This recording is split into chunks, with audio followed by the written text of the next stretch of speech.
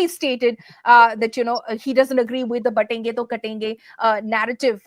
He, of course, during the Lok Sabha elections, I remember Devendra Fadnavis expressed his reservations about Ajit Pawar NCP votes being transferred to the BJP and the NDA bloc as a whole. How much?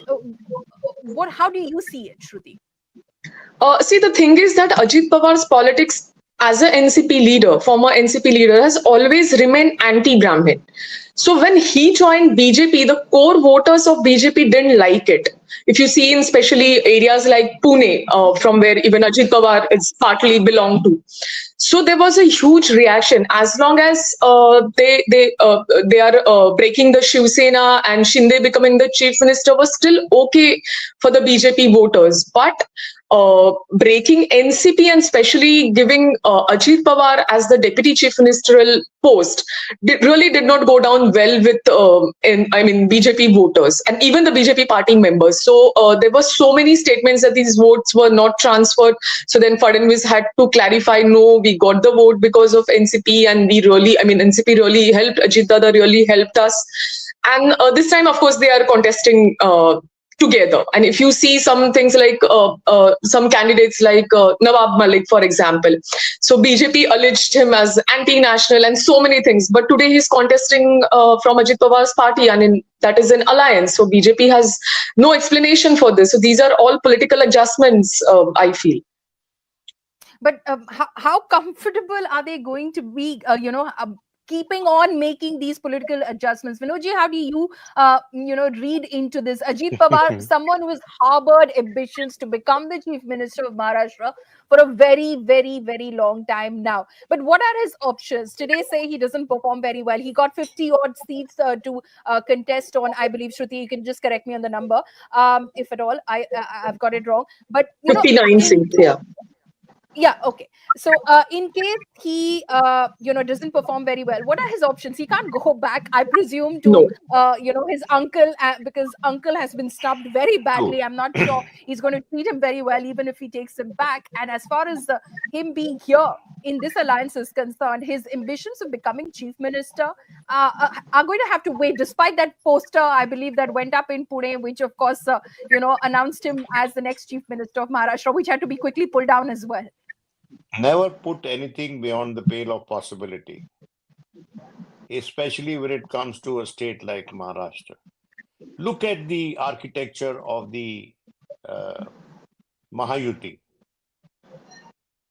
It's inherently risky engineering, isn't it? Devendra Fadnavis demoted and made chief minister. Ajit Pawar, against whom Devendra Fadnavis' chakki piecing comment, the Prime Minister himself was in the forefront of ridiculing and hurling allegations at both Sharad Pawar and Ajit Pawar. They stopped in their tracks and were not all that shrill about Sharad Pawar because they realized that it is not paying political dividends. Actually, it could boomerang. You see, the engineering in Maharashtra, insofar as power sharing is concerned, in the Mahayuti, it's flawed.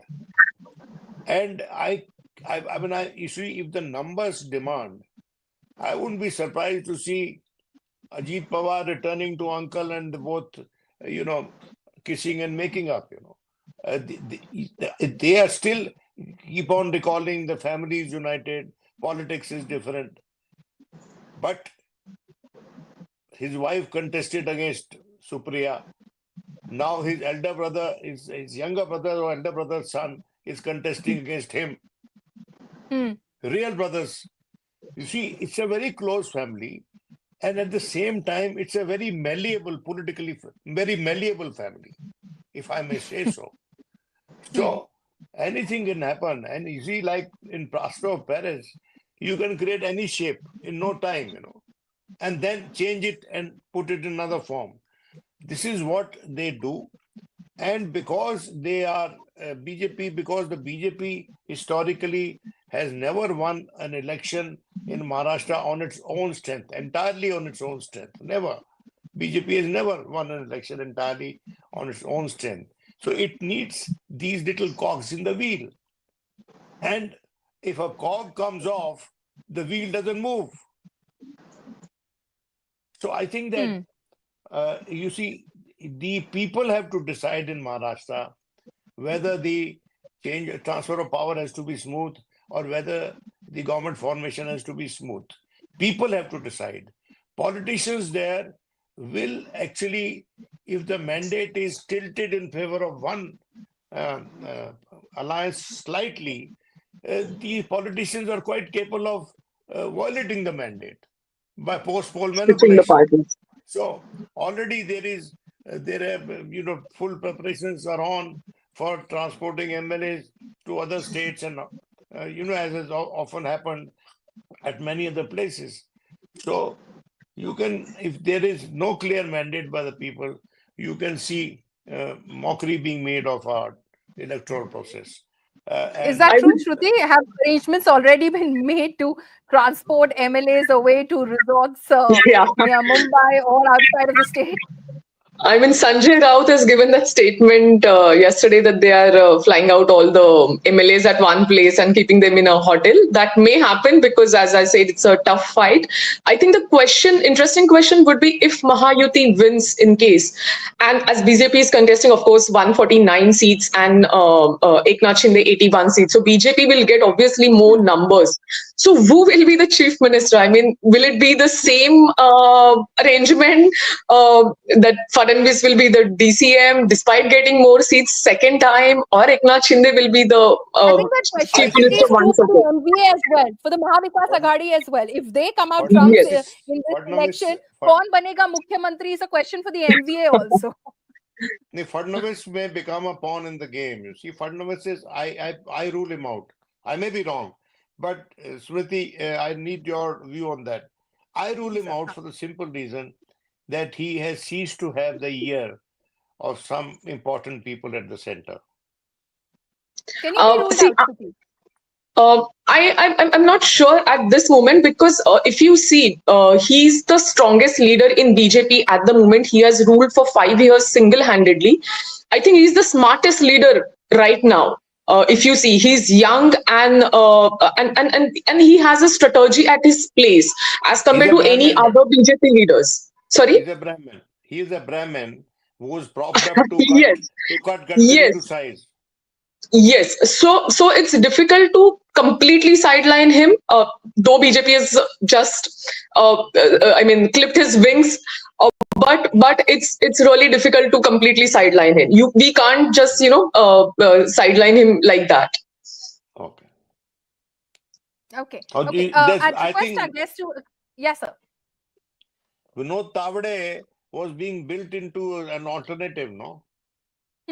He is, but you must have seen the last day pictures that he was caught with the money and the That's what I'm case was saying. filed against him. So it was very unlikely to understand that why such a tall leader in BJP is Is getting distributing involved in money. such things. Yeah.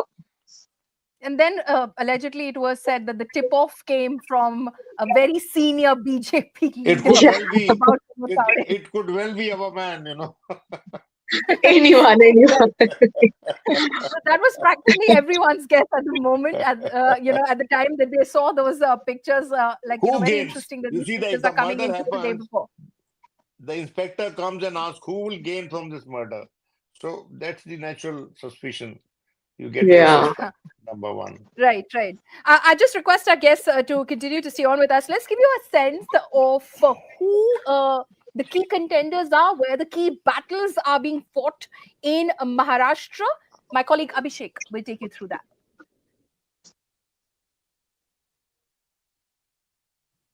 Relationships made sense to describe the Maharashtra election outcome. Because this Maharashtra election is not just about narratives and counter-narratives, ideology versus ideology, political party versus political party, or an alliance versus another alliance. In this case, Mahavikas Aghadi versus Mahayuti. But about relationships, the political kinds. As you know, in this election, last election's political enemies are friends now, and those who fought together are opponents. And the other reason things are complicated is because depending on the reporter you speak to and the region he or she might have covered, region-wise, very different stories are emerging. But the overarching theme in terms of the predicted outcome is that BJP-led Mahayuti is likely to continue to stay in power, and the Congress, which went into these elections, Uddhav Thackeray-led faction of Shiv Sena and Sharad Pawar-led faction of the NCP, will be facing a serious blow. Now let's take a look at some of the key battles. And of course, one of the biggest battlegrounds within Maharashtra is the Kopri Pachpakari seat, where of course Eknath Shinde, who is leading, a faction which broke away from the original Shiv Sena and which is now fighting the election in alliance with Congress. And from that seat, Eknath Shinde is up against Kedar Dige of Shiv Sena, which is of course led by Uddhav Thackeray. This is a key battleground, and this is a battle which we will need to keep an eye on, in terms of leads as per various exit polls. Eknath Shinde is expected to win this seat. Now, keep in mind that the Shinde faction of Shiv Sena is not very strong in Mumbai on itself, but BJP and BJP's popularity in Mumbai is helping it. It's giving it a leg up, and it might just be enough to make sure that Eknath Shinde ends up winning this. Now, the next key battleground is, of course, the seat from where Devendra Fadnavis is up against Prabal of Congress, and this seat is Nagpur Southwest. Now, moving to the next one, in terms of the key battlegrounds, the next seat that we're looking at is Bandre East, where Zishan Siddiqui, whose father, Baba Siddiqui, was recently murdered, is up against Varun Sardesai of Shiv Sena led by the Uddhav Thackeray faction. And of course, Zishan Siddiqui is fighting from NCP or the Ajit Pawar faction. Now, the next key seat is Worli, where Aditya Thackeray is up against Milind Devra and Sandeep Deshpande of MNS. It's a triangular contest. It'll be interesting to watch who's going to emerge as the winner from this seat. Moving to the next key battleground, it is Baramati, where Ajit Pawar himself is up against Yogendra Pawar. And Yogendra Pawar is, of course, fighting from the NCP faction, which is led by Sharad Pawar, his uncle. Now, that is in terms of, some of the key battles, big battles from the state. Now, for those of you who are interested in comparing what the exit polls are predicting versus what actually happened in 2019, which is, of course, the last time when assembly elections were held in Maharashtra, then here are the numbers from 2019 for you. In that particular election where BJP was in alliance with Shiv Sena, like I said, this time around, elections are complicated. But having said that, in those elections, BJP fought in alliance with Shiv Sena. BJP 105 seats, Shiv Sena 56. INC, which is of course the Congress, 154, and NCP, which at that point in time was undivided. Sharad Pawar, Ajit Pawar were together in the same party, and NCP had 154 seats. Quickly take a look at what happened in the recently held Lok Sabha elections in Maharashtra, because that will give us a bit of a clue. I mean, not necessarily that the Lok Sabha election results are going to have an impact on assembly elections. Often we have seen in case of different states that the results have turned out to be very different from Lok Sabha elections. But just for those of you who are curious in terms of what happened, here is a little reminder. So out of the total 48 seats in Maharashtra, NDA had emerged as a winner on 17, India Alliance on 30, and others had backed 1 seat. Give you a sense of what are the prominent and the key battles that are being fought in Maharashtra. The Election Commission website now finally has updated some of the numbers. Sunetra Chaudhary, who's political editor at Hindustan Times, is also joining us at the moment. Good morning, Sunetra. Morning. So this is what the Election Commission is saying at the moment as far as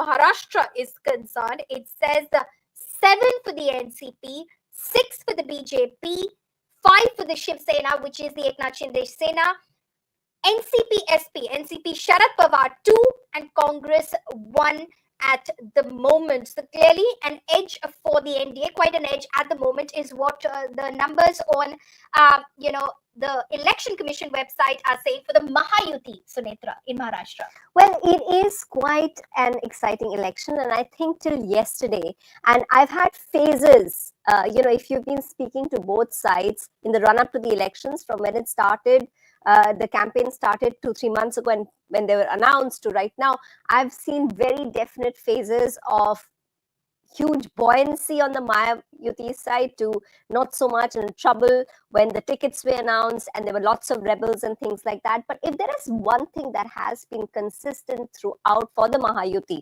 and since, of course, it's very, very early right now, I think about a percentage of votes have been counted. So it's until we get 10 or 20%, we won't know exact leads. But what I can say about the Mahayuti's work is that they went in there in battle mode, and they got a huge boost from the results in Haryana. The fact that they were able to pull off Haryana, which were against the odds. So a lot of the workers who were sitting at home for a long time, when they saw the results at Haryana and how things had completely turned around, because Haryana, they knew, was totally stacked against them. They'd had a tough time last time around in 2019 for this time. So when they were able to pull around Haryana, then things completely changed for them, and there was this buoyancy that came out, which I talked about. Also, let's see the people who were assigned Maharashtra for the Mahayuti, for the BJP's campaign. Bhupendra Yadav, I remember speaking with managers over there in the strategists in Haryana, in Maharashtra, right from the beginning. He went in there knowing and working out with a clear strategy on how to work this thing. And his strategy was, if what happened in Haryana was the consolidation of the votes of the non-dominant votes. So in Haryana, it was the non-Jat vote. They went in there saying, we are going to work on the non-Maratha consolidation. This, of course, was a task which was very, very, very, very complicated. Because in Maharashtra, as we know, the OBC is broken up into so many segments, right? You have the Kumbis, you have Sangars, you have various segments. But what he did as soon as he went there was that he had meetings with various OBC community leaders. And this was in September, early September. And he went in there, had community, and he gave them, each of them, a job. So when someone comes in there with this attitude of, look, I have a clear idea of what we need to do to win this thing, and telling and leading from the front and doing that and meeting everyone, meeting all the rebels and things like that, then the message goes down to the community, to the entire party worker, that look, we can do this if we put it in. So there is a fight that was put in.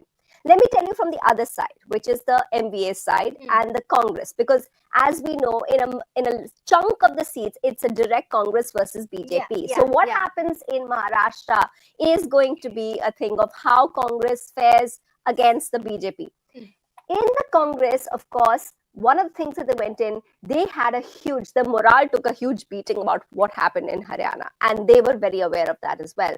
They, of course, decided that, look, our problem there was we had too much of a strongman leader, which was the Hudas.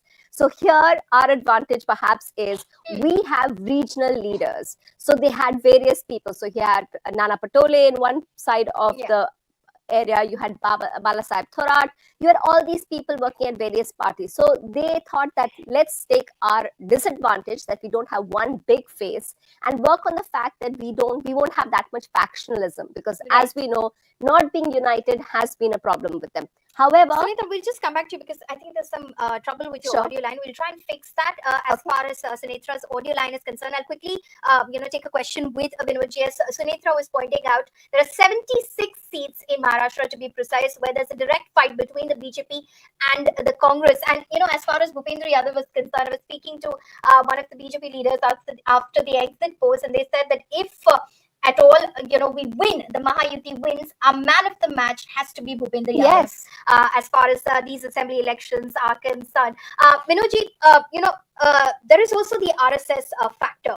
As far as Maharashtra elections are concerned, the same BJP leader that I was quoting right now, we know about the role that RSS played in Haryana as well, and they've apparently had at least close to about 6,000 meetings in Maharashtra. small meetings, small groups, small, prominent citizens, intellectuals, various such groups as well. And they've played a key role as well. And this BJP leader said that, if after Haryana we pull off Maharashtra as well and we get Maharashtra in the kitty as well, then well, that's RSS's answer to JP Nadda, apparently. No, may I say one thing that, yes, of course, part of the credit always goes to the man assigned by the center to be the points person in the states. But if the Mahayuti wins this election, major part of that would go to Eknath Shinde. Okay. Because he has emerged as a leader. It would be a confirmation. Right now, it is a reading. It will be a confirmed reading if he wins, if the BJP wins, if the Mahayuti wins with him as the prominent face of Shiv Sena. You see, in these elections, there are two people who are marked. There are two faces who are marked by the RSS, the Hindutva forces. One is Ajit Pawar, and the other is Mr. Uddhav Thackeray.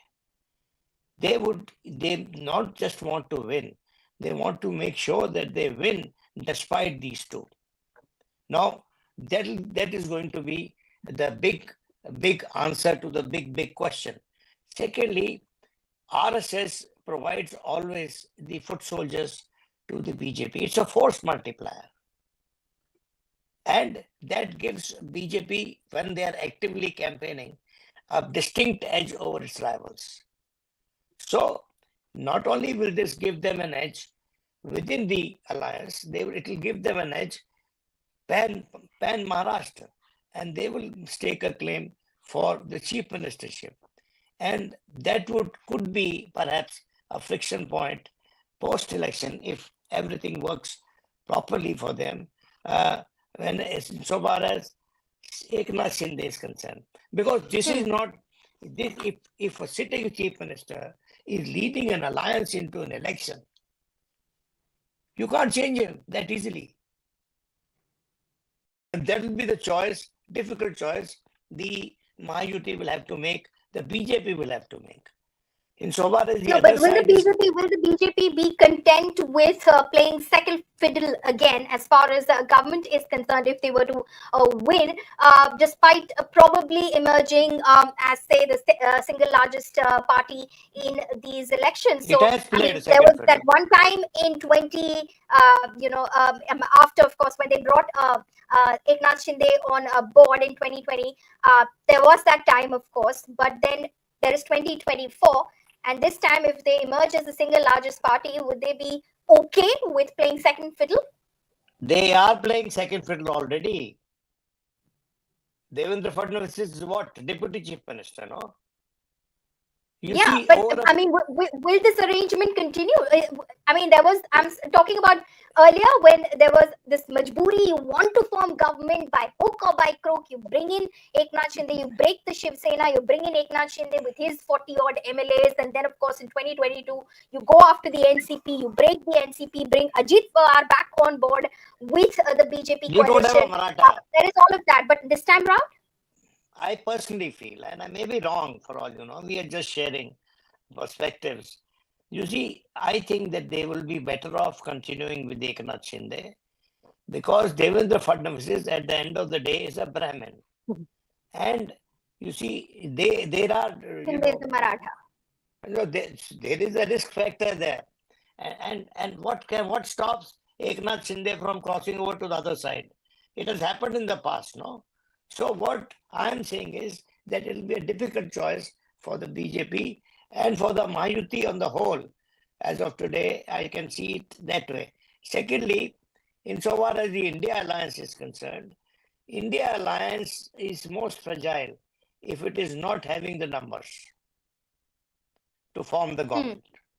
It will be most fragile. And India Alliance, as of today, looks most incapable of stitching together a government despite being short of numbers.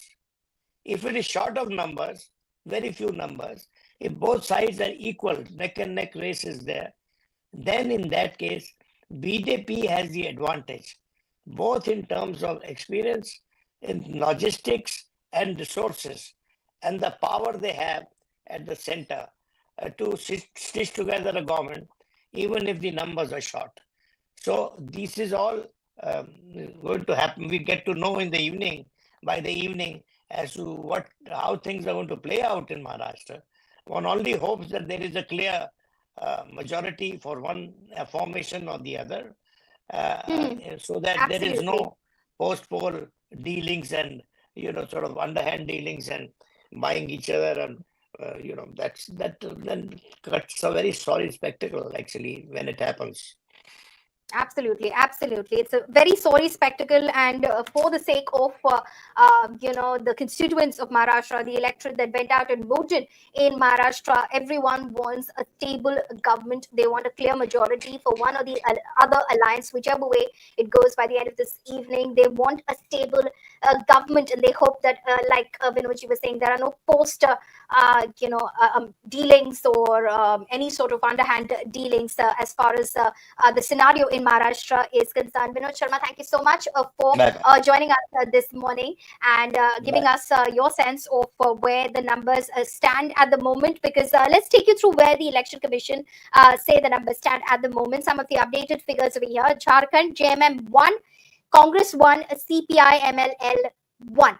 Maharashtra, it says BJP 20, Shiv Sena, the Eknath Shinde Sena 14, NCP, the Ajit Pawar NCP at 11. So clearly the Mahayuti has a clear edge, because the NCP Sharad Pawar has opened its account with 7.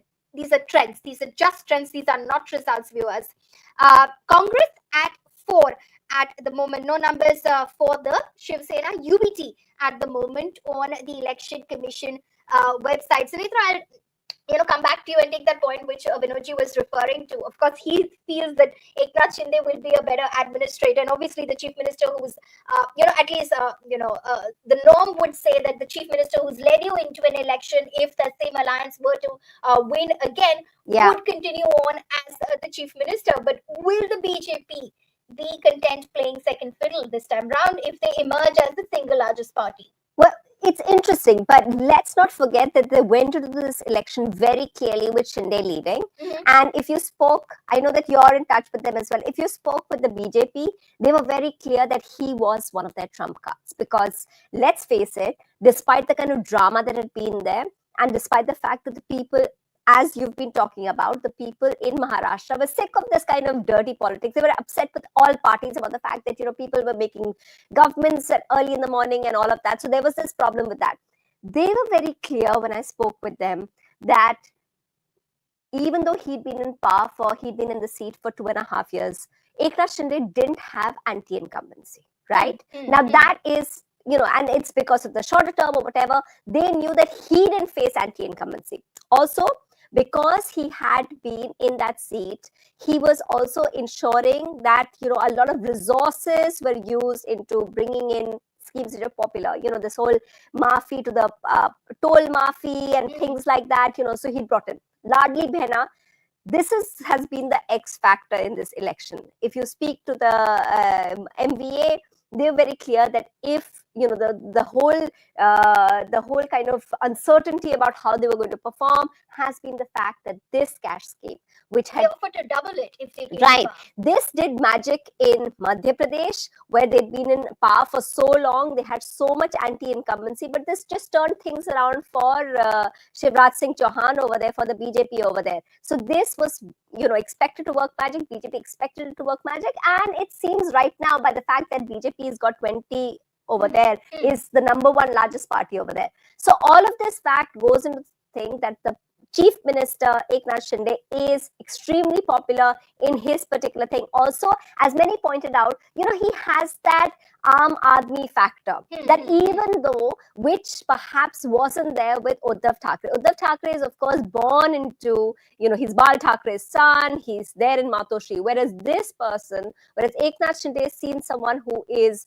a working class hero. He's made it up over there, and all his the statements that he's made about his son, that his son will not get to be minister just because he's his son, this has gone down well with the regular janta on the ground. So these are some of the things that the BJP has to deal with. However, there have been complaints about the fact that because the BJP hasn't got the prime seat, their MLAs haven't got that much resources which the Shinde Sena MLAs are getting. So with this, that claim perhaps becomes much more legit. We have to just wait and see how it's all. And let's also go by the fact that, it's very, very early.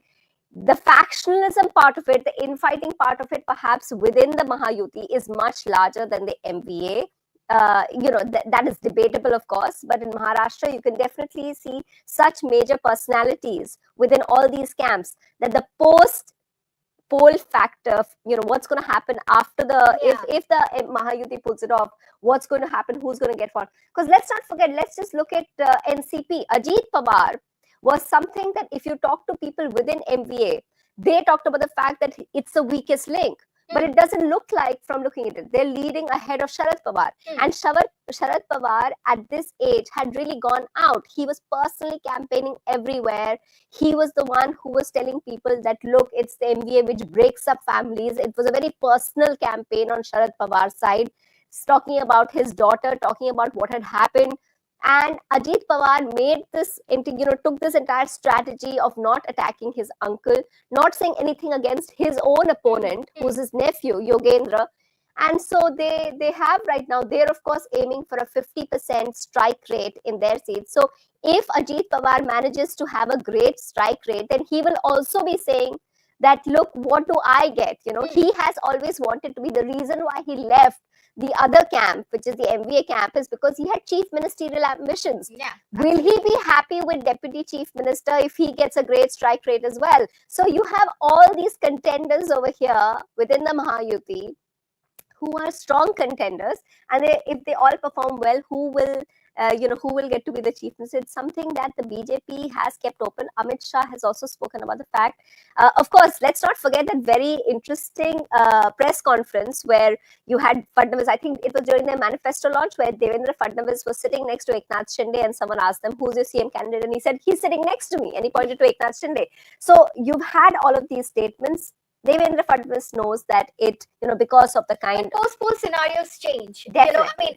Definitely. You'd say that, yeah, we're going into an election Yes. with so-and-so as the face. The face could change Yes. right after the results. Now, speaking of chief ministerial, probables, there is, of course, the incumbent chief minister, Eknath Sambhaji Shinde, who is currently leading with 4,053 votes from the constituency of Kopri Patspakadi, which is in Maharashtra at the moment. His closest rival, of course, is from the UBD faction of the Shiv Sena, Kedar Prakash Dighe. And as far as Devendra Fadnavis is concerned, he of course is contesting viewers from the Nagpur Southwest constituency, and he's leading as well. These are numbers that I'm picking up from the Election Commission website, so from the official website itself. So from the Nagpur Southwest constituency, you can also go and look at these results at any time on the ECI website. Devendra Fadnavis is currently leading by 2,246 votes. His closest rival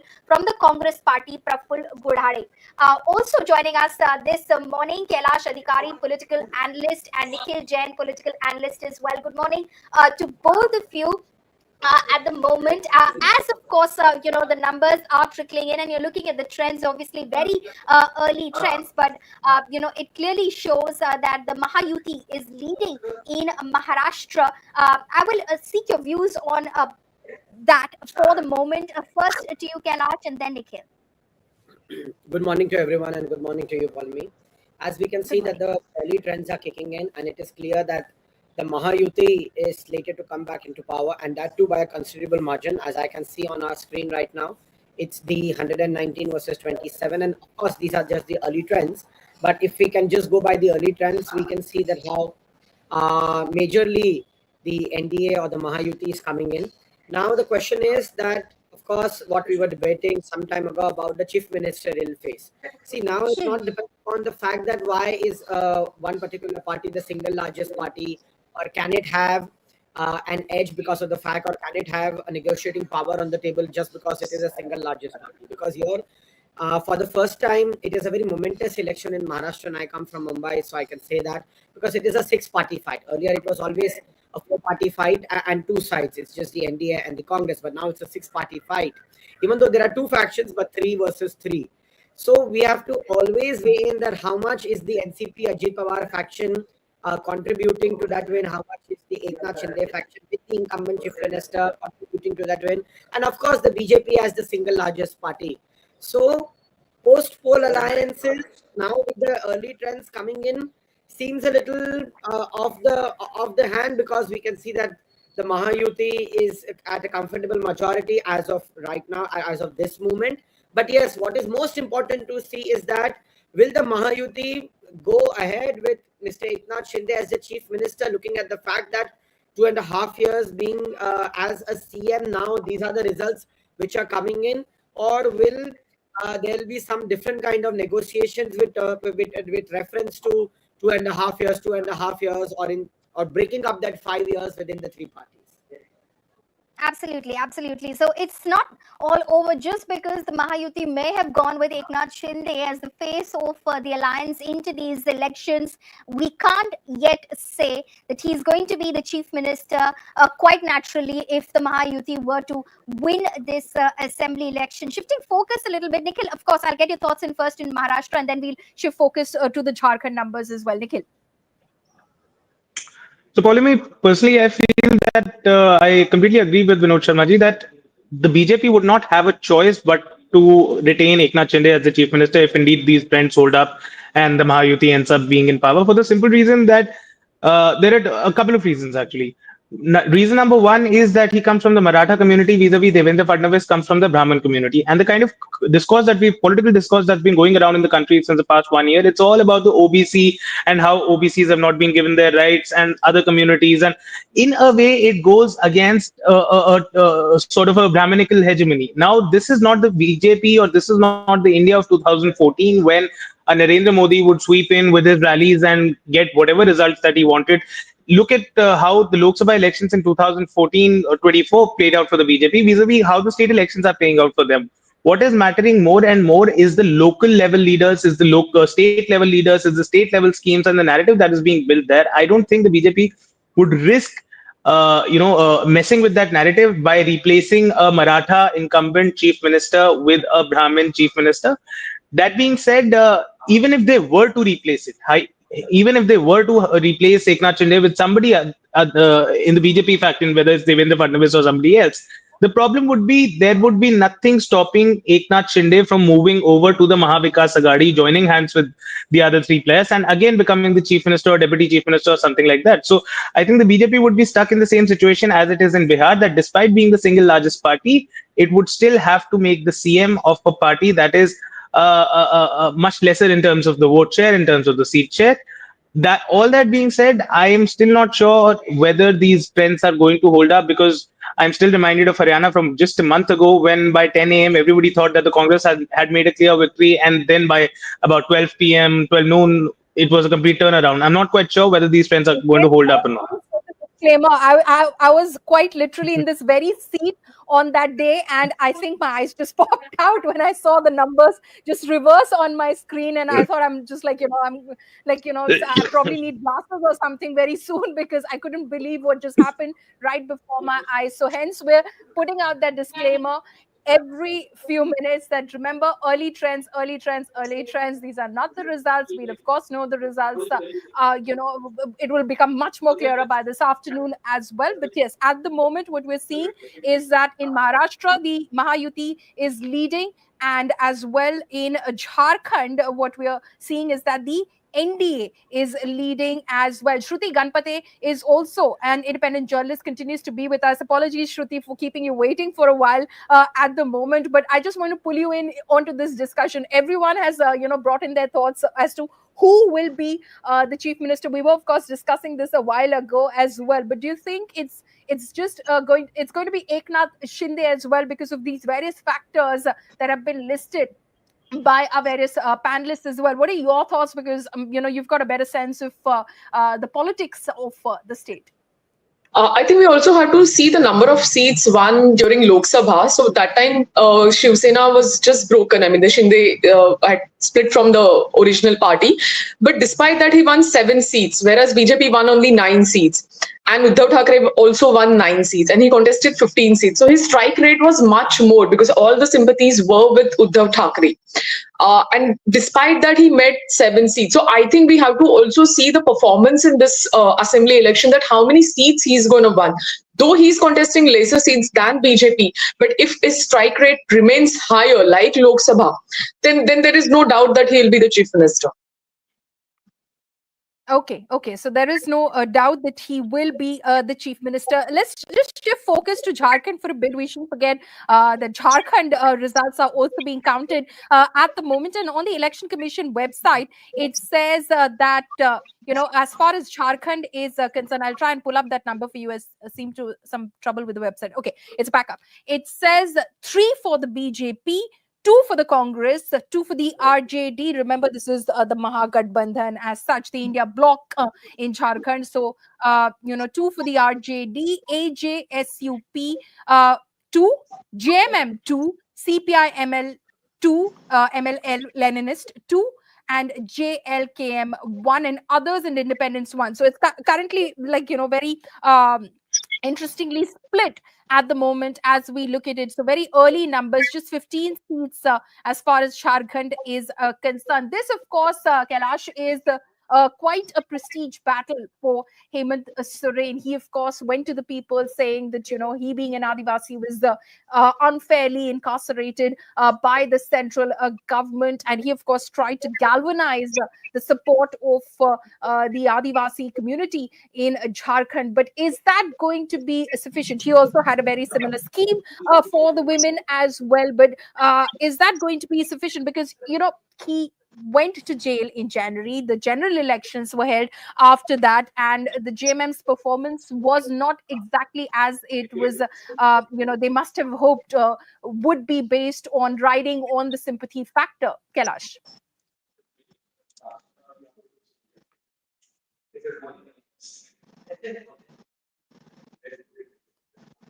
Kailash, am I audible? Yes, now I think I'm on screen. Yes. Yes. I've heard your question. Yes. So, Paulami, the political landscape is completely different if you say Maharashtra and Jharkhand. And now, since we are talking about Jharkhand, a lot of other factors do also play in. Now, Hemant Soren must have played a sympathy card because of the fact that he was troubled by the agencies or etc. He was in jail and finally had come out. But we can see that during that particular point of time, also the sympathies were not with him during the Lok Sabha elections. And right now, also, the BJP has played a very smart card with the Champa Soren factor coming in. And if we look at the last term of BJP in Jharkhand, they had Raghubir Das as the chief minister, and that was the first time the Jharkhand had a non-tribal chief minister. Now the BJP having Champa Soren in its fold currently plays a very different card, because now that entire tribal void is now filled in. So B, this becomes a very different factor altogether, even for the voters of that particular state. And just because of the fact that Hemant Soren can play the sympathy card won't go down well. Just even Babulal Marandi, who they appointed as state president, not go down well.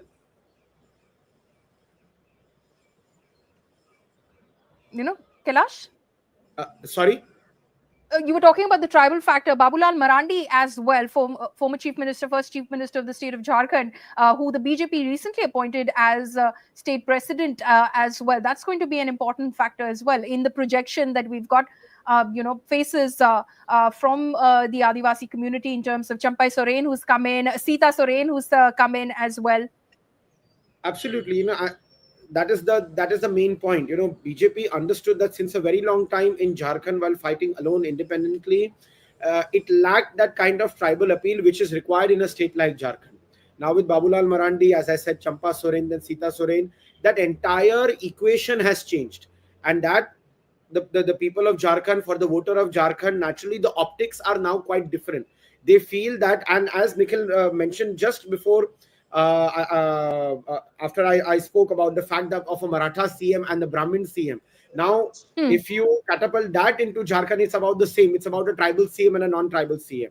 So that void which was there in the Bharatiya Janata Party in Jharkhand for a very long time, now that is quite filled in. And we can see in that in the early trends, as we all rightly said, that sitting at 9:45 a.m. here, it is just the early trends, and we do not know by noon what to what manner it swings. But just to believe in that early trends, yes, BJP has filled in that void very well. And for Hemant Soren or for anyone, even in Maharashtra or in general, Paul me now, playing the sympathy card is not a very big factor that you can trump in now in a democracy.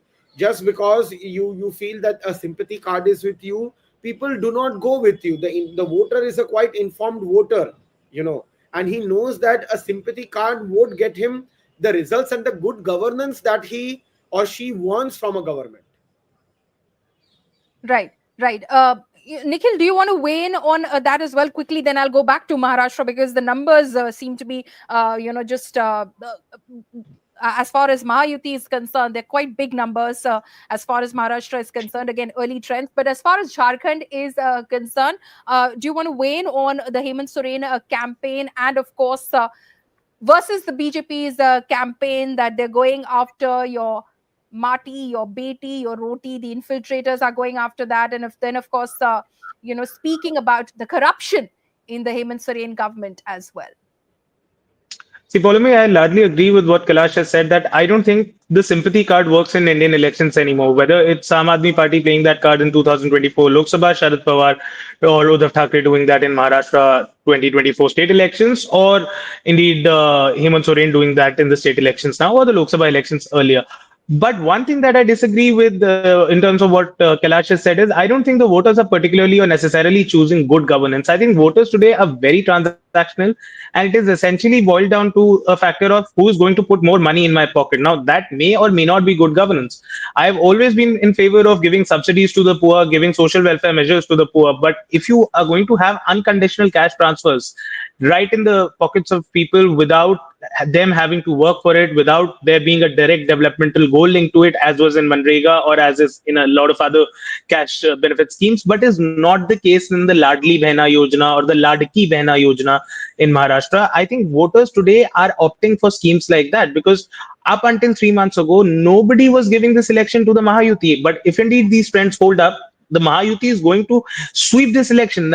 Then what is it in the past 3 months that the Mahayuti government, the BJP alliance or Eknath Shinde did that they were not able to do in the past 2.5 years? We did see the kind of beating that they took in the Lok Sabha elections. The only one difference is the Ladki Behna Yojana, and that is not a very fiscally responsible scheme. We all know the fact that Ajit Pawar, who's a deputy chief minister in the same government, had very strong reservations against the scheme. The Congress party did go to the court and tried to get the schemes stopped, but later on, when they realized that the scheme is so damn popular with the voters, they finally had to cave in as well and offer a similar scheme. Now, I don't think that is good governance. That is going to make states across the country bankrupt. Again, I must make it clear to your viewers, I'm not against social welfare schemes. I think they are something very good. Every state government, BJP, Congress, JMM, whatever, they should do them. But unconditional cash transfers of that magnitude that are not fiscally sustainable, that is not sustainable by a budget, I think that's not the way to go. But sadly, that is how the voters today are voting.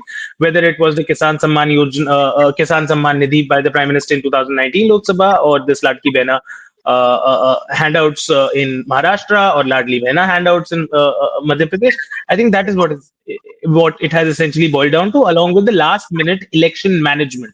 How many people can you actually pull to the booth? How many people can you reach out in terms of your messaging?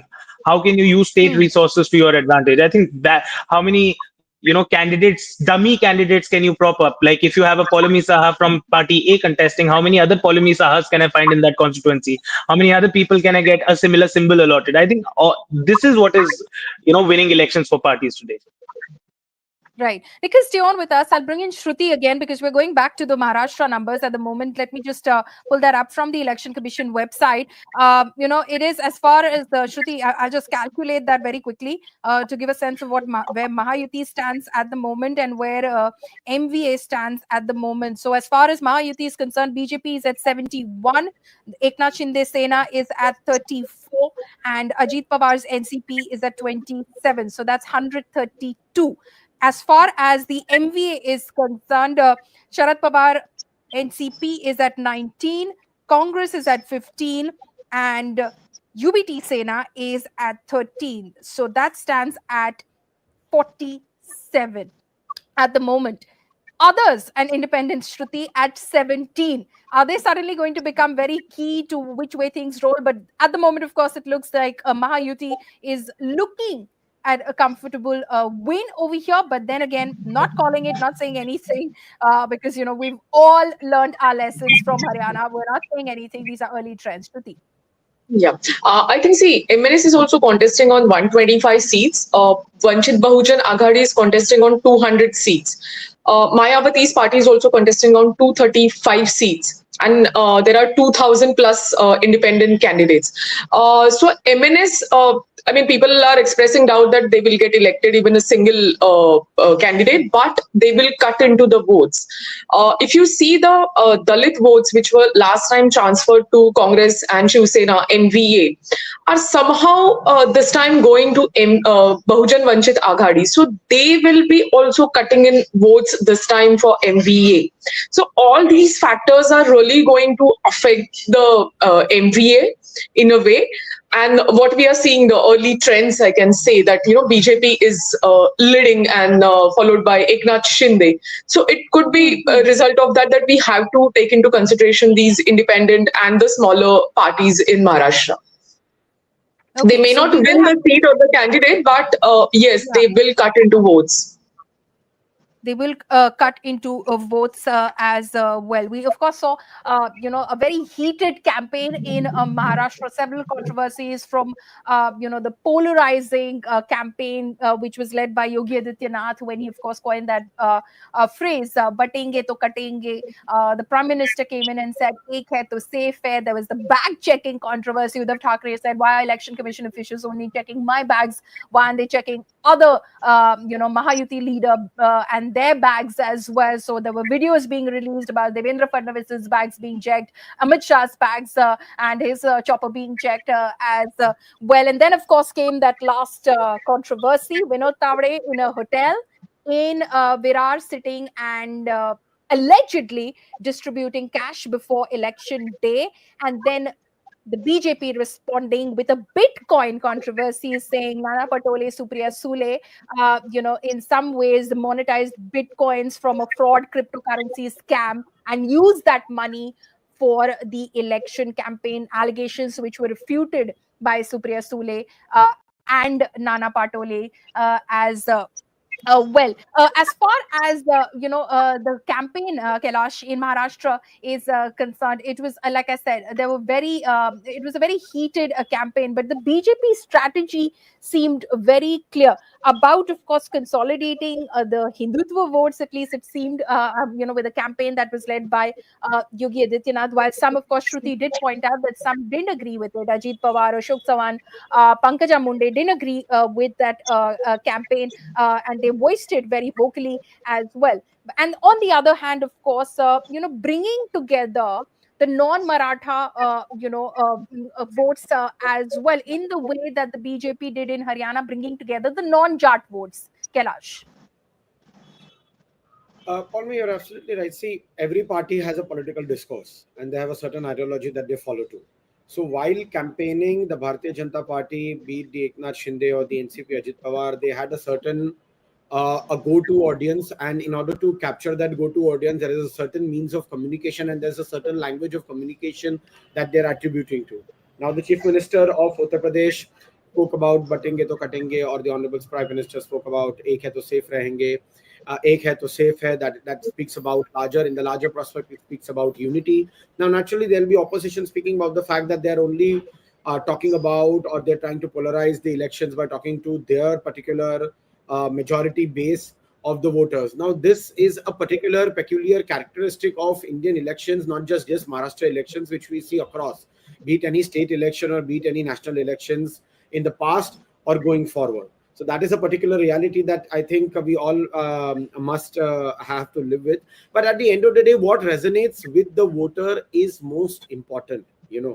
Be what a communication it be it the kind of language that one uses or any party uses. At the end of the day, what does the voter feel and whom does the voter feel for in his particular constituency. See, there are various issues that a voter may vote for. It could be infrastructure issue. It could be the issues that Nikhil just pointed out in the beginning, that what he is getting or he or she is getting at the end. But there are certain other voters who vote for the larger and the broader issues also. So I mean, the voter base is so large in the largest democracy like ours, and that too for a state like Maharashtra. I think 9.7 crore registered voters, about 6.5 or 6 crore voters. They exercise their franchise. So it is very difficult to pinpoint on a particular factor for any faction.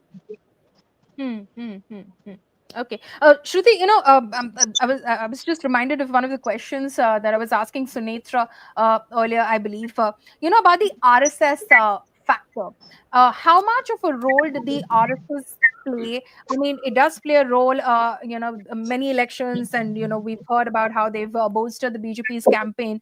You heard a lot about their re-energized campaign in Maharashtra this time round in the assembly elections. What do you have to say about that? What did you pick up from the ground, Shruti? Yeah, I think RSS has been always been supportive to BJP, and their campaign is not something new, whether it is a local body election or Lok Sabha or assembly election. So yes, they have. I mean, they have their core constituency. They have their core people whom they really pass on that message. And if you see in last few years, as BJP supporters are growing in Maharashtra, the numbers have definitely went up, and even the vote share of BJP has went up in Maharashtra. So RSS somewhere has its own contribution in changing that image of BJP in state and in elsewhere also. Because earlier only the particular caste, the Brahmin caste, which was more attached with the RSS. But now if we see, the people from different castes are also attached with the RSS, and I think it's their success that they have penetrated in other caste groups also, despite Maharashtra having a strong Maratha leadership and anti-Brahmin movements. So yes, they are going to play a major role in this election also. Shruti, just to narrow this down a little bit, earlier we were speaking of Mumbai, Bombay, the Mumbai city and the constituencies that fall within Mumbai, the 36 seats. There are several where direct fights are being fought. Like the Shiv Sena, of course, has held a sway over seats in the past, but this time there are, of course, Worli being the most prominent, where Aditya Thackeray of the UBT faction of the Shiv Sena is facing off against Milind Deora of the Eknath Shinde faction of the Shiv Sena. How much of these have become like big prestige battles? Because these battles were fought during the Lok Sabha elections as well, and clearly the UBT faction came up with an upper hand in the Lok Sabha elections. So if you could just paint a picture of the contest across the assembly constituencies of Bombay for us, Mumbai city. So there is, I think, Worli you have already mentioned. There is Bandra East and Bandra West. Bandra is Jishan Siddiqui is contesting against Varun Sardesai. So Jishan was the sitting MLA, but then he switched to NCP. And Varun, we know that he's from Shiv Sena and cousin of Aditya Thackeray. Another constituency is Bandra West, which is contested by Shelar. He's a BJP bigwig. Then there are a few constituencies outside. Then also Anushakti Nagar, from where Nawab Malik is contesting against Abu Azmi, because Nawab Malik was arrested by the same government, alleging with so many, charges labeling against him. But the same politician has been given ticket by the alliance. So that is also going to be a very different fight. If elsewhere in Maharashtra, if you see, especially in Konkan, you have not spoken much. Mankhur, Shivaji Nagar, and Anushakti Nagar is his daughter, Sana Malik. And yes, Anushakti Nagar is his daughter. Shivaji Nagar, Mankhur, he is contesting. Elsewhere, we have not spoken about Konkan region. If you see, both the Narayan Rane's sons are contesting from Kankavli and Kudal. So that is also going to be a very prestigious election for Mr. Rane. Then in Bhokar, Nanded district, Ashok Chavan's daughter is contesting for the first time. Former Chief Minister Prithviraj Chavan's Karat constituency in Western Maharashtra is also going to be a really prestigious. And of course, Yevla in Nasik region, where Mr. Chhagan Bhujbal is contesting against Manikrao Shinde. So these are some 10-15 major prestigious constituencies that we are seeing in Maharashtra. And they will definitely give us, I think, surprising results, because these are all big wigs that they are contesting. And in short time, we'll come to know who's going to win, who's going to lose. There's Mumba Devi as well, from where Shaina NC is contesting. Yes. A BJP leader on an Eknath Shinde ticket. Yes. That's a very interesting arrangement as well as far as the Mahayuti is concerned.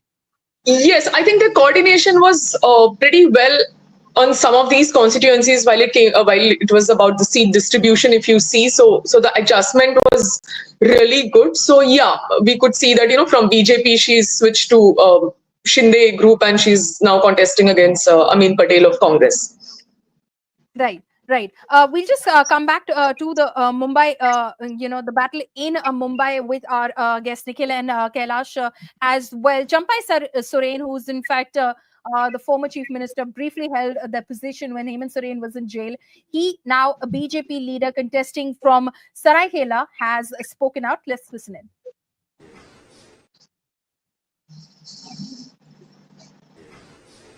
देखिए, हम यहाँ आराम से बैठे हैं, है ना। आज से 8 बजे से शुरू होगा। हमको पूरा विश्वास है, पूरे झारखंड प्रदेश में, कोलान से लेके संतरपरा से पूरा झारखंड प्रदेश में भाजपा का ही जीत है, मैक्सिमम विधानसभा में। कहीं किंतु परंतु नहीं है, और सरकार भी बनेगी, भारतीय जनता पार्टी का ही बनेगी, इंडिया गठबंधन का ही बनेगी। क्या कारण है कि आप इतने कॉन्फिडेंट हैं? विश्वास है। हम लोग चुनाव प्रचार के समय से ही संकेत मिल चुका है। हर गांव, हर टोला, हर शहर से भाजपा के पक्ष में वोट हुआ, भाजपा गठबंधन के पक्ष में वोट हुआ। इसीलिए आप लोगों ने बहुत मेहनत की। क्या मुद्दे हैं जिनको लेके आप इतने विश्वास? देखिए, झारखंड में सबसे बड़ा ज्वलंत मुद्दा उठा है संथाल परगना में, बांग्लादेशी घुसपैठ, वहाँ का आदिवासी के जनसंख्या घटना, जिस धरती में ब्रिटिश साम्राज्यवाद भी वहाँ पर झुकना पड़ा, संथाल परगना। वीर सिद्धू कानू, चांद भैरव फूलो जानो के नेतृत्व में संघर्ष हुआ, संथाल परगना बना, संथाल पर काशकरी अधिनियम बना। उस जगह में Okay, so that was Champai Soren, who's speaking out, and he, of course, is expressing, his confidence that the NDA alliance will win in these elections after, of course, the results are announced today, that the NDA will come out as a winner. Now, going back to the state of Maharashtra, Nikhil Jain, Kailash Adhikari, Shruti Ganpate continue to be live with us. Going back to the city of Mumbai, Nikhil, earlier, as far as 2019 assembly results are concerned, the whole political landscape, of course, of Maharashtra has changed between 2019 and now. There was the undivided Sena, which contested in 2019. There was the undivided NCP, which contested in 2019. And now both parties stand divided. The undivided Sena then won 14 out of the 19 assembly segments in Mumbai city that it contested at that point of time in the area. And then, of course, the BJP, which won about 16 seats. But the whole scenario has changed right now, where, of course, it's Sena versus Sena in many constituencies as well. How do you see that play out? Because there was a point of time, of course, there was a lot of confusion in the minds of the voters concerning symbols, concerning, party people who they had known for a lifetime to be associated with a certain party, but not anymore. How is that? Probably has changed now, and there's much more clarity in the voters' mind. But how do you see that play out? Because Shruti earlier said that this is a local election. At the end of the day, the bigger narratives are not going to work over here. Following, is that to me? Yeah, Nikhil, go on.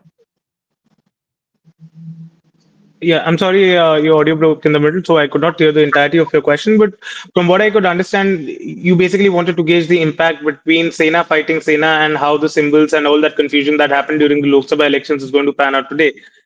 Now, I feel certainly the situation for the Shiv Sena Uddhav faction and the NCP Sharad Pawar faction today is much better than it was in the Lok Sabha. But I feel in a country where a large number of voters are either rural or are not as politically or socially aware as one likes to think they are, I think symbols still matter a lot, and you would find a lot of voters still voting for Sharad Pawar but pressing the symbol of a clock, or still voting for Uddhav Thackeray but pressing the symbol of a Dhanush and Ban.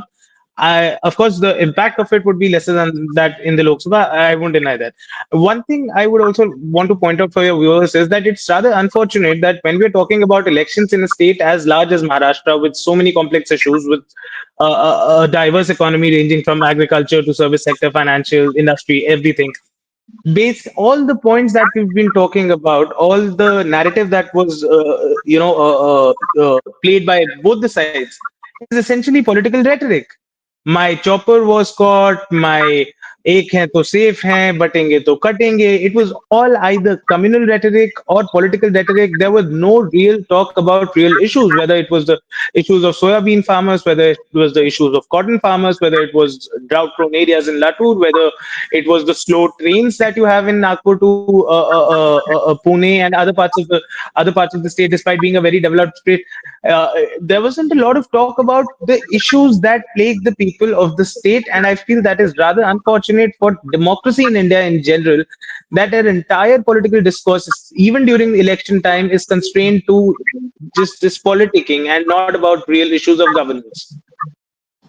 Shruti, are people voting in Maharashtra? I mean, I'm just trying to get a sense, because you're speaking to the people on the ground as well. Kailash obviously can also come in on this later, because he hails from the city of Mumbai as well. When you're speaking to people on the ground, are they, talking about development? Are they talking about what they're seeing around them when they're going out to cast their vote?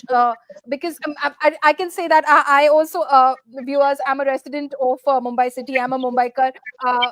So when I asked my mom what was on her mind, when she went in to cast her vote, what played on her mind, and she said, well, I just have to look around me if work has been done or not, and basis that I will cast my vote. Shruti, what are people telling you?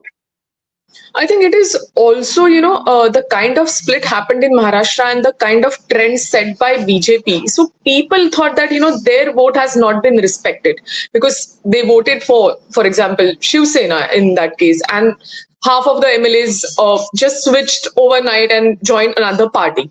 So people sort of had that apathy towards the politics, that whichever party you vote, you don't know tomorrow they will just switch and something else will happen. So that is one major issue I think that people are concerned about, that their vote is really, does it really have any value? Is it been respected or not? And there is that anger among people for not having that stable government for a longer period of time, because in that first NDA alliance for 2.5 years, people were quite happy. It was a COVID period and things were moving, and Uddhav Thackeray was doing so many things. He was talking with people.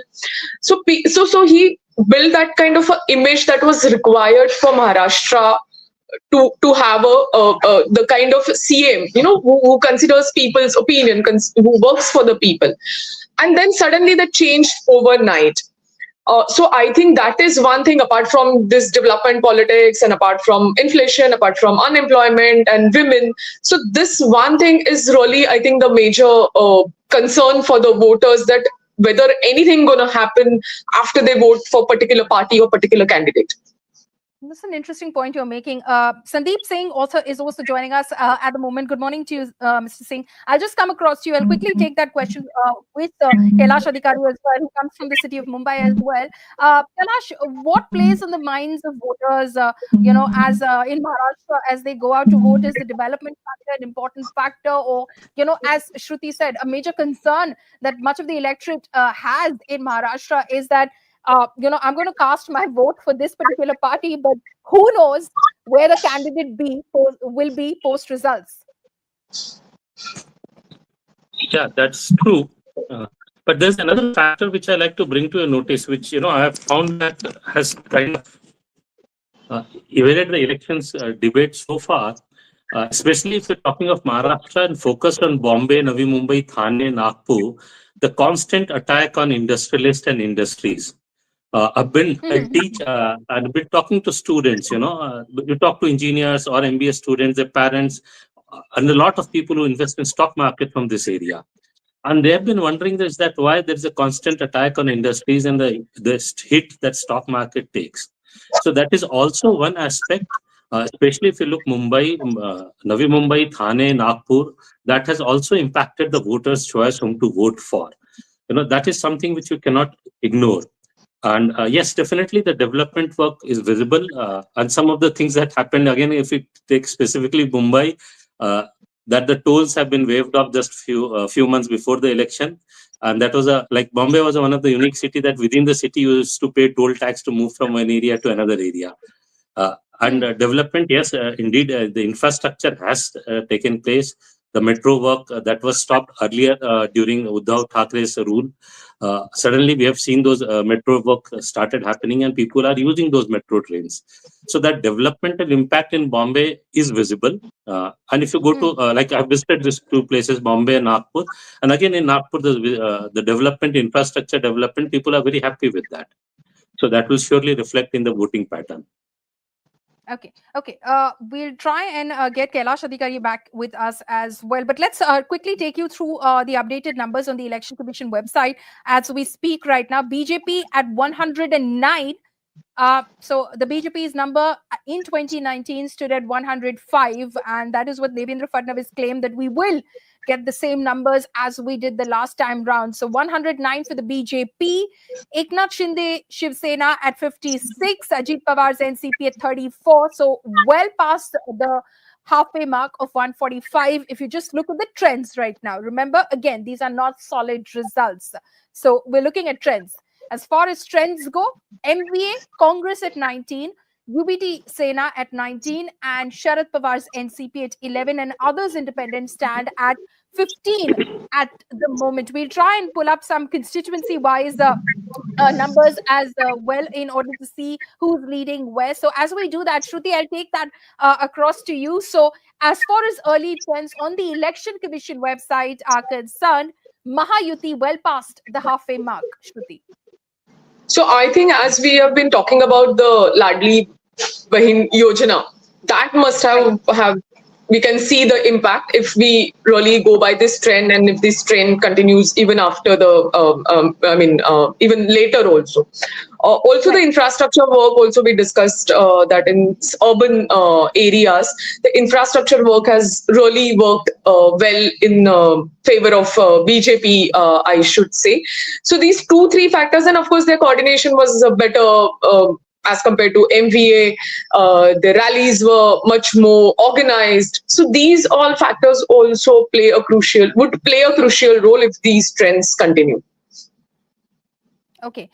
So as I'm pulling up some of the constituency, results, as far as Worli is concerned, a hotly contested seat, Aditya Thackeray currently leading by a very small margin, but again, many more rounds of counting to go. By 696 votes, Aditya Thackeray of the UBD Shiv Sena over Milind Deora, who is trailing at the moment. He, of course, is fighting on an Eknath Shinde Sena ticket at the moment. Let's look at Baramati, for instance, as well. Record margin of victory the last time round for Ajit Pawar. It was first held by his uncle there, Sharad Pawar, then by Ajit Pawar, nephew, and now uncle is pitted against nephew again because Ajit Pawar is pitted against Yogendra Pawar. Ajit Pawar is now leading by 7,111 votes in Baramati. Let's look at some of the other interesting seats that we were talking about from Mumbai, for instance, Anushakti Nagar. Let's go to Anushakti Nagar,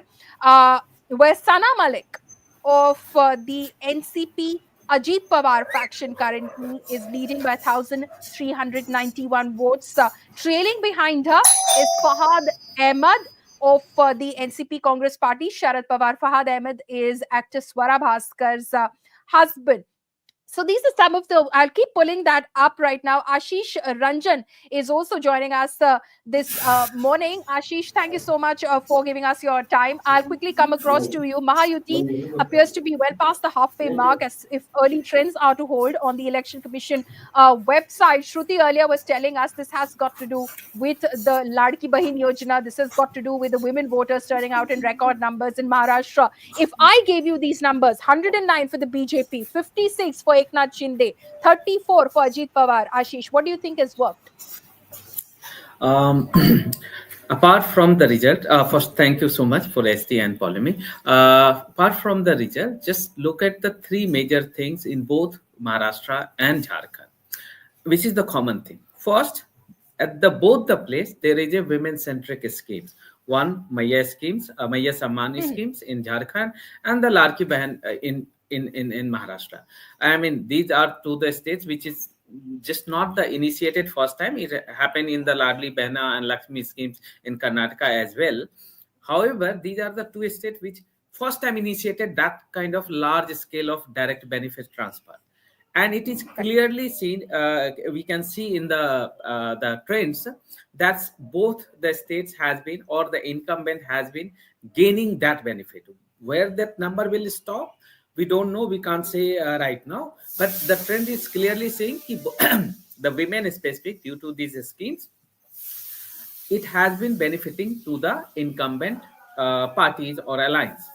Second thing, which is also the common, in Jharkhand, you will see Hemant Soren as a chief minister. He used to be a party, he is a party leader and the popular among the party, but this times, even we done a survey in Jharkhand as well. So Hemant Soren's popularity has been far above than any other leader in the states. So even among the tribal leaders, so Babulal Marandi, Champai Soren, so the age is almost double.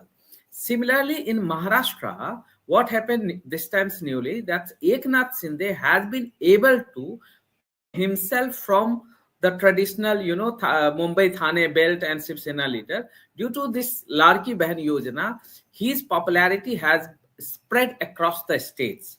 I'm not commenting on the number, but this can be visible any observer and in any data. This will be observed. Okay, and if it all, it has been lacking in numbers in terms of getting, we can't deny bit of a dent, which has implemented. Sorry, Ashish. Sorry, it's because of a network issue. What I was trying to ask you is that if at all there has been a dent, obviously it's not going to get absolute numbers, the Mahayuti. The dent, would you say, would be in Marathwada or which regions? As far as Mahayuti is concerned, Marathwada, like not performing as they would have wanted to as well. Yes. So Marathwada and Vidarbha, these two regions where the Mahayuti lost most in Lok Sabha election. This is the region they were expecting that they will gain. I mean, Marathwada due to the Maratha reservation issues, And Vidarbha, we know it's a direct Congress versus BJP fights, and there is a good share of SC and ST in Vidarbha region as well, apart from the OBC.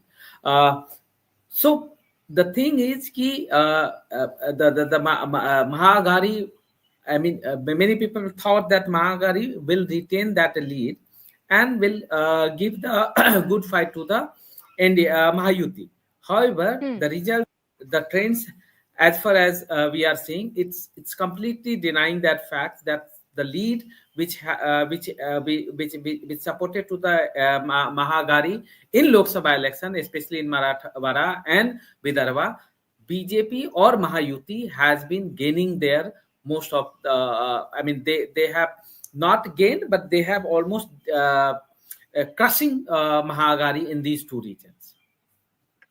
Okay. Sandeep ji, I'll come across to you right now. How do you read the numbers? How has the Mahayuti been able to turn the tide against it, as it were, during the Lok Sabha elections, where the MVA swept away 30 of the 48 Lok Sabha seats, and between then and now, just a few months later, it has literally turned the tables on the MVA, the Mahayuti?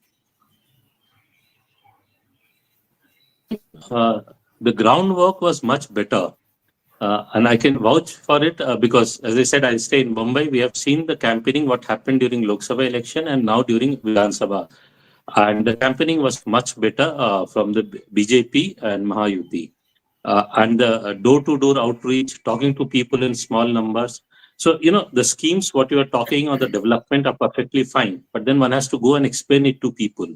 In Lok Sabha election, that was something which I found completely missing on part of BJP or Mahayuti.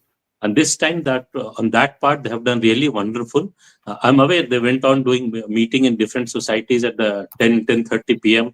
in the night, and even in a smaller group of 8 to 10 people, not looking at a big group of 50, 100, people talking to each other, telling each other to go and vote in the society. And I think that's one of the reasons we saw a higher number of people going to vote.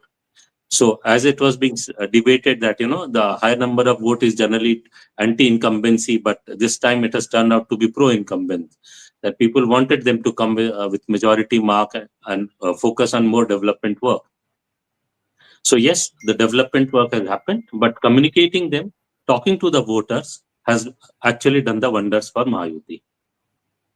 Do you think the BJP turned this into not very obviously so, because it will not exactly help them, but into a Marathas versus OBC sort of a fight, because they tried to consolidate the non-Maratha OBC vote bank in Maharashtra, given that they knew that Manoj Arange Patil will continue to be quite the headache for the Mahayuti, despite the promise of 10% reservation in jobs and education for the Maratha community, which Jarange Patil, of course, dismissed.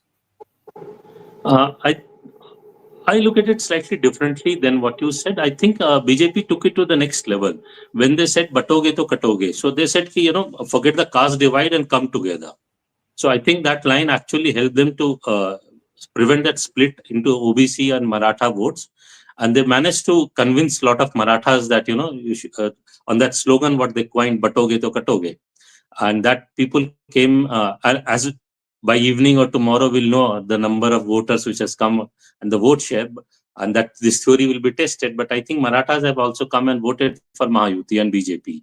And that is the reasons why in many pockets where BJP was traditionally not winning or has not won in the Lok Sabha is now doing well. This would not have been possible without getting Maratha votes. Right. Ashish, what is your sense of that? Was the BJP able to consolidate the non-Maratha OBC vote? So OBC has been a traditional support base for the BJP in Maharashtra, and it has been for a long time, and especially the Sahuteli, Vanjari, Mali, and Banjara. So they have been. Even I was traveling some parts of the Maharashtra. We met some of the peoples. Some OBC told me that this Eknath Shinde-led government is not good for the farmer because they are not getting the good price for good MSP for soybean and the cottons. But however, what they say when I ask them to whom you will vote, and they said ki it's a Mahayuti candidate because where we will go, it's our BJP is our traditional party, and we have to stick with them. So party affiliations or the especially the leader affiliation in Maharashtra is very high. Sir would explain more than me. But what I have observed in my limited traveling in Maharashtra, that's the party affiliation or the leader affiliation. So, for example, I can tell you the one of the example in Nanded Bhokar Assembly constituency, where Ashok Chauhan's daughter is contesting. So I made some of the SC voters, Dalits voters, and some others better. The similar things for them, they said the Congress is better choice for us, except the Matang. Matang is the pro BJP supporter. It has been traditionally, but Mahar and other SC communities are more inclined to support for the Congress. The similar question I asked, to whom you will vote? And answer was simply BJP. The reason say it's due to Ashok Chauhan. Ashok Chauhan is a big stalwart leader. He has developed in our area, and it was visible in that village as well. So said ki wherever the Ashok Chauhan will go, we will vote for them in assembly election especially. So that's all. The thing is ki we can't. I mean, we usually say ki Bihar, UP has a caste association and other thing.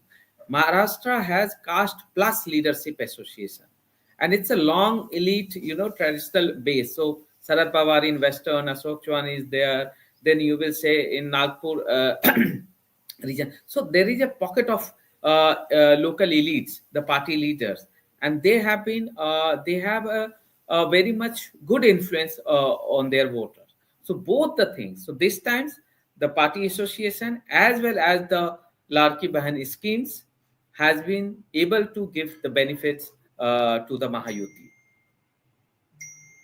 Right. Okay. Ashish, stay on with us. Remember that several elections and the votes are being counted for at the moment. So there is the Maharashtra Assembly 288 assembly segments, Jharkhand 81 assembly segments. There are the by-elections, Lok Sabha by-polls in Wayanad and Nanded, and then there are of course several assembly constituencies where by-polls were held as well, where those votes are being counted at the moment. In Uttar Pradesh, the NDA currently is leading over the India bloc. And as far as the Lok Sabha by-polls are concerned, Priyanka Gandhi is leading in Wayanad in Kerala, and in Nanded, it is the BJP, contender who is in fact leading over his nearest rivals. So those are the numbers. Ashish and Sandeepji, we'll shift focus a little bit to Jharkhand as well at the moment. Let me pull up the latest numbers on Jharkhand on the Election Commission website. It gives 28 to the Jharkhand Mukti Morcha, 28 to the JMM, 24 to the BJP, 12 to the Congress, 6 to the RJD. So as far as the India bloc is concerned, it looks better positioned right now because 12 for the Congress, 6 for the RJD, 28 for the JMM. And as far as the NDA bloc is concerned, 24 for the BJP, 2 for the AJSUP. So over here, it seems, Ashish, that Hemant Soren and Team Hemant Soren seem to definitely have a lead in this. We'll try and pull up some constituency leads as well. Ashish, just take us through your sense of the numbers in Jharkhand, where the India bloc clearly seems to have an edge over the NDA. Yes, of course. And if you compare, if we are talking about the Larki Bahan in Maharashtra, it's a completely Maya Samman schemes in Jharkhand. The second thing, two new things happen in Jharkhand as well. And this in the last 6, 7, 8, take it at 1 year. So after when Hemant Soren gone to the jail, so there is a sympathy for the Hemant Soren, especially among the tribals. And please remember, there is a 26% tribals population there, 15% Muslim population. So JMM Alliance, so India Alliance has been already has been a strong base. So 40% is strong base there. And since there is a 26% tribal population, 28 seats are reserved for the STs. Last time in 2019, JMM Alliance won 26 out of 28. So it was expected due to the jail incident to the Hemant Soren. And second thing happened with the Maya scheme. And third thing, which is the first in this election, it was the entry of Kalpana Soren. I mean, we did the Speaking of survey Kalpana and which Soren, here is a shocking update on that, because she seems to be trailing in her constituency of Gande in Jharkhand. Munia Devi of the Bharatiya Janata Party is currently leading with 3,128 votes. So Kalpana Soren at the moment is trailing. So that's bad news for the JMM. Hemant Soren is leading from his seat of Barhet, and Champai Soren is trailing from Saraikela.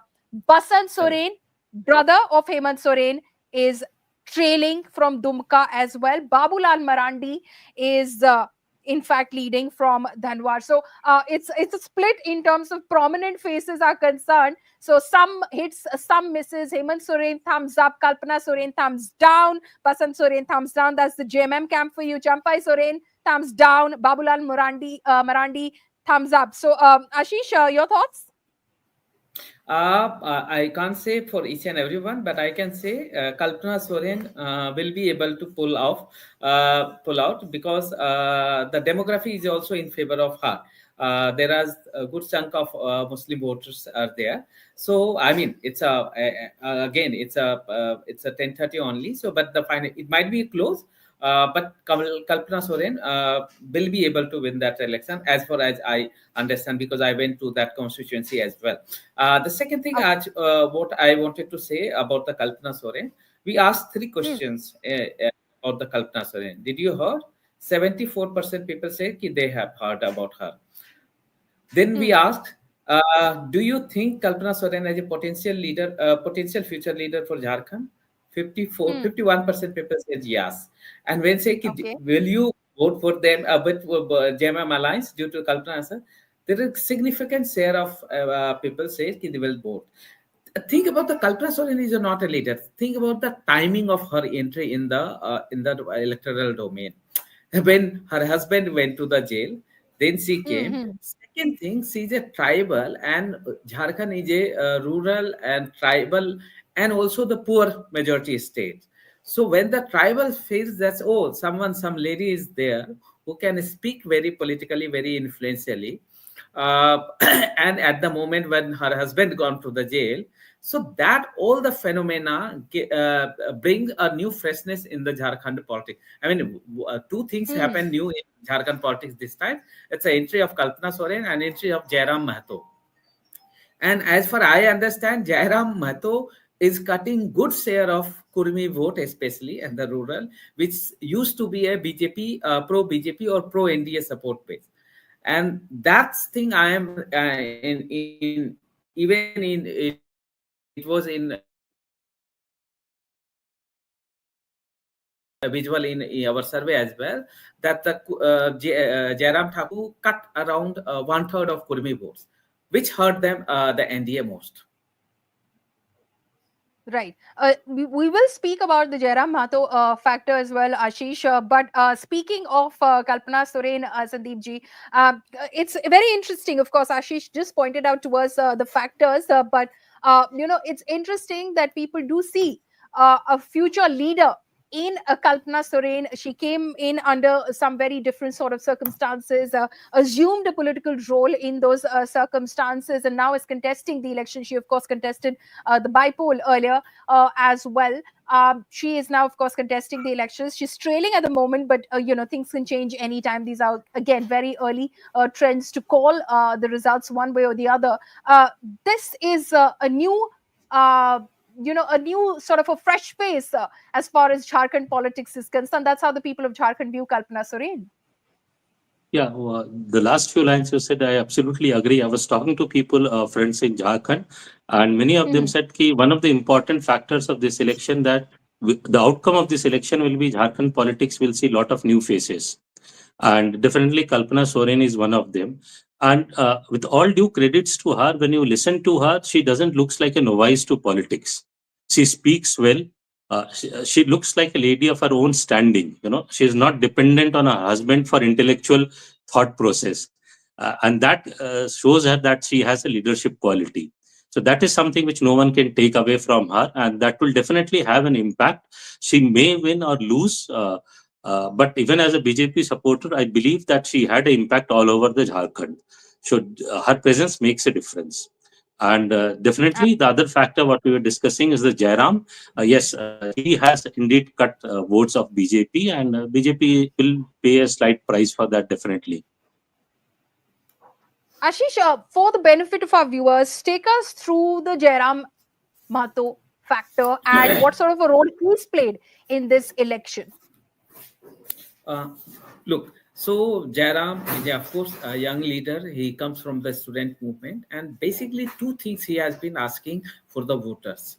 One is 1932 Khatyans, the proof for the Mool Nivasi. So 1932 Khatyans, which has mentioned the original indigenous peoples of the Jharkhand. And second thing, he is asking again and again to the voters, what you have been got for the health education to your children. So even I was travel, and it was in survey as well, that some of the, not only the Kurmi, even the lower OBCs, women especially in rural area, they said and the young especially, the youth especially, they feel that Jairam is a new voice who is talking about sensible, who is talking about the school, education, health, roads, those things. I mean, the roads are comparatively with 5-10 years. It has been improving across the India, but the school educations and the hospitals are still has not been able to pull out in a better sense. So when someone talk about the education, good infrastructure of education and health, that's youth. And also, please remember that unemployment is a issue which has been hurting most of the states. So many peoples, and especially the youth, are not much happy with the JMM government, because there was not sufficient number of employment generation. Also, there was some delay in JPSC, Jharkhand PCS, and also there was some issue of paper leak. So all these incidents, especially among the youths, apart from NDA, those who don't wanted to support the NDA, but at the same time they were not pro JMM alliance, India alliance. So that attractions Jairam Mahato able to pull it. Also, the 1932 Khatyans issue, it's not just for the tribal also, but the Kurmi also, because the tribal Kurmis are more, mostly they are especially in that region. When you see about the North Sota Nagpur regions, and also the Kolhan region, is upper Kolhan region. So there is a good chunk of Kurmi voters. And Kurmi, the aura of Sudesh Mahato, which is used to be AJSU, All India Jharkhand Students Union leader, that has been declining, and Jairam Mahato has been gaining from that point. Absolutely. He seems to have emerged as the biggest rival for Sudesh Mahato in these elections. And obviously, he's very young. So he's obviously, got a long political future ahead of him. Speaking of numbers, JLKM, which is Jairam Mahato's party, has already opened its account in early trends with one seat if we look at Jharkhand. So that is where Jharkhand stands at the moment. Viewers, let's go back to the largest state of Maharashtra now. Maharashtra, as you know, 288 assembly constituencies where counting is currently underway. And if you just look at the leads in Maharashtra on the Election Commission website itself, BJP currently standing at 118. The Eknath Shinde faction of the Shiv Sena at 56, Ajit Pawar's NCP at 37. So not doing very badly for itself. Could this mean, daggers out for the chief minister's position? Let's see how that pans out eventually. Congress at 22, UBT at 19, Sharad Pawar at 11, NCP Sharad Pawar at 11. Sandeep ji, is this the sunset moment for Maharashtra's stalwart politician Sharad Pawar? Yes, and I guess he had seen it coming, so he had said that this will be last election. Politicians keep saying election after election this thing, but this could well be his last election. that he'll have to take a back seat. And so they say that he kept breaking different political parties. That's how he's known for. And somehow that is what brings an end to his career, by breaking his own political party. So that's kind of, you call it karma or whatever. But yes, this is the sunset moment for one of the biggest politicians of Maharashtra. One important thing is that people often forget talking about Sharad Pawar is that he could never form a ministry government of his own party. Whenever he was in power, he was in support with someone, which is unlike a Lalu, Mulayam or a Nitish. There's a big difference, or in South, anybody. So that one thing should remain, people should keep in mind that he was a big politician, but he could never form government in Maharashtra of his own political party ever. Well, you think of the last 2019 assembly elections in Maharashtra, where many thought the turning point came towards the end of the campaign, when you saw Sharad Pawar, an old man drenched in the rain, still addressing a public rally. And then, of course, you saw the numbers for the NCP at 54 at that point of time. Many thought that, you can't beat this man down. And then came the blow from his nephew. Just few days later, when he joined hands with Devendra Fadnavis in that early morning coup at the Raj Bhavan in Maharashtra, and was sworn in as the Deputy Chief Minister of the state of Maharashtra for the first time then. Since 2019, I'm talking about, for the first time then for 3 days. And then, of course, subsequently again, Deputy Chief Minister, as well now at the moment as well. So Maharashtra has seen turbulent times between 2019, when it gave a decisive mandate for the NDA alliance, but Uddhav Thackeray, of course, said that the BJP had promised him chief ministership and split away when that didn't happen, to join hands with the Congress and the NCP to form a government in Maharashtra. So it has seen 3 chief ministers, it has seen more deputy chief ministers in all of these 5 years of turbulent times. And that's all that the electorate is hoping, that we just want a stable government now. Let the mandate be clear. Let there be no underhand dealings and power play, after these election results are out. And at the moment, if you look at the early trends, clearly it appears that the Mahayuti is running away with the election results in Maharashtra. One of those who predicted that it could be a sweep and a wave for the Mahayuti in these elections was Access My India. The exit polls predicted an upper figure of 200 for the Mahayuti in Maharashtra. Here's what Pradeep Gupta of Access My India told Hindustan Times.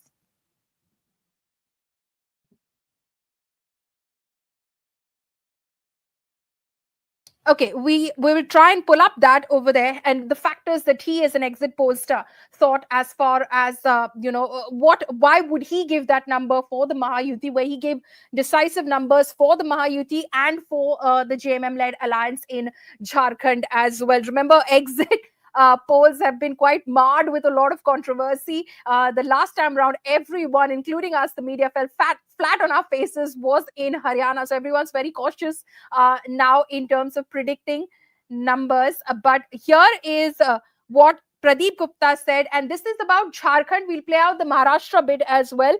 But Jharkhand, he predicted a win for the JMM-led alliance, the India bloc. Here's what he said about Jharkhand. Currently, that is what the scenario looks like. By now, you must have heard what the pollsters are saying. Most, actually all, are giving Maharashtra to the BJP-led Mahayuti alliance.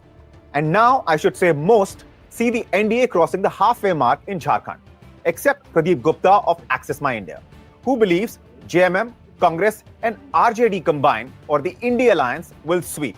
Yes, sweep Jharkhand. Mr. Gupta believes the India alliance will not just get the necessary numbers to form the government, but has also put the alliance much north of the halfway mark in the Jharkhand assembly. He's with us. Let's ask him why. Mr. Gupta, thank you for joining us.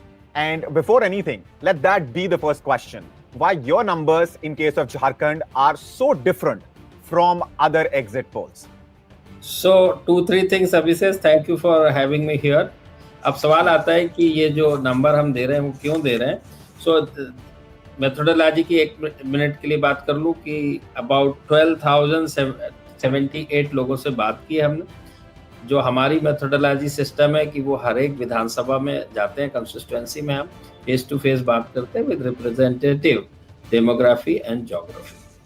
And we have conducted these interviews in 540 cities and villages of Jharkhand, and we have traveled across about 16,000 kilometers during that time. Now, what had worked in favor of JMM, which is likely to win, or in your terminology, sweep the election, उसकी मैं थोड़ी सी चर्चा करूं और बताऊं. जैसे कि और भी राज्यों में इंक्लूडिंग महाराष्ट्र, लाड़की बहन योजना महाराष्ट्र में, यहाँ पर भी मुख्यमंत्री मैया सम्मान योजना, जिसके चलते 1,000 रुपए लोगों के अकाउंट में, महिलाओं के अकाउंट में पहुंच रहा है अगस्त से अभी 2024. एक वो बड़ी वजह है, और उसके कारण वुमेन का, महिलाओं का जो है पुरुषों के मुकाबले वोट बीजेपी को 4% इंडी अलायंस या जेएमएम प्लस को ज्यादा मिलता दिख रहा है. So women factor is one factor. Now second factor is that Adivasi Asmita. What does it mean in the context of this election? आप यदि 5 साल पहले देखें जो बीजेपी की सरकार थी, उसमें नान आदिवासी जो रघुवर दास जी हैं वो सीएम थे, और उसके बाद ये पिछले 5 साल तक जेएमएम की सरकार रही, और ज्यादा समय तक हेमंत सोरेन रहे, और बीच में चंपई सोरेन थोड़े समय के लिए बने. और उसके पहले हमेशा से ज्यादा करके आदिवासी मुख्यमंत्री रहे, चाहे बीजेपी की बात करें अर्जुन मुंडा जी और बाबूलाल मरांडी. तो कहने का मतलब ये है कि आदिवासी अस्मिता, और हेमंत सोरेन जी के फादर भी, शिबू सोरेन भी चीफ मिनिस्टर थे. तो आदिवासी अस्मिता का एक बहुत बड़ा सवाल था. और झारखंड की बात करें और आदिवासी की बात ना करें, जो कि 26% डिसाइसिव निर्णायक भूमिका में आदिवासी समुदाय आता है, और करीब 15% जो है वो मुस्लिम है. तो ये जो ग्रुप है वो 41% यहीं पर ही बन जाता है नंबर 2. उसके बाद जो अरेस्ट भी हुई, एक आदिवासी की अरेस्ट, जब आप किसी को पसंद करते और चाहते हैं तो उसके खिलाफ जो भी चीज जाती है तो वो उनको अच्छी नहीं लगती, आदिवासियों को खासकर. तो एक उसका भी असर उसमें थोड़ा बहुत इजाफा हुआ और नजर आया.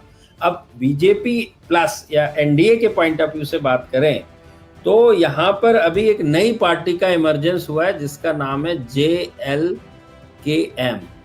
Jharkhand Loktantrik Krantikari Morcha, led by tiger Jairam Mahato, जो कि बड़ी संख्या में 8% हमारे इसमें वोट शेयर उनको मिलता दिख रहा है.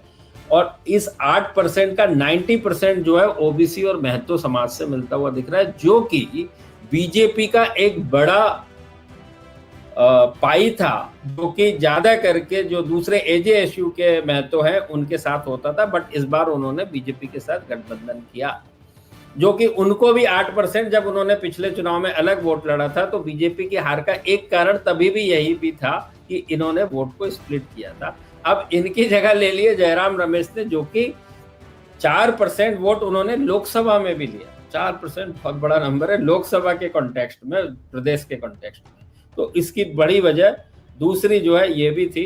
और जैसे मैंने बताया कि सामाजिक ताना बुना इस तरह से है कि 41% तो केवल आदिवासी और मुसलमान हो गए, 12% के करीब दलित हैं, जो हमारे सर्वे में करीब करीब आधे आधे दोनों पार्टी को मिलते हुए दिख रहे हैं. तो 53% यदि इधर से हट जाता है तो बाकी का जो 47% रखा ओबीसी और जनरल क्लास का, यादव भी उसमें 5% है, जो भी करीब करीब आधे आधे मिलते दिख रहे हैं. जहां भी आरजेडी लड़ रही है वहां पर आरजेडी के फेवर में ज्यादा जाते हैं, जहां पे आरजेडी नहीं है वहां पर बीजेपी प्लस या एनडीए को वोट मिलता हुआ दिख रहा है. तो इसकी वजह जो है प्रमुख, ये मैंने गिनाने की कोशिश की, जिसके चलते जेएमएम प्लस आराम से जीतती हुई नजर आ रही है. अच्छा, जब आप इलेक्शन की बात करते हैं तो आप अक्सर कहते हैं कि आप इलेक्शन को एंटी इनकम्बेंसी और प्रो इनकम्बेंसी के नजरिए से देखने की कोशिश करते हैं.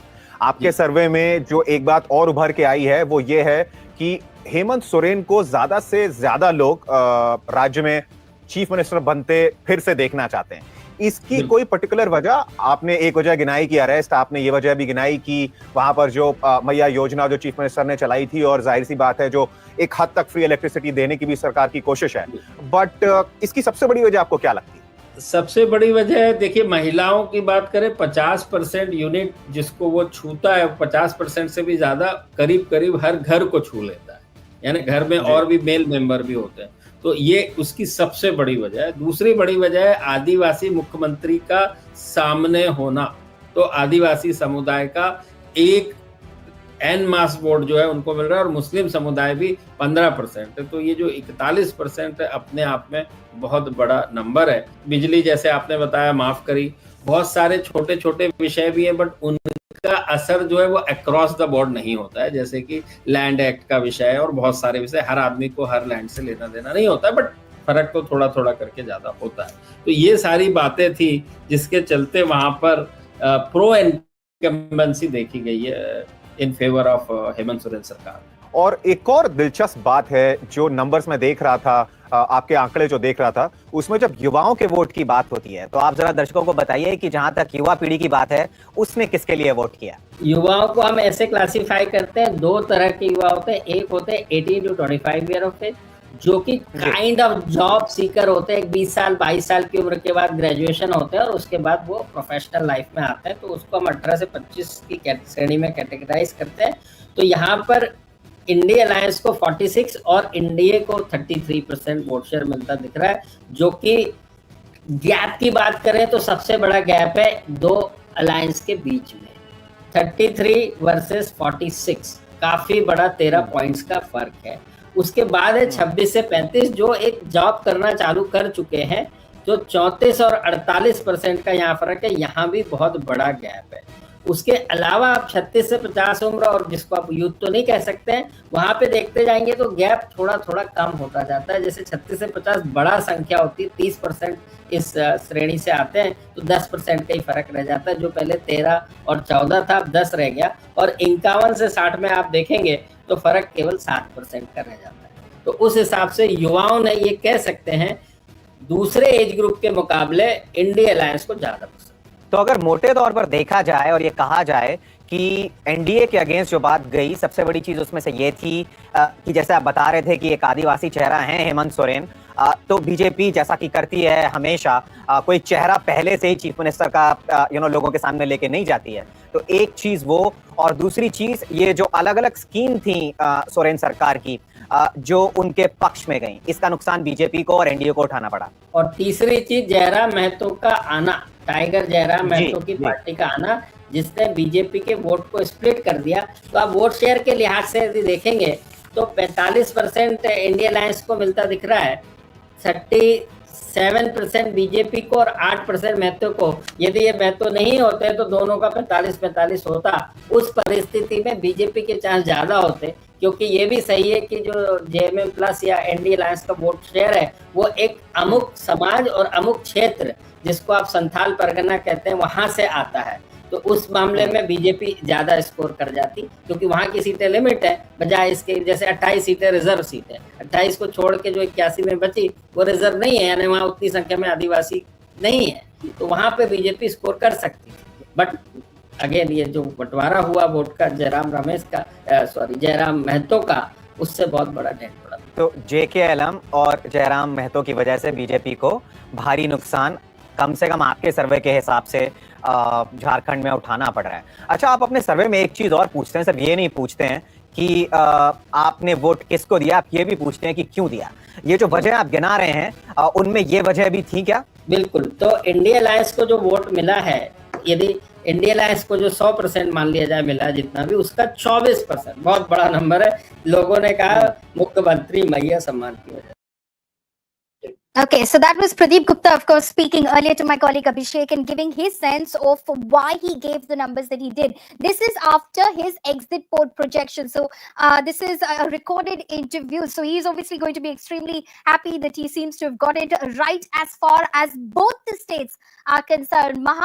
Maharashtra is seeing a tsunami of the Mahayuti viewers at the moment. Just look at the numbers in Maharashtra. BJP 125, Eknath Shinde faction of the Shiv Sena 55, Ajit Pawar's NCP 35. Now look at that total number in itself, well past the halfway mark of 145 in Maharashtra. A decisive mandate by the electorate, it appears, for the Mahayuti. The incumbent government seems to be back in the hot seat. At least that's what the Election Commission is telling us at the moment, if you go on the website at the moment. Now, BJP already is celebrating in Baramati. We're getting in pictures of firecrackers being burst by supporters of Ajit Pawar, who of course are celebrating his win already. Of course, those results are to come in at the moment, but let's try and look at those pictures and get in some voices from the ground as well. You can see firecrackers being burst in Baramati at the moment.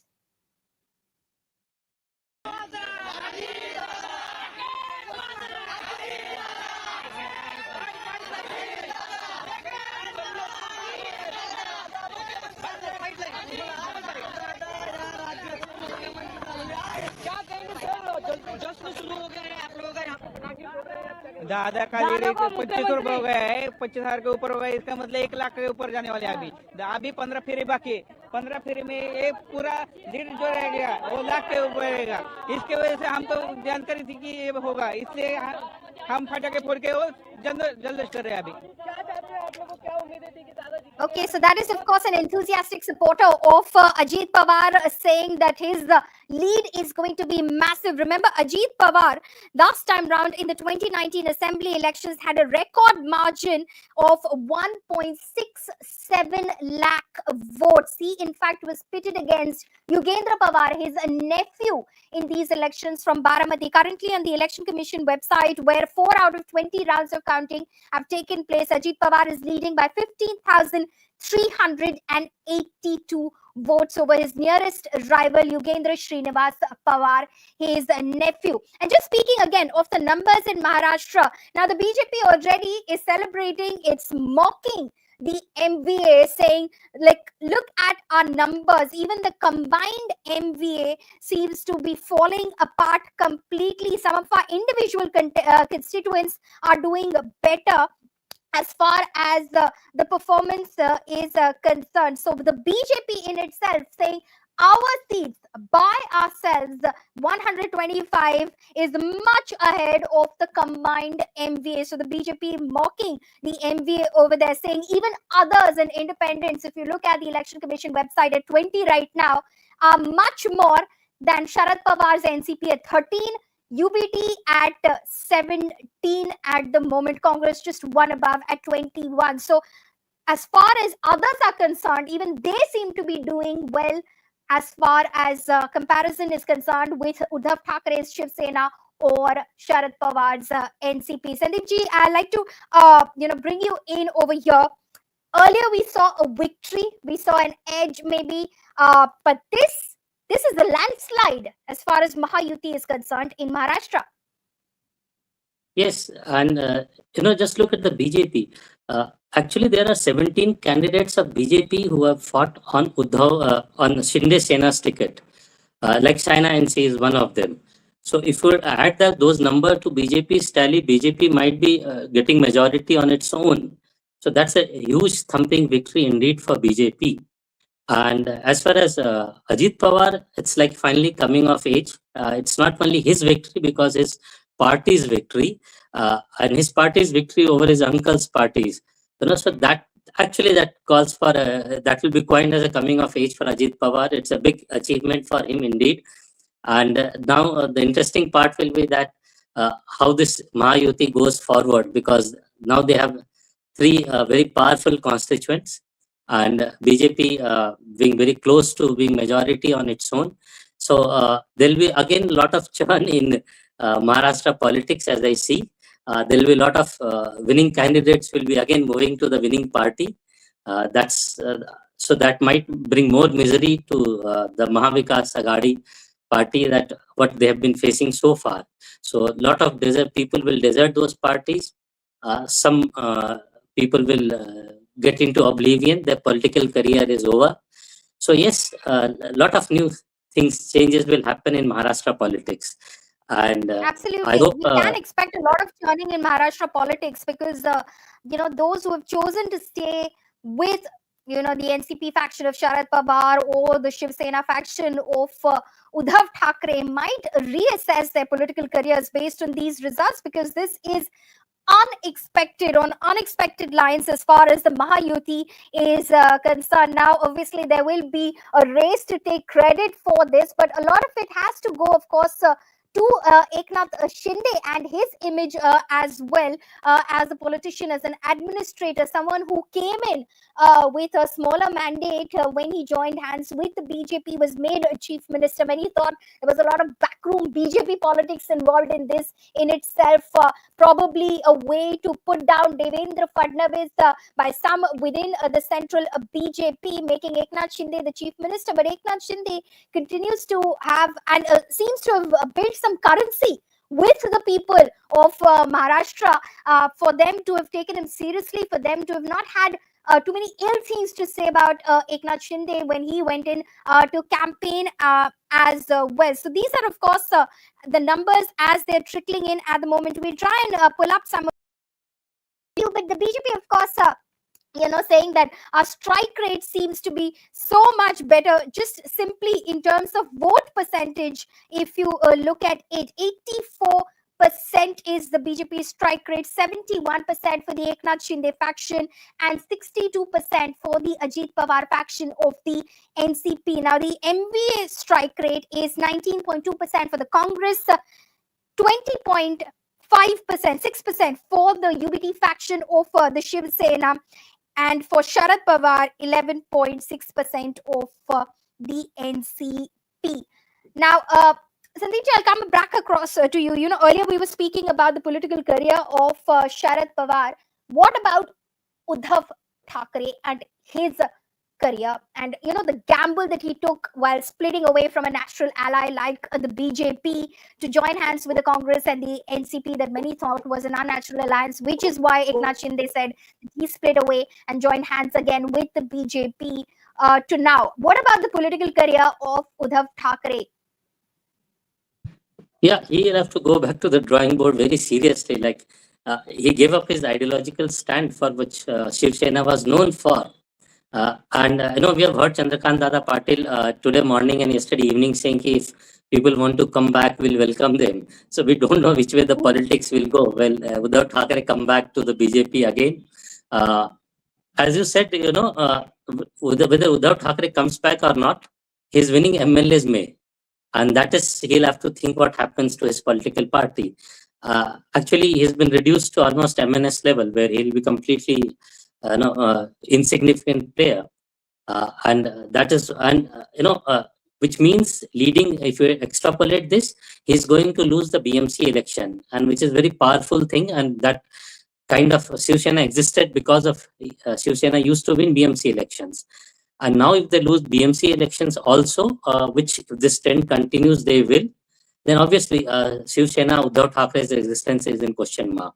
That along with Sharad Pawar, his career might be over as a individual politician of Uddhav Thackeray. His son might keep winning his elections, but as a political party, yeah, the days are over. Yeah, the knives are going to be out in the UBT Shiv Sena for sure after these election results. Many will start questioning the choices and the decisions that have been made by Uddhav Thackeray as far as his political graph is concerned in terms of alliances and joining of hands with the Congress and the NCP earlier on in 2019 to be concerned. Now, let's listen in to what UBT Sena leader, Rajya Sabha member Sanjay Raut has to say, because he's already questioning the results. गड़बड़ तो है, क्या है मतलब अभी EVM में गड़बड़ है। अरे भाई ठहरो, फंडिंग हुआ है, पूरे नतीजे आने तो हम बाद में बात करेंगे ना, क्यों नहीं करेंगे। पैसा तो ऐसा है कि हर चुनाव क्षेत्र में नोटों की मशीन लगाई थी। अरे शिंदे का एक भी उम्मीदवार सिटिंग एमएलए गिरता नहीं, और शिंदे ये बोल रहे थे हमारा एक भी सिटिंग विधायक गिरेगा नहीं। आपको मालूम होगा तो मैं इस्तीफा दूंगा। ऐसा होता है क्या चुनाव में कभी? हमारा एक भी नहीं गिरेगा। ये कौन सा भरोसा है? ये कौन सी है? ये कौन सा लोकतंत्र है? 200 के ऊपर किसी को चुनाव में नतीजे मिलते हैं क्या? जिस देश में, जिस राज्य में सबसे बड़ी बेईमानी हो गई है, इस राज्य की जनता बेईमान नहीं है। ये नतीजे ऐसे दिए आपने कि आपने राज्य को, जनता को बेईमान ठहराया है। इस राज्य की जनता बेईमान नहीं है। नहीं, नतीजे कबूल नहीं है। मैं मानता हूँ जनता को भी नतीजे कबूल नहीं है। जनता को भी ये जनता का निर्णय नहीं हो सकता है। मैं बार बार बोल रहा हूँ और मुझे बार बार आप वही सवाल पूछ रहे हैं। लेकिन जो महाविकास आघाड़ी के कुल आंकड़े दिखाई दे रहे हैं, कुल संख्या दिखाई दे रहे हैं, उससे ज्यादा शिंदे गुट के कैसा हो सकता है? आप अपने मन को पूछे, आप पत्रकार है, आप अपने मन को पूछे क्या महाराष्ट्र में संभव है? आप अपने मन को पूछे कि महाराष्ट्र में शिंदे को 60 सीटें मिलती है, संभव है क्या ये? अजीत पवार को 40 सीटें मिलती है, क्या ये संभव है? भारतीय जनता पार्टी को 125 सीटें मिलती है, क्या संभव है? क्या इस राज्य की जनता भी बेईमान है? इस राज्य की जनता बेईमान नहीं है, इसके ऊपर हमारा विश्वास है। चलिए, thank you. Okay, so that was the very agitated Sanjay Raut saying हमको ये results हमको मान्य नहीं है, because it's not possible that Eknath Shinde सेना gets 60 seats in Maharashtra, 40 plus seats Ajit Pawar के आ जाते हैं, 200 के पार चली जाने वाली है महायुति, ऐसा हो सकता है क्या? Is what Sanjay Raut is questioning. Joining us right now, Yuvraj Pokharna, political analyst, Jiten Gajaria of the Bharatiya Janata Party. Jiten, I'll come across to you first. Good morning. Congratulations. It appears I can be possibly say it at the moment. Jiten, okay, is yet to be connected with us. We'll try and reconnect with him. He, of course, is a spokesperson for BJP Maharashtra. He will be joining us shortly. Yuvraj Pokharna, a landslide for the Mahayuti. Did you see this coming? Other than Pradeep Gupta, I don't think so anybody predicted this for the Mahayuti in Maharashtra. What went down and how did it happen? Jiten, I believe, is with us. We'll try and fix that frame so that we take that with Jiten shortly. But Yuvraj, first to you.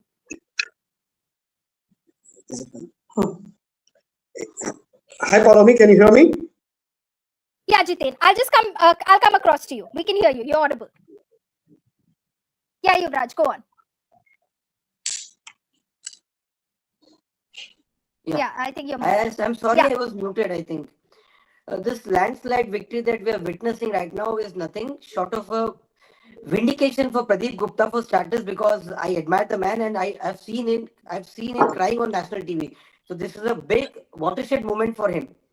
Second, this election has proven that Hindu votes are consolidated and that are safely now in the kitty of the BJP, and the Mahavikas Aghadi has safely been deemed as Muslim or Mullah Vikas Aghadi, that the campaign that BJP tried. And the last, it is very clear that there is no dispute or scuffle in the BJP and RSS ranks and files, and the campaign that we witnessed is a sort of vindication to the media hype that was created, the speculations that were created that there is some kind of rift between BJP and RSS. And I am sure that BJP will safely cross 125 mark. Mark my words. BJP in itself is, vying for 125 seats. This is my limited intervention as of now, and will continue as the discussion furthers. Okay, Yuvraj, stay on with us. Jiten Gajaria, spokesperson for BJP Maharashtra, is joining us at the moment. This is a tsunami, Jiten. 128 for the BJP, 55 for Eknath Shinde Shiv Sena, 35 for Ajit Pawar. What do you credit this to, Jiten? I will start by saying that Ladki Bahin came out and said, ek hai to safe hai. This election can be described as the women of Maharashtra coming out and saying, we have been heard by some government and we want to support it. So, Ladki Bahin Yojana and Ek Hai to Safe Hai has resulted in this major victory. It is a vindication. Follow me, 2019 also was a victory of BJP alliance, but betrayal happened and we had to sit in opposition for 2.5 years. This time around, the people of Maharashtra said we will not give any scope for any betrayal any time, and we will go with BJP because of the 5 years of Devendra Fadnavis as the CM from 2014 to 2019. Then the 2.5 years of misrule that they saw from the Mahavikas Aghadi, where we had a homebound CM who did nothing for 2.5 years, and then came the 2.5 years of the Mahayuti, the programs, the policies, the schemes, and the way they reach the lowest strata of the society. So this election is a vindication of the good work that BJP does whenever it is in power. Remember one thing: this is the first time after a long time that one party has won three mandates in a row, with the major party winning 100 seats, more than 100 seats thrice. Not even Sharad Pawar has ever been able to win more than 100 seats for his party thrice in a row. Devendra Fadnavis ji has done that. Three, 122, 105, and 128 and counting. So this is a vindication of the pro-incumbency, the faith that people of Maharashtra have in BJP and its allies. You're saying Devendra Fadnavis ji has done that, Jiten. Will he be credited with this? Oh yes, absolutely. If you look at the history of BJP, everybody who's done great work, good work in their states have been credited. You could see what happened with Modi ji. Great work done in Gujarat. You see what has happened with Shivraj Chauhan ji. He is one of the senior most ministers in the center. You will see, so credit will be given, and we have to give the credit. Devendra ji has worked tirelessly for the last 15 years in this state. Even when he was in the opposition. Don't forget, Paulami, that Mahavikas Aghadi tried every trick in the trade to trouble Devendra Fadnavis, including trying to frame him in the Rashmi Shukla case. And we have people going on record saying that, the IPS officers and everyone. The man stood tall. The man worked hard. He kept at it. He never wavered from his path.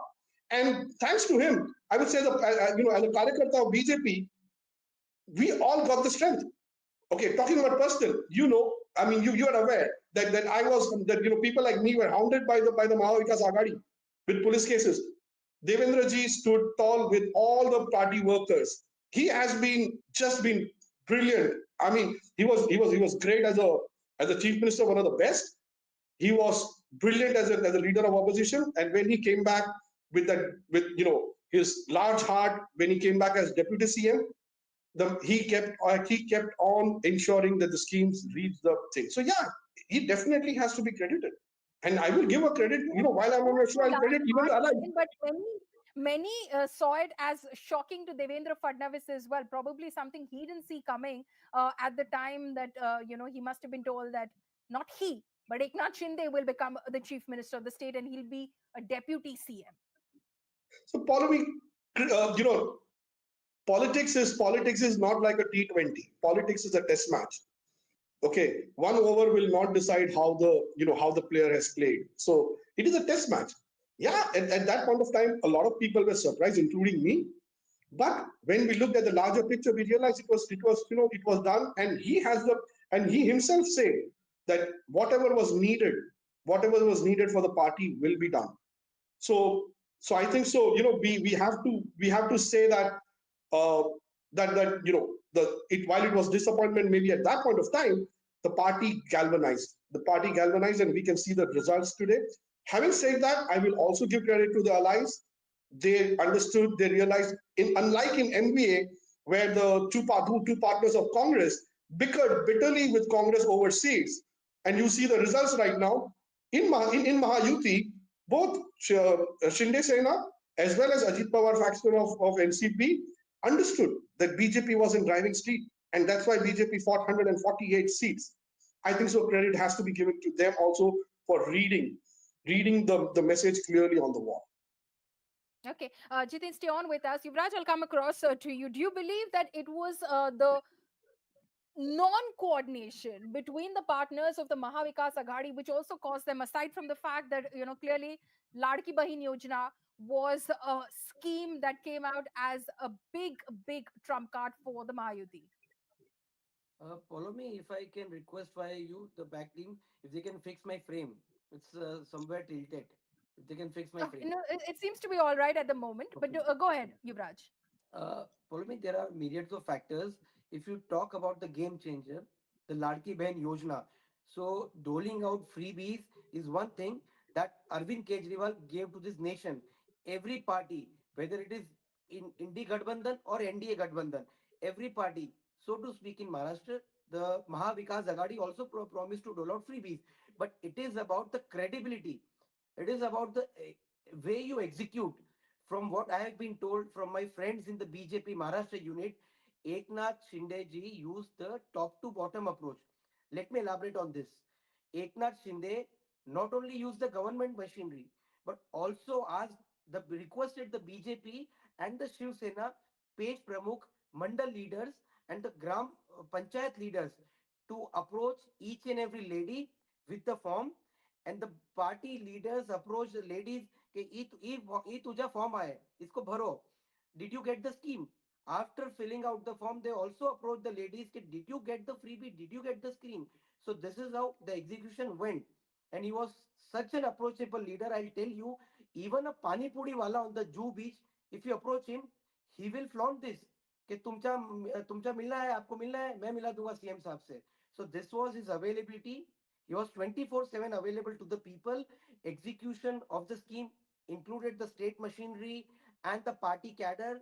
And if you allow me the last 30 seconds, Indi, or so to speak, the Mahavikas Agadi, if you observe the campaign was not concerted. It was a very confused and disconcerted campaign. And while I contrast this campaign with the campaign of Jitinji's party, the NDA or the Mahayuti was very much focused and concentrated with regards to its campaign. Ek hai to safe hai. This was the entire campaign, and from Mandal Pramukh to PM Modi, everybody was in unison with regards to the campaign. So kudos to you, Jitenji, and your party for bringing out such a massive landslide victory. And we did not predict it. Trust me, I gave you barely 90 seats. और आप लोग और कितने surprise देंगे, God knows. Jiten, I'll come across to you. You know, the Ladki Bahin Yojana, you're crediting it with, turning things around for the Mahayuti since the Lok Sabha elections in May earlier this year to now. But, these direct cash transfer schemes, be it the Ladki Bahin Yojana here in Maharashtra, earlier in other states as well. It started with the Ladli Behna Yojana in Madhya Pradesh, or the Maya scheme in Jharkhand by the ruling government, the JMM government. How sustainable are these fiscally? How sustainable are these schemes? See, Paulomi, I think so. What you have to understand is that whenever BJP has announced such schemes, be it in Madhya Pradesh or be it in Maharashtra, the fiscal aspects of it has been taken into consideration. Like they were both, all the three, Eknath Shinde ji, Devendra Fadnavis ji, and Ajit Pawar ji, they actually sat down and worked out on where will we get the money from without putting burden on the common. Much in favor of this, Jiten, was he? No, once he was given the logic, and once he was given, he completely understood it, and he was the finance minister, and he completely backed the Yojana. And listen, when it comes to fiscal matters, Devendra Fadnavis has actually shown in his 5 years as CM on how his grip over the fiscal matters is pretty strong. We have one of the most clear points about Maharashtra economic is that we are leading in the FDI and we are leading in the investment.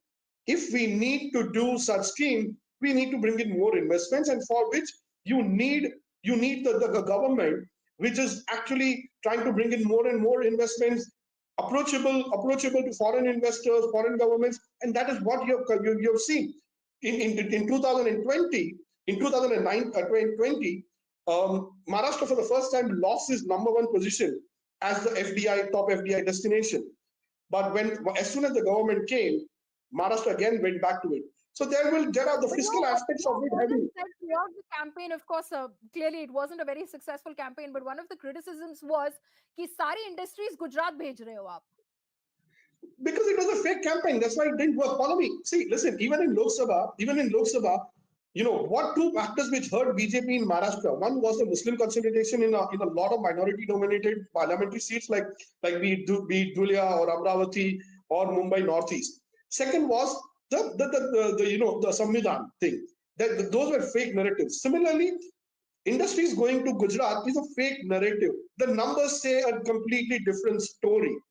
More actually, industry had gone away to Gujarat mainly during Uddhav Thackeray's regime because his regime was a regime of vasuli and inefficiency, and that's why a lot of this, even Foxconn, which was said the first one that went to Gujarat, the decision of Foxconn to go to Gujarat was actually taken even before Mahayuti sub-government came to power. It was during Mahavikas Aghadi. So it was a complete fake narrative. Now you can run fake narratives once or twice. It worked in Lok Sabha.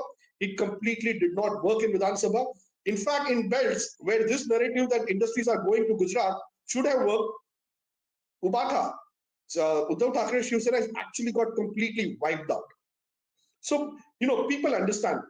People understand. People are not foolish. Sadly, some parties think, especially like Congress and its India Alliance, think that fake narratives will work every time, and will kind of give them seats and votes every time. It doesn't work. In fact, on a lighter note, I'll say that just between the Lok Sabha election and Vidhan Sabha election, we had basically said internally in our teams that Lok Sabha ke har fake narrative ka badla lega tera Faizi.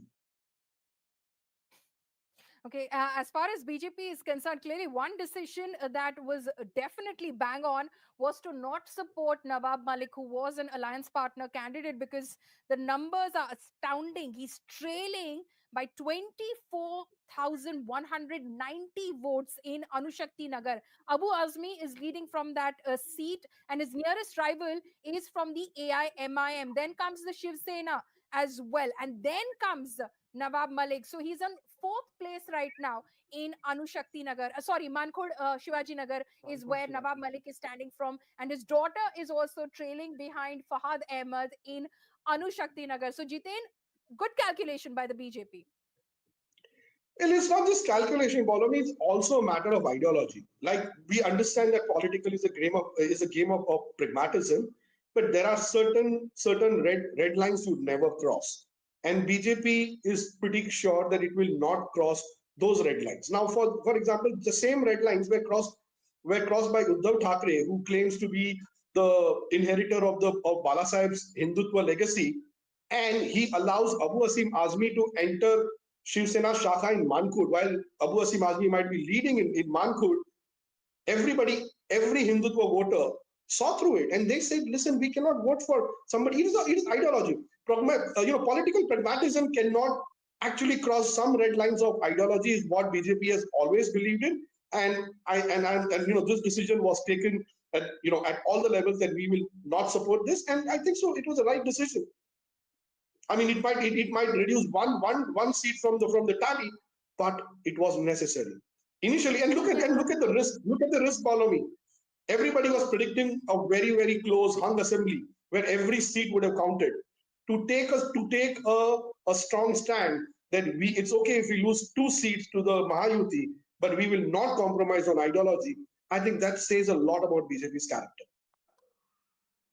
Okay, clearly the BJP will be smiling with that decision, and of course the larger numbers as they stand right now. 128.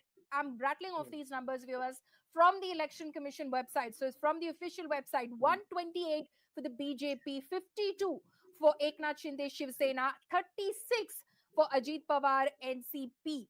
UBT Shiv Sena at 21, 19 for the Congress party, and Sharad Pawar's NCP stands at 12. BJP already mocking and sending out messages like some of those that I've received, saying even others and independents are at a better position than Sharad Pawar and the Congress at the moment, as far as the results are concerned. Obviously, the results will take some time coming in, because counting is still underway. 4 or 5 rounds of counting have taken place at the moment across most constituencies. So switch either way. So a short while back, for instance, Chhagan Bhujbal was trailing in Yeola, but he's leading right now after the next round of counting. Yuvraj, how do you think the NVA slipped? Because they massively consolidated the Muslim, the Dalit vote during the 2024 Lok Sabha elections.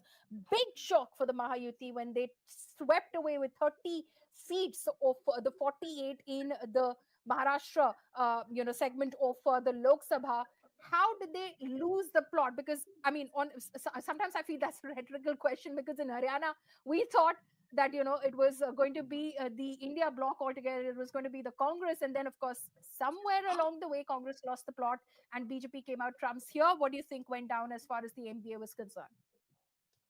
Well, let me first of all, let me steal 30 seconds from yours and let me be devil's advocate.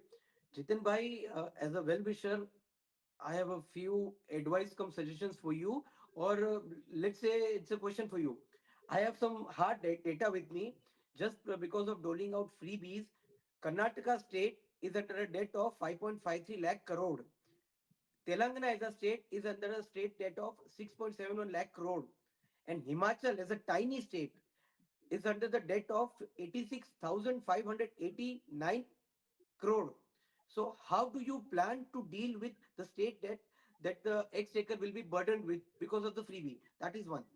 Now, let me come to the question that Polemic posed. Polemic, creating a momentum is one thing, but maintaining and sustaining the momentum is another thing. And when I observe BJP or the rise of Hindutva politics from the very famous Madhya Pradesh elections of 1990 till the Modi wave, I find a number of points. For starters, BJP has managed the art of creating a flutter, what we call in UP's language, एक भोकाल बना देते हैं कि हम ही आ रहे हैं, हम ही आएंगे.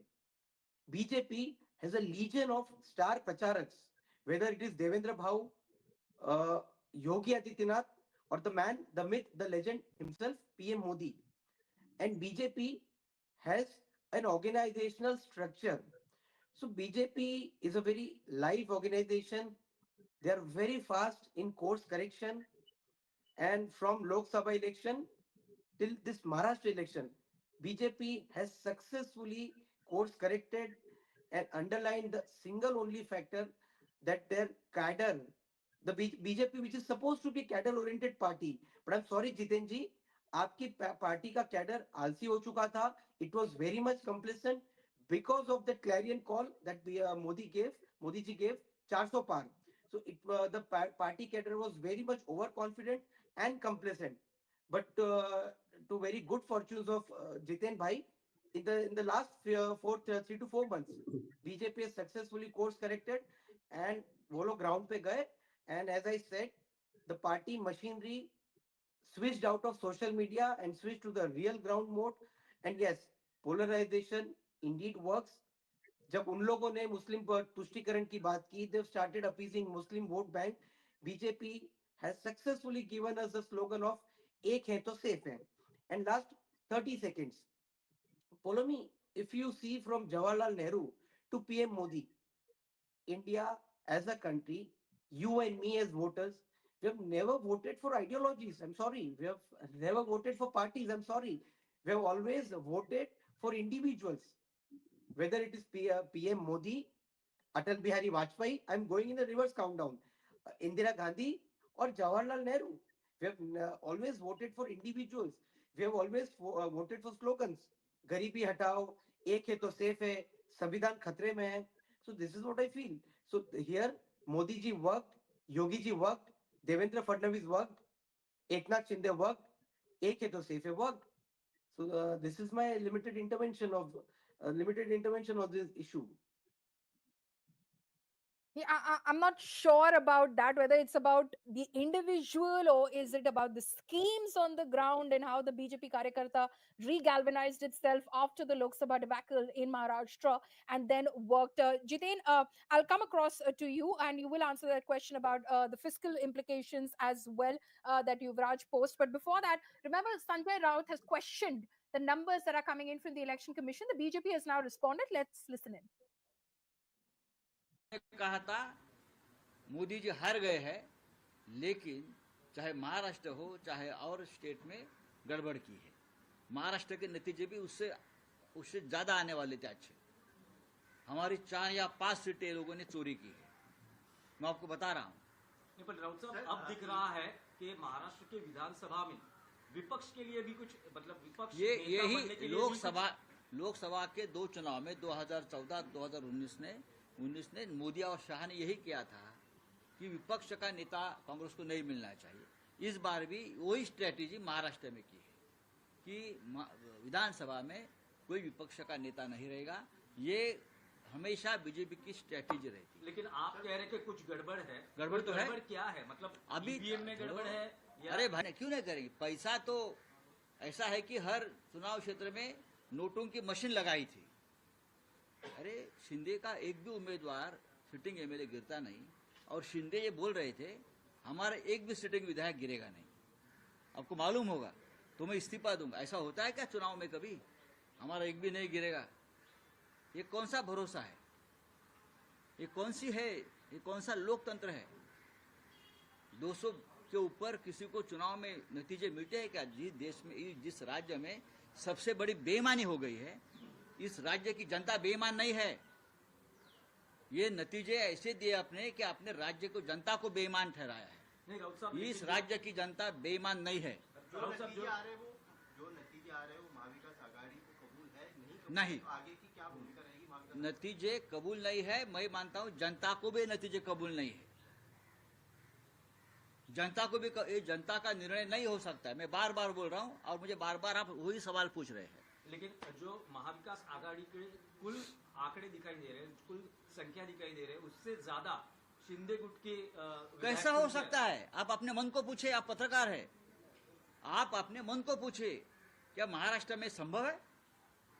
आप अपने मन को पूछे कि महाराष्ट्र में शिंदे को 60 सीटें मिलती है, संभव है क्या ये? अजीत पवार को 40 सीटें मिलती है, क्या ये संभव है? भारतीय जनता पार्टी को 125 सीटें मिलती है, क्या संभव है? क्या इस राज्य की जनता भी बेईमान है? इस राज्य की जनता बेईमान नहीं है। अभी तो उनका विमान जमीन पे लैंड करने की आवश्यकता है। केवल गाली गलौज करके विजय हासिल नहीं होता है, ग्राउंड रियलिटी समझना चाहिए। महाराष्ट्र की जनता ने विकास के बाजू में मतदान किया। जो धर्मयुद्ध देवेंद्र फडणवीस साहब ने पुकारा था, उसके लिए बड़े पैमाने पे हम सब एक हैचा नारा त्या ठिकाणी जनतेनं मान्य केला। आणि मला वाटतं केंद्रात भाजप सरकार, एनडीए सरकार और केंद्र में भारतीय जनता पार्टी का सरकार और राज्य में सरकार आएगा तो महाराष्ट्र और विकास के रास्ते पर तेजी से जाएगा। इसलिए जनता जनार्दन ने भारी कौल देने का निश्चय किया। आपने 200 क्रॉस किया है, महायुति ने 200 क्रॉस किया, कैसे देखते हो इसको? मुझे लगता है हम लोग कौन से शब्द में महाराष्ट्र के मतदारों का अभी आभार मानेंगे समझ में नहीं आ रहा है, क्योंकि हमें भी विजय की तो खतरी थी, लेकिन इतना ग्रैंड आशीर्वाद महाराष्ट्र की जनता देगी। मैं तो बोलता हूँ मेरी लाडली बहना है, उनको मैं सैल्यूट करता हूँ, उनके मैं नतमस्तक होता हूँ कि यह विजय में उनका बड़ा रोल है। कौन सी शिवसेना असली शिवसेना है? कौन सी शिवसेना असली शिवसेना है? अभी कौन सी असली नस्ली, इसका जवाब लोगों ने दिया है, शिव सैनिकों ने दिया है, और एकनाथ शिंदे साहब के पीछे सब शिव सैनिक और मराठी जनता रहने। फडणवीस सीएम होंगे, फडणवीस सीएम होंगे, फडणवीस सीएम होंगे। एक मैं बताना चाहता हूँ कि महायुति का ही सीएम बनेगा, और बट ऑब्वियस जिस पार्टी बड़ी है उस पार्टी को ज्यादा चांस रहता है, और भारतीय जनता पार्टी आज 125 के आसपास जाने की शंका अपना चांसेस है, और मुझे लगता है भाजपा का सीएम बनेगा तो हमारे देवेंद्र फडणवीस साहब ही इस महाराष्ट्र के मुख्यमंत्री बनेंगे। Okay, so that is the BJP saying कि जिसकी ज्यादा सीटें आती हैं, ज्यादातर ऐसा ही होता है कि वही उसी पार्टी से मुख्यमंत्री भी चुना जाता है. So clearly the BJP wants Devendra Fadnavis back in the hot seat of the chief minister, given that the BJP's numbers currently stand at about 127 as far as trends after a few rounds of counting go on the Election Commission's website. Chetan Chauhan, our National Affairs editor at Hindustan Times, is also joining us at the moment. Jiten Gajaria of the BJP Maharashtra spokesperson is still with us as well. Chetan, just the numbers at the moment, how do you see this landslide victory as it appears for the Mahayuti? Your reading of it? No, I think many factors played in favor of Mahayuti in Maharashtra. One was a very weak a campaign of the Congress. They didn't have any issues, any narrative in the polls except the corruption, Adani. They did not find any issue which basically brought the people issues to the forefront and linked the alliance with people. On the other hand, the Mahayuti, since the setback in the Lok Sabha elections, they have been with people. Their scheme for women, direct benefit scheme for women, in which some households, the Dalit households, got up to 5,000 rupees because they started in the back date, was a huge amount of allurement for the voters, especially from the backward communities and Dalits.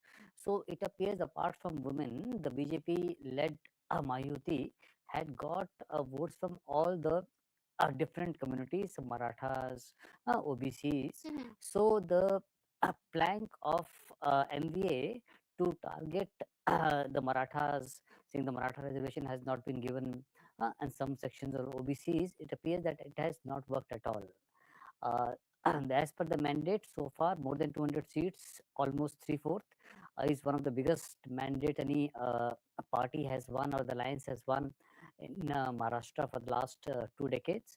So it appears that the BJP's election machinery was much more efficient. They were on the roll for the long time, and they have effectively delivered a state to BJP.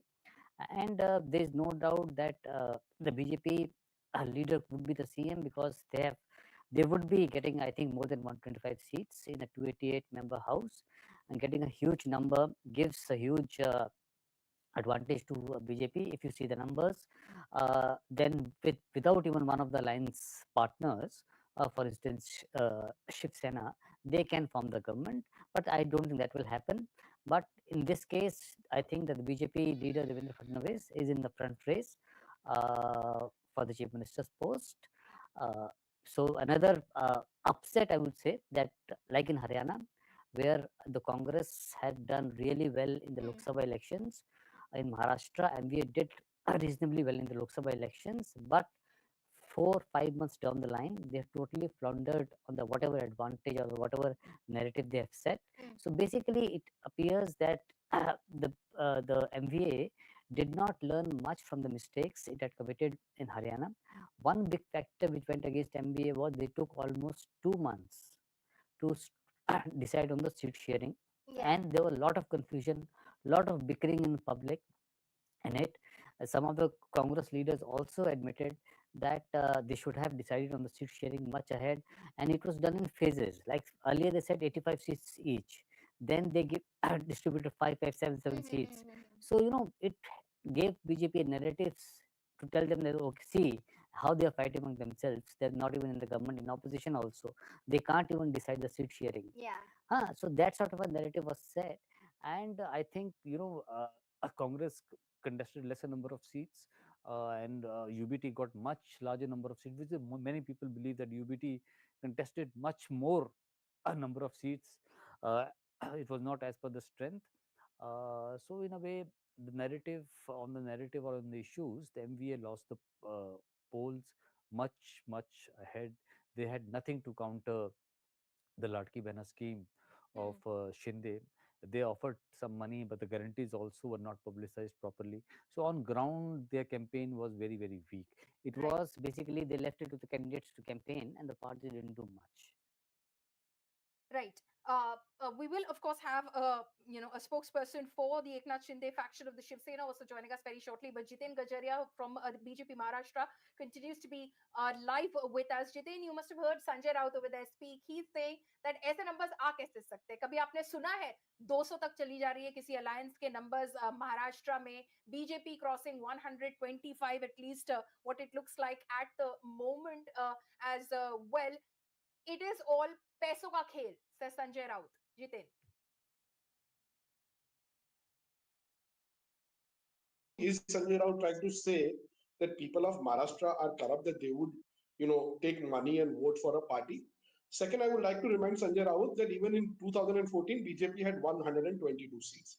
Okay, so BJP has done that earlier, and BJP has done that again. 2.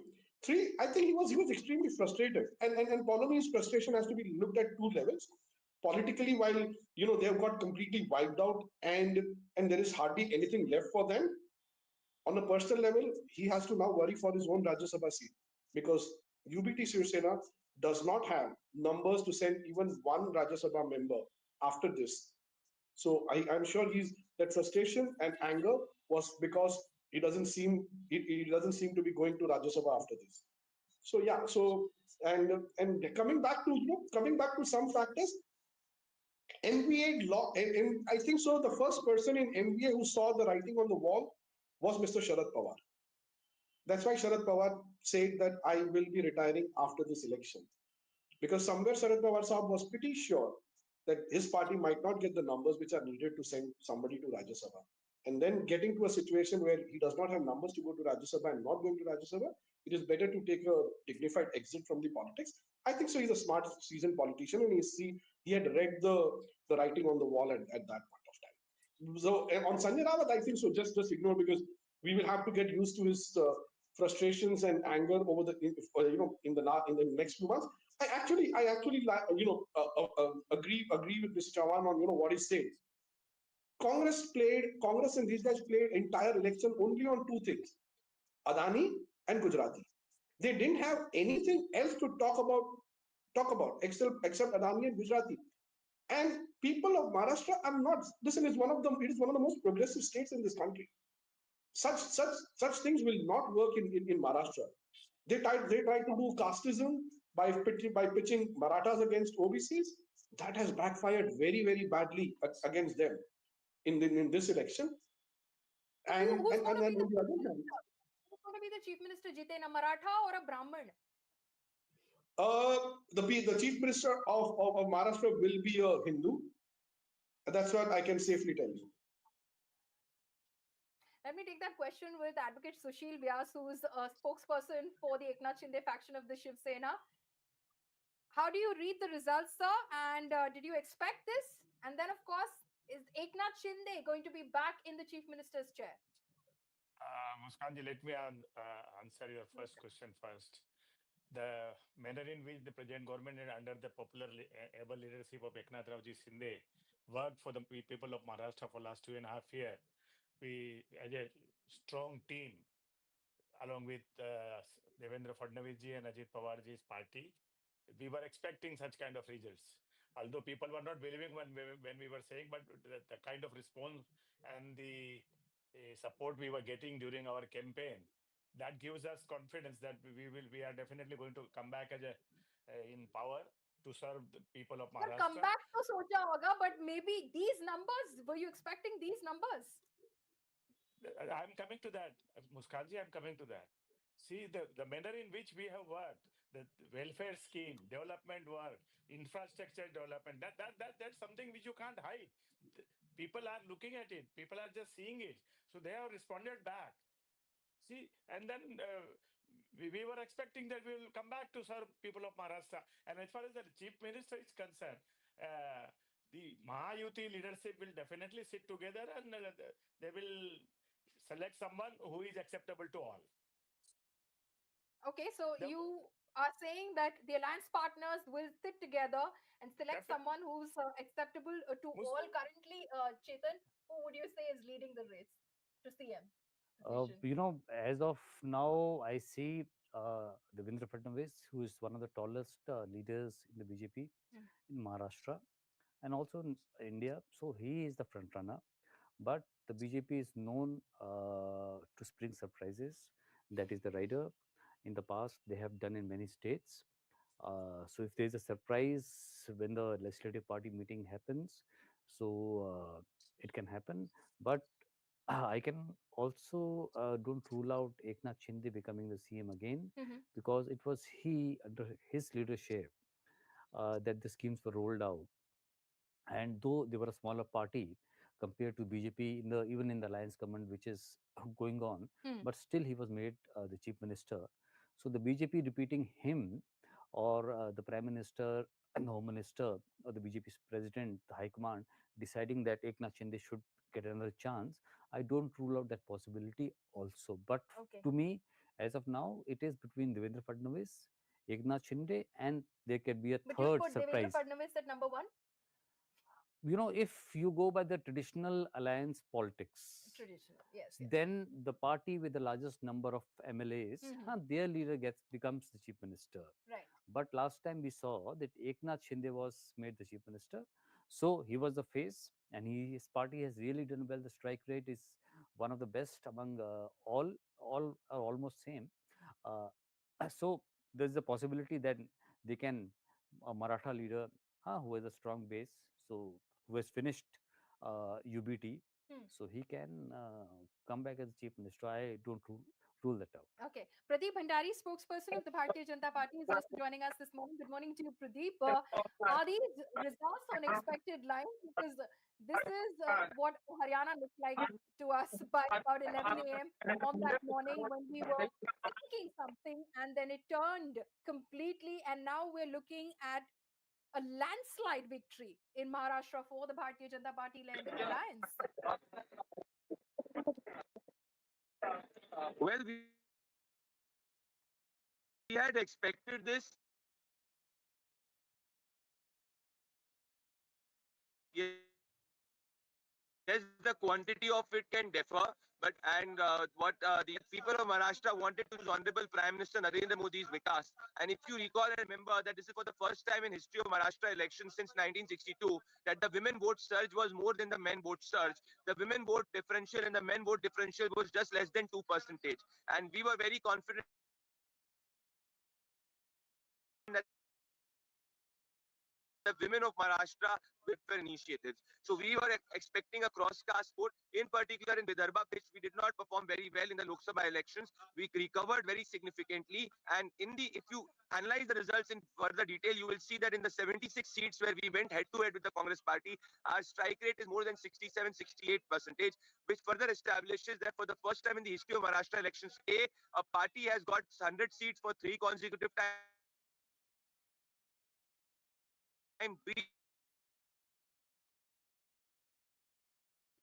Okay, Pradeep, we seem to be having some trouble with your network.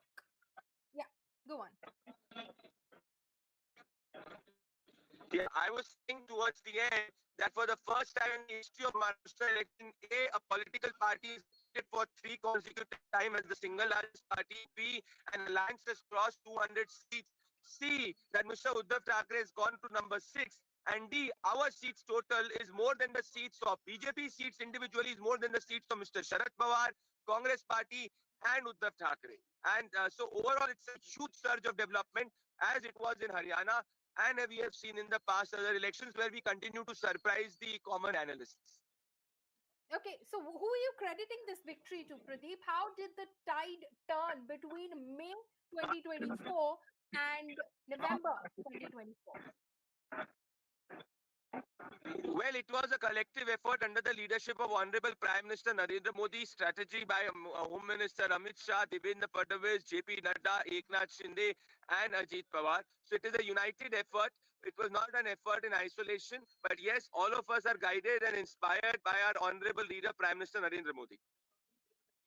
Do you think it will be easy taking this alliance forward as a unit, as a cohesive unit? Because Ajit Pawar, on various occasions, has questioned several decisions. It will be a very, very smooth ride. Nawab Malik, for instance, when the BJP clearly said ideologically we cannot support this candidate. Well, this is a more for ideology. Those who had surrendered their ideology, which is Mr. Uddhav Thackeray, they are now at 6, which has never happened with Mr. Uddhav Thackeray. So this is a vote for ideology and not just sail through. We will comfortably sail through with more than 200 seats. This is as good as it can get.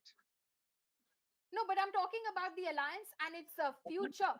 Ajit Pawar, I cited simply because on various occasions he has voiced his concerns about certain positions, certain decisions, be it the Ladki Bahin Yojana and its, how fiscally sound it is, or for the fact that, he was not on board with the Batenge to Patenge narrative of the BJP, which was coined by Yogi Adityanath. So on various occasions, he has been someone who has voiced his concerns very vocally, publicly against the unit. Well, as Honorable Home Minister said in the press conference, we will never give Mr. Sharad Pawar an attempt to form the government. The mandate is for us and it is a mandate against Mr. Pawar, Mr. Uddhav Thackeray, and Rahul Gandhi. So, irrespective of anything, any statements, it is a very comfortable ride for Mahayuti in the years to come. Pradeep, who will be the chief minister? Is BJP going to throw its hat in the ring now that it has a decisive number, which is clearly emerging as the single largest party in the Legislative Assembly of Maharashtra? Will the BJP say, "Ab to mauka hamara hona chahiye"? As said by Honorable Home Minister in the in a joint press conference, which was endorsed by Eknath Shinde ji, Devendra Fadnavis ji, and Ajit Pawar ji, all of us will sit together, and the NDA will have a chief minister. Be assured, when Hindustan Times takes the interview of the chief minister, it is an NDA chief minister, irrespective of any political party. Of course, of course. We will be doing that. Final question before I let you go. The Jarange Patil factor, you may have dented it in Marathwada. Clearly, at least the numbers are indicating that we'll get a closer sense of the data when it is in. But it is a headache which, if I may, is not going away anytime soon, because he is very clearly very to the ruling government, the solution that was offered by Eknath Shinde, voicing his discontent with Devendra Fadnavis specifically as an individual. How are you going to tackle that? Well, everybody has a right of freedom of expression in democracy. They can express their discontent and difference. But let me tell you what the people of Maharashtra today have voted for. They voted for an extremely stable government. They voted for welfare. They voted for development. They want Maharashtra to be a $1 trillion economy. So yes, Mr. Jarange Patil, we are cognizant.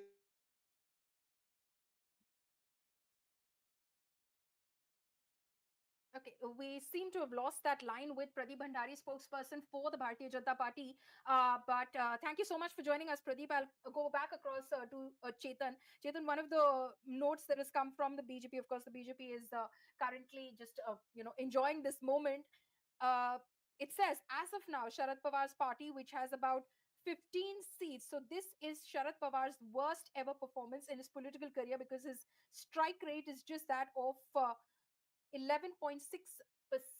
Worst ever political performance of the stalwart Maharashtra politician. No, I think we should not see the one individual party. If you see the strike rate of all the three parties, it is similar. It is very, very low.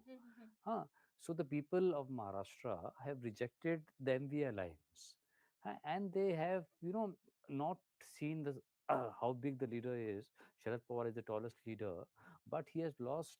His party candidates have lost from the seats where the party had never lost. So it appears that there was a underlying wave against the MVA, which Sharad Pawar read some time ago. His statements in media were an indication that the party, the MVA, may not do well. But in politics, I should say that end of the road for any political party is difficult. After this, there will be realignment in the opposition, some sort of realignment in the opposition. And what can happen after 5 years or 4 years, nobody knows, because there have been several instances where the party have almost been wiped out electorally, but 5 years down the line, they've again emerged as a kingmaker. JDS is one of the examples in Karnataka. It was almost finished, it appeared in Lok Sabha, but now they're in alliance, and they're again on the revival path. Right. But as far as, Sharad Pawar and his political career, I mean, he did say that he'd retire after this. How would you sum that up? Now a lot will depend on the family, the entire family, the possibility of the family getting divided between Ajit Pawar, who is now a stronger NCP leader as compared to Sharad Pawar's daughter Supriya Sule, though she won her Lok Sabha from Baramati. But I think the Baramati voters have very intelligently decided Supriya Sule for Lok Sabha and Ajit Pawar for Assembly. But a lot will depend on Supriya Sule now, because she will have to helm the party together. And the party has very senior leaders across the state. So a lot will depend on Supriya Sule, but she has guidance of Sharad Pawar. Even if he's not there in active politics, I think that he will continue to be navigating the party through these turbulent times for NCP Sharad Pawar. And but it is difficult time for saying that the worst, I think, is for UBT. UBT, okay. NCP can revive, The Congress can do better, but for UBT, it is a clear shift that their voter has shifted to Eknath Shinde and the BJP, which ideologically is their partners. NCP and Congress for a Shiv Sainik is not their ideological alliance partners. They fought against them for years. So how they will vote for them for a Congress candidate, it is very difficult. So it also appears that in many places the vote transfer in the Mahayuti was very smooth. Smooth, yeah. And in which case was an of area of concern in the Lok Sabha elections. yeah, in case of MVA, Yeah. it didn't happen. Especially the Shiv Sena vote did not go to the MVA candidates, because if you see, this is a bipolar election, mostly a bipolar election. If you see the voting percentages, the BJP has 53-54%, which is huge number, but the MVA vote share has not dipped dramatically. So they have their votes, but that edge of 4 or 5% or 6% votes that they needed from the Shiv Sainiks, that I think did not come to the MVA candidates, and that made a huge difference. Because in the bipolar contest, even 1 percentage point difference of vote share can have a huge impact. Like in case of Haryana, Right. it was only 2 percentage points, and you see the difference in number of seats. So in case of Jharkhand also, like in Jharkhand, a similar election, quite similar to Maharashtra in a way. Jharkhand, just before elections, Hemant Soren started this Maiya Saman scheme in which Yes, direct transfer was of given course. to women, similar like Maharashtra. And if you see, of 81 seats in Jharkhand, in 68 seats, women voters turnout was higher than men, and most of these seats has gone to the India bloc. So the women voters is, and the welfare scheme, the direct money to the bank accounts of the people is the narrative of this assembly elections. I think after Lok Sabha, then if you see the trend, the people, the government which has been able to deliver on infrastructure, giving money directly into the bank account of people, very less corruption and governance, those parties are doing well. Okay, we'll come back to the Jharkhand question. Jiten Gajaria, if he's still with us, I'd like to take a question with him as well, as far as the BJP is concerned, because a lot of churning is going to happen within Maharashtra politics. Yes, Jiten is with us right now. Jiten and Sunil Vyas is also with us very quickly. If I'm just throwing scenarios out there right now, because as Chetan was pointing out, this is going to be the biggest blow as far as the blows are to go. The biggest blow has been dealt to UBT Shiv Sena in this election. If Uddhav Thackeray wants to come back into the NDA fold, will the doors be open for him? Well, in politics, you never write off anything, but then, the kind of statement which Uddhav Thackeray and his party has made in the last 5 years after 2019, the way he just kicked his father's legacy, the way he treated Hindutva. Follow me, do you know that in Maharashtra, in the last 3 days, the biggest narrative on the ground was that he actually betrayed the entire Hindu community by apparently going and saying certain things at Malegaon to the Muslim community, and that was pretty big on the ground. I don't think that is true, right, Jiten? I think No, many no, I'm just fact-checked coming that there. and No, said I'm just well, whether it was true or not, that's a later story. But the fact that people believed it means that his credibility is at the lowest.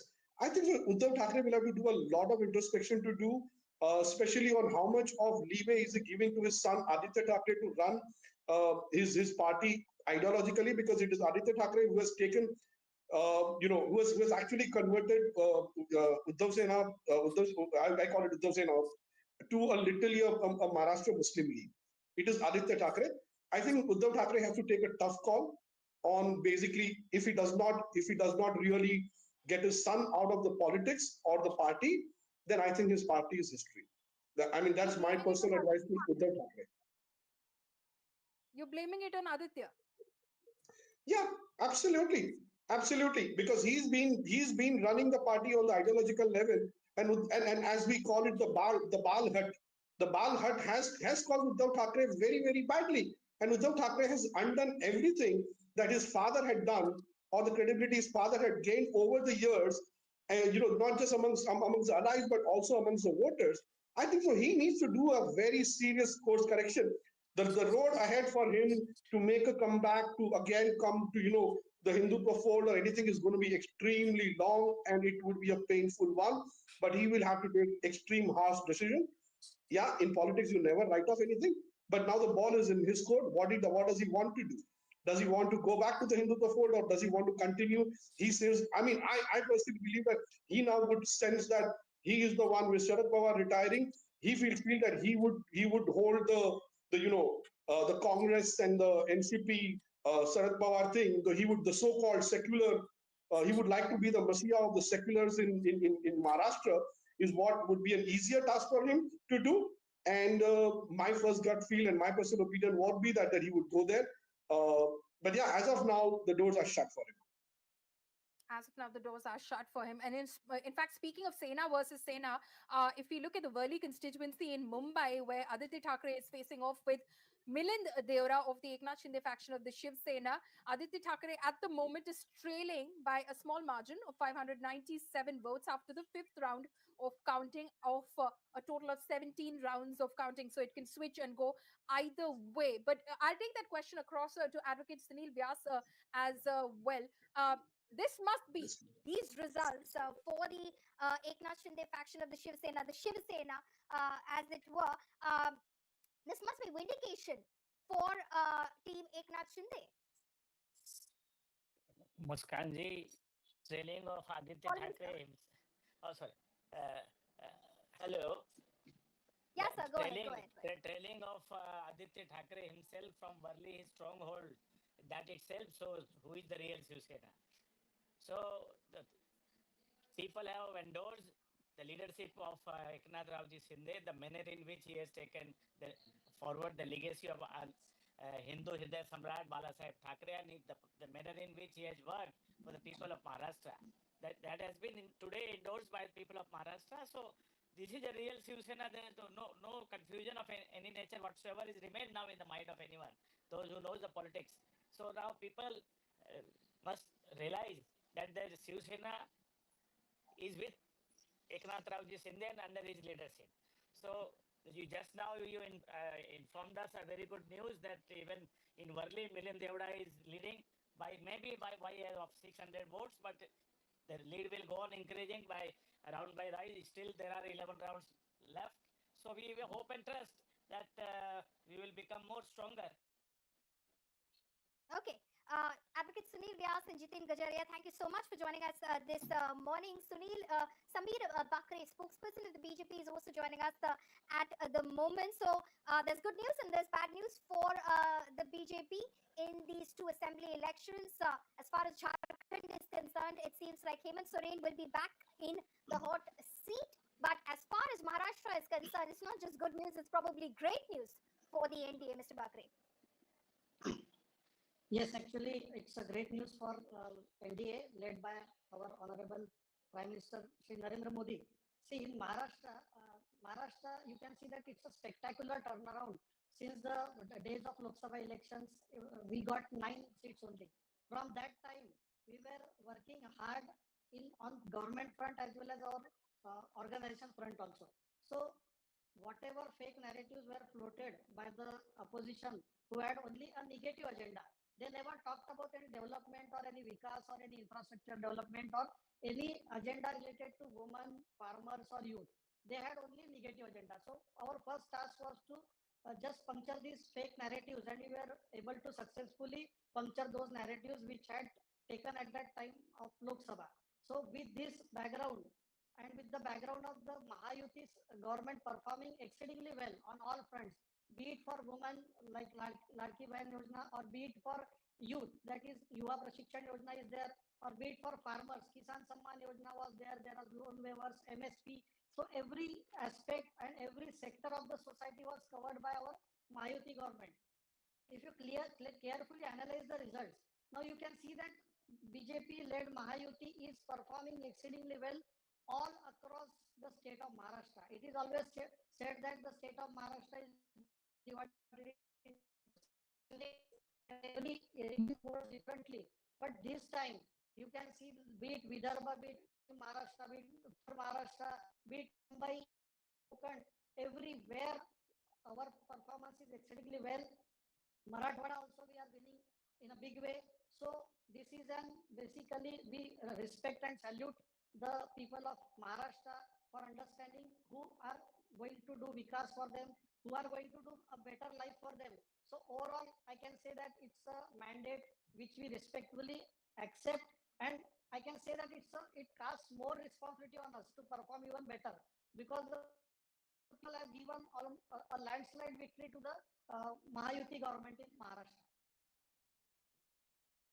Right, Mr. Bakri, stay on with us. Chetan, what does this say about the future of election campaigns? Because it now appears to be it's the same sort of campaign strategy which is being used by political parties, be it in Maharashtra and the Ladki Bahin Yojana or the Maya Samman scheme in Jharkhand. Women voters, direct cash transfers.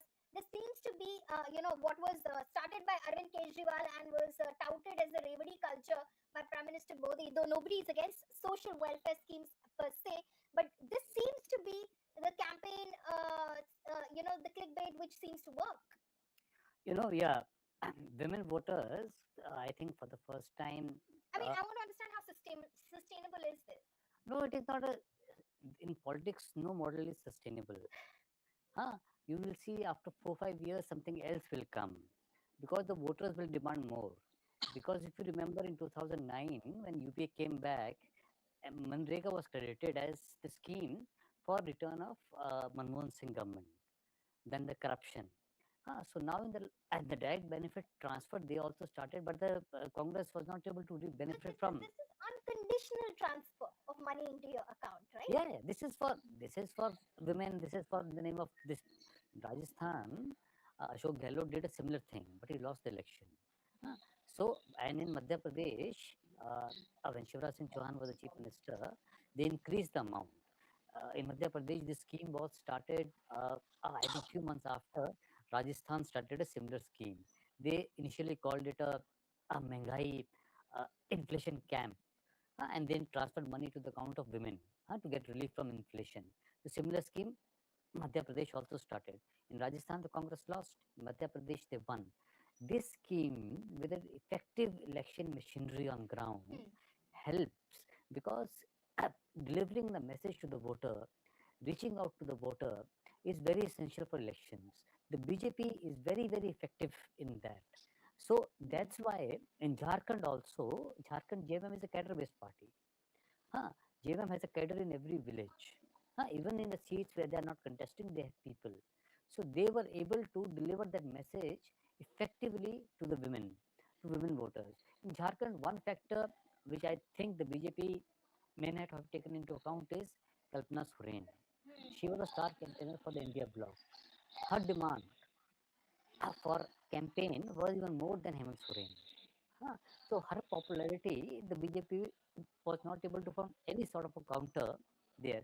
Even though the BJP tried to match the Maya Samman scheme money, but JMM, I think, because of the tribal vote bank, the Muslim votes, was able to ride over the BJP-led alliance. Soren is still trailing. Do you think this will turn? This will turn. In Gande, this will turn. She is contesting from a general seat. She's not contesting from a reserved seat. So it will, I think it will turn. Okay. Yeah, but JMM has done not well only in the tribal seats, even in the general seats. But it is, I don't think that if you say that Congress has also done well, RJD has also done well. The alliance vote transfer has been very smooth in Jharkhand, which did not happen in Maharashtra. Whereas for the BJP, one factor which did not help them is also they gave 10 seats to all Jharkhand Student Union Party. Then came Jairam Mahato. And Jairam Mahato came. If you see the seats, initial trends I saw, in at least 20-25 seats, Jairam Mahato's candidates have got more votes than the difference between the lead and the second lead. So his factor has dented BJP more than JMM. JMM also has a sizable Kurmi Mahato vote bank, but ASU was a party which was considered the party of Kurmis Mahatos. And the BJP had thought that they will bring the Kurmi Mahato votes to BJP. Where ASU was not contesting, I think the Kurmi Mahato votes transfer to BJP has not happened. Those votes have gone to Jairam, and JMM has been able to retain some of its Mahato votes. JMM is considered a tribal party, but its founders were Mahatos and tribals both. Right. So, Right. so Yeah. the big narrative I think for this election, from assembly elections in the last few months, is that if you transfer money directly to people, it has a huge impact. And the timing of the transfer is also very, very essential. In case of Maharashtra, it happened just before polling. In case of Jharkhand also, it happened just before, But few the days X before factor, as polling. you said, it's about the implementation and the execution of it on the It ground has to as be well. smooth. You have to give money to all. Yeah, you have to give money to all. You have to go and tell everyone. You have to speak to everyone. Have you received the money? Have you received the money? You have to tell people you have benefits and the governance. If the governance is smooth, there is less corruption in Haryana. What was one of the biggest factors in elections, apart from the money, was that the people felt that for the first time they were getting government jobs without any corruption. So if that thing can happen, if you can deliver government schemes or government programs, recruitment without any corruption, so the people will vote for you. People want cleaner this thing. They don't. I don't think that they matter whether how much corruption the individual leader is doing for himself. It doesn't matter.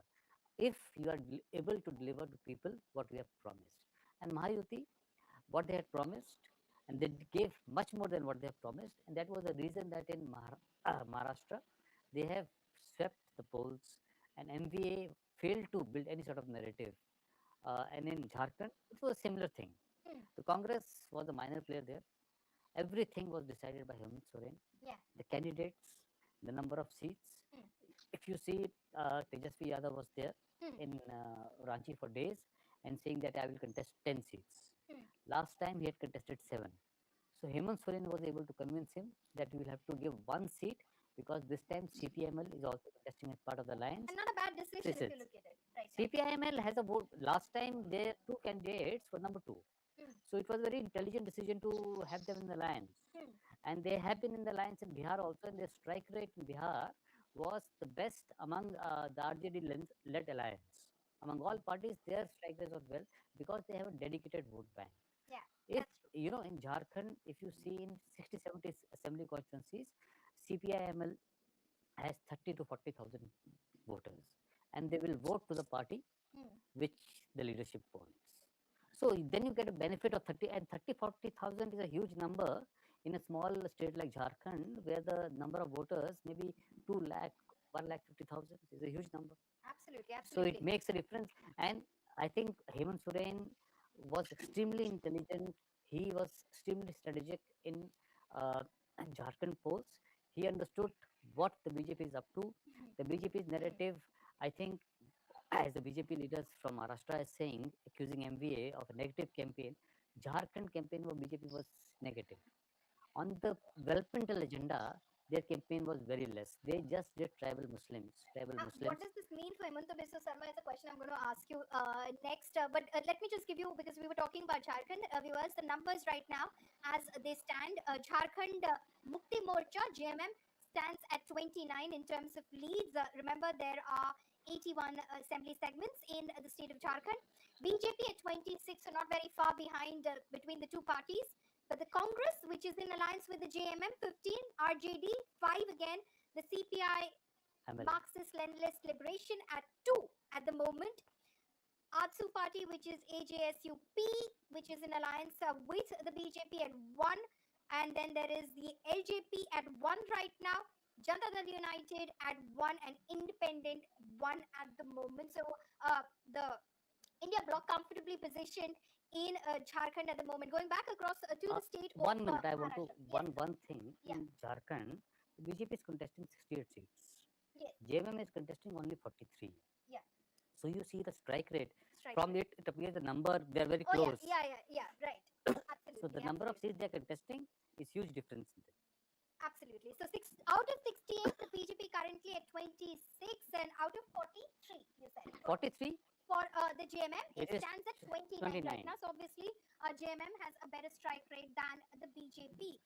Going back across to the state of Maharashtra, Samir Bakre, spokesperson of the BJP, continues to be with us. While, of course, you clearly, if the results are to hold, if the trends are to hold, Mr. Bakre, it would seem 200 At my last calculation, when I totaled up the numbers, 220 for the Mahayuti. It clearly looks you have, worked your charm in Western Maharashtra, in Vidarbh, in Marathwada, in Khandesh, all across regions. Konkan we talked about as well. So it has worked, but there will remain the issues, because while there is all very well with the direct cash transfer, the issues of agrarian distress, rural distress in Vidarbh, in Marathwada, talking about soybean prices, talking about cotton prices, talking about, of course, the Congress made the promise of MSP on, of 2,000 rupees per quintal on soybean, but that didn't work. But these are issues, Mr. Bakre, that will continue to remain, and the likes of many, agrarian leaders over there will continue to bring this up, and that will continue to be a focus area for the Mahayuti. I agree with you. There are a lot of issues to be still addressed for the people of Maharashtra. But let me first say that whatever you are saying, that cash, direct benefit cash transfer is the only reason a government gets re-elected or elected. I will like to differ very respectfully with you, with the contention that the person, people also see which party is making the promise, whether they have a credible past. Like you say, from 2014, BJP has never gone back on any promise which they have promised to the people of India or people of any particular state. In contrast, you see in Karnataka or you see in Himachal, Congress has promised so much to the people, and now they are not able to deliver their guarantees, or they are increasing the taxes on other fronts. So first thing, that BJP, whenever it makes a promise, it makes with lot of homework, and BJP has a credibility in the eyes of the people that yes, this party will deliver.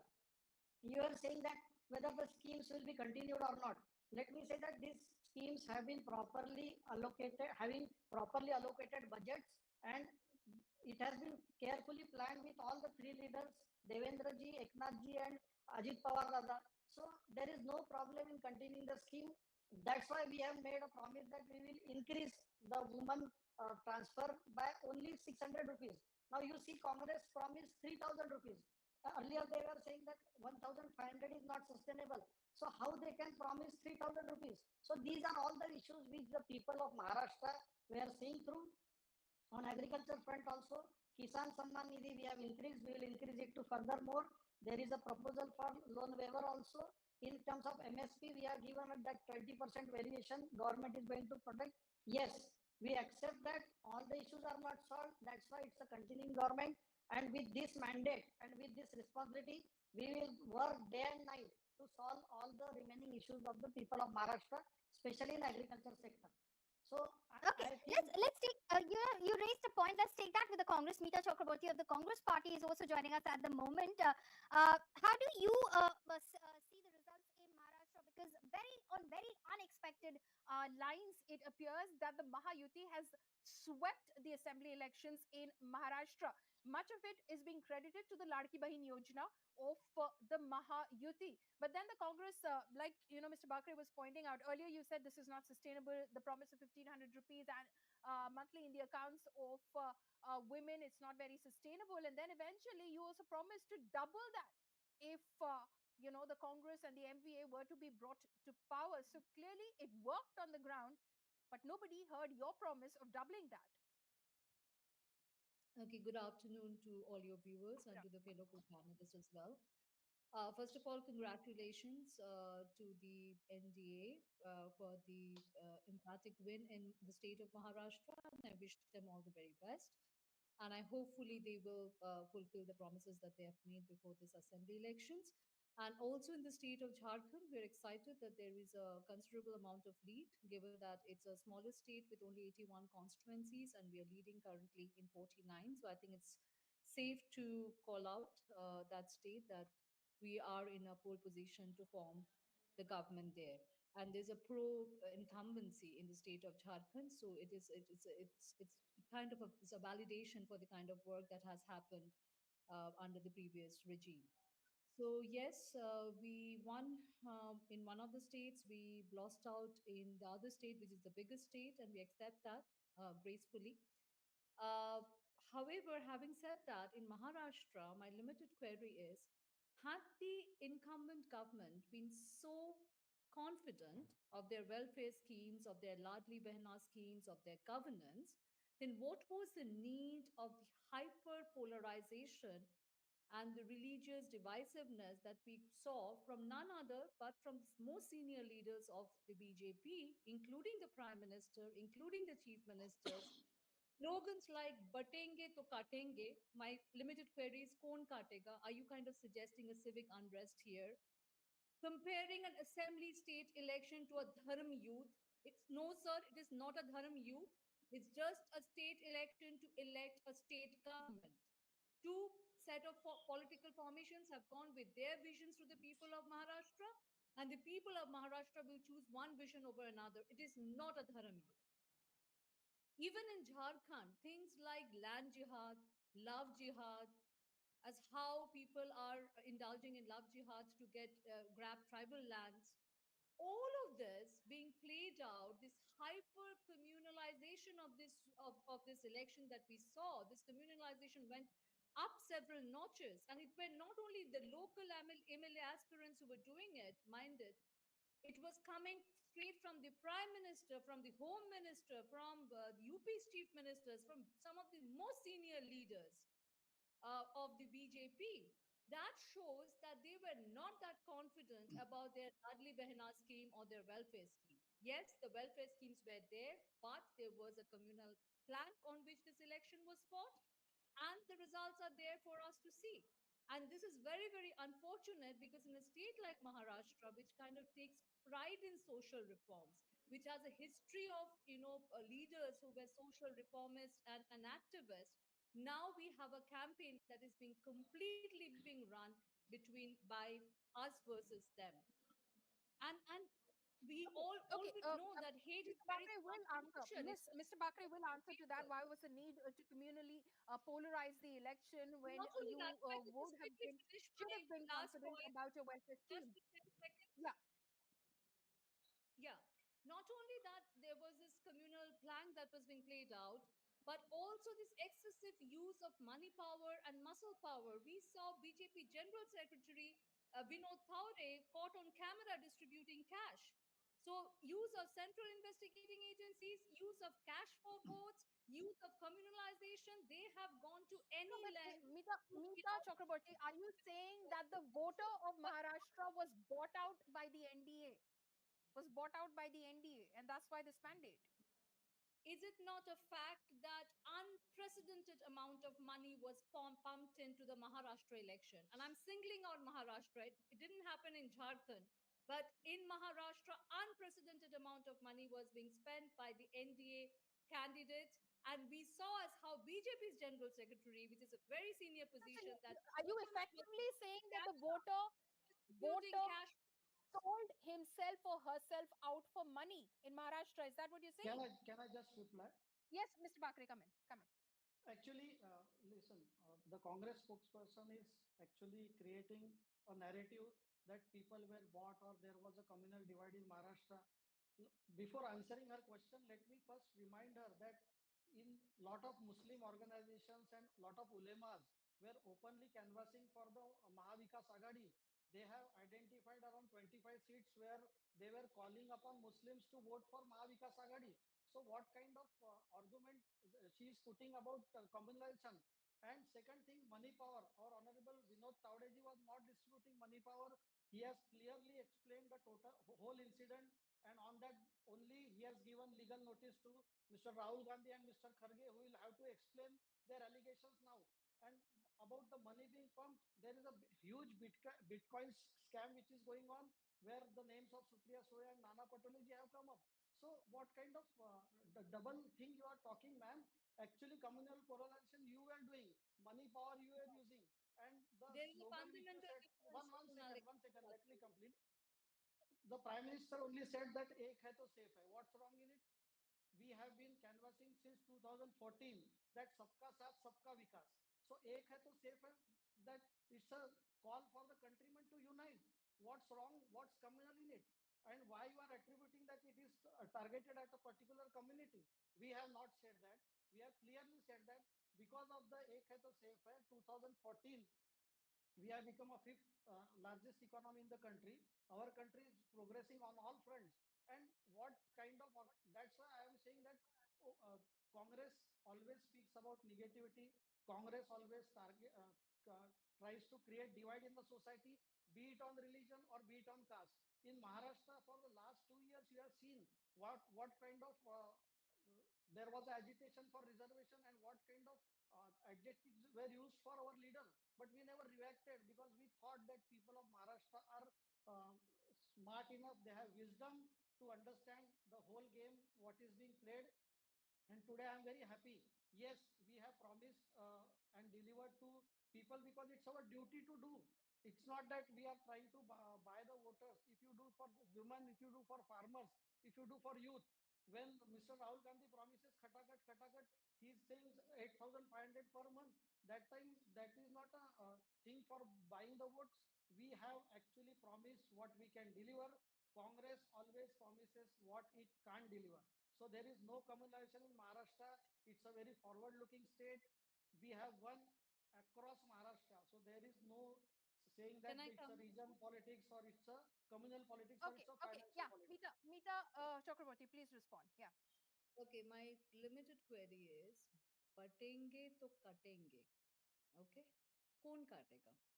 You know, one community saying that we want to support one particular MLA candidate from our constituency, that's fine. Even if a bunch of people come and say that, you know, we want to support BJP, there's nothing wrong in it. In election campaigning, when you're interacting, please No, let but me can you finish. say that on religion Please let me basis there finish. were Please, I did not interrupt you. Now you have to issues let for me the finish my point. Stop fatwas were interrupting me. given Otherwise, I'll interrupt you fatwas every were time given. you start speaking. Mr. No Bakri, one Mr. will Bakri, just hold on let for a few moments. Yes, please go Okay. on. So whenever a community or a group of people supporting a candidate, supporting a political party, political formation is absolutely acceptable. What is not acceptable is when you use words related to violence.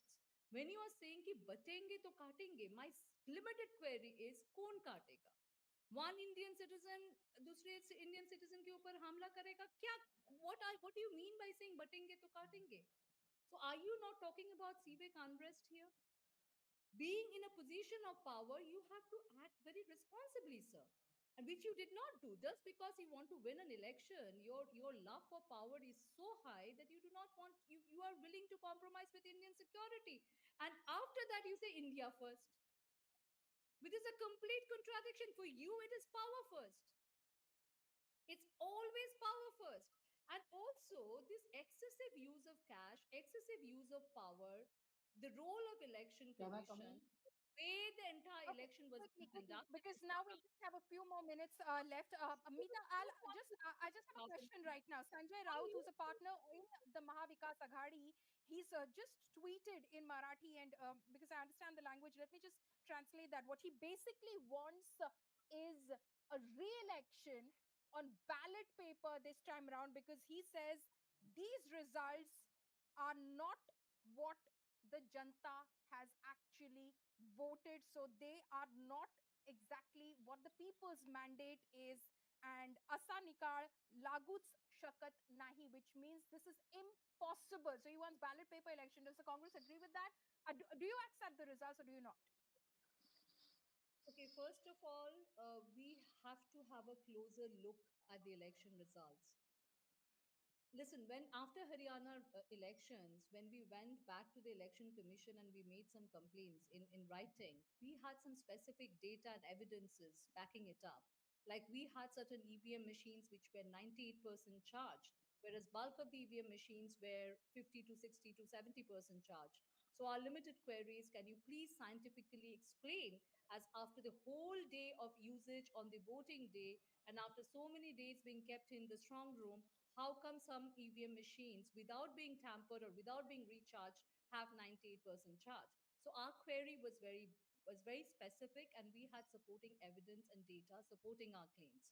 So here, without looking into the data, without looking into specific instances, I don't think I'm in a position to say that whether we think Okay, this election okay. have been rigged or not. Having said that, right now we always have shown grace in defeat. It's not that we haven't. and we always accept the results. The results are to be accepted. Okay, so the Congress is accepting the results. The Shiv Sena UBT is completely, confounded. Mr. Bakre, just because you raised your hand, I'll let you have a quick 30 seconds to wrap this up. Just short, in very short time. Yeah. Mr. Sanjay Raut says a lot of things every morning. People of Maharashtra have stopped taking him seriously. I don't know why friends from media are quoting his tweet, because his all arguments have become so nonsensical and without any basis that people of Maharashtra, even his party, from today he will not take they will not take Sanjay Raut seriously, because he was the reason for making Uddhav Thackeray misguiding him to go to Congress and other things. So people of Maharashtra, people of media should not take Sanjay Raut very seriously. He says things which he doesn't believe to be true also, and nobody takes him Okay. seriously.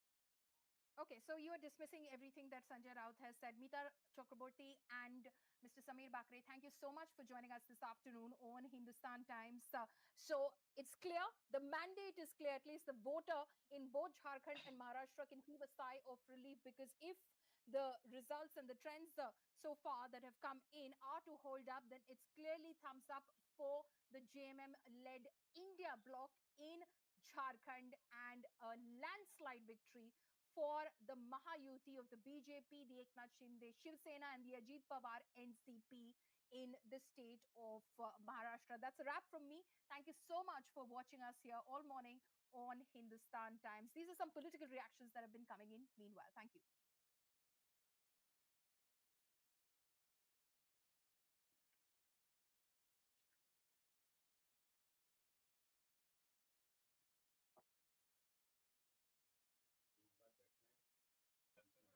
जिस तरीके से unavailable रहे, from the starting we were saying unavailable and not accessible MLA, I think he is on the verge of losing his seat. So I think people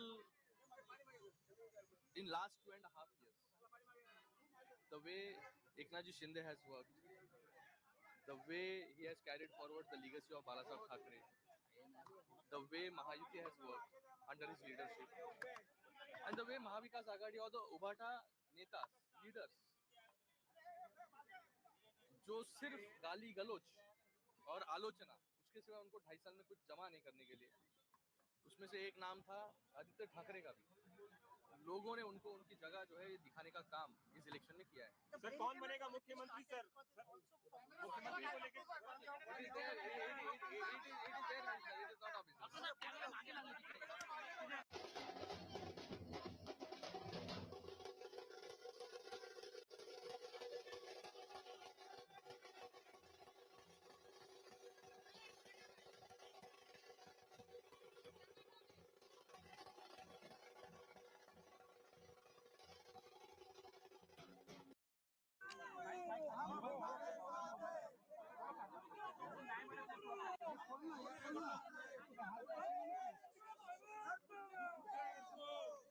sir मोठ्या प्रमाणात महायुतीच्या seats या लीडवर पाहायला मिळत आहेत, जल्लोष सुरू झालेला आहे.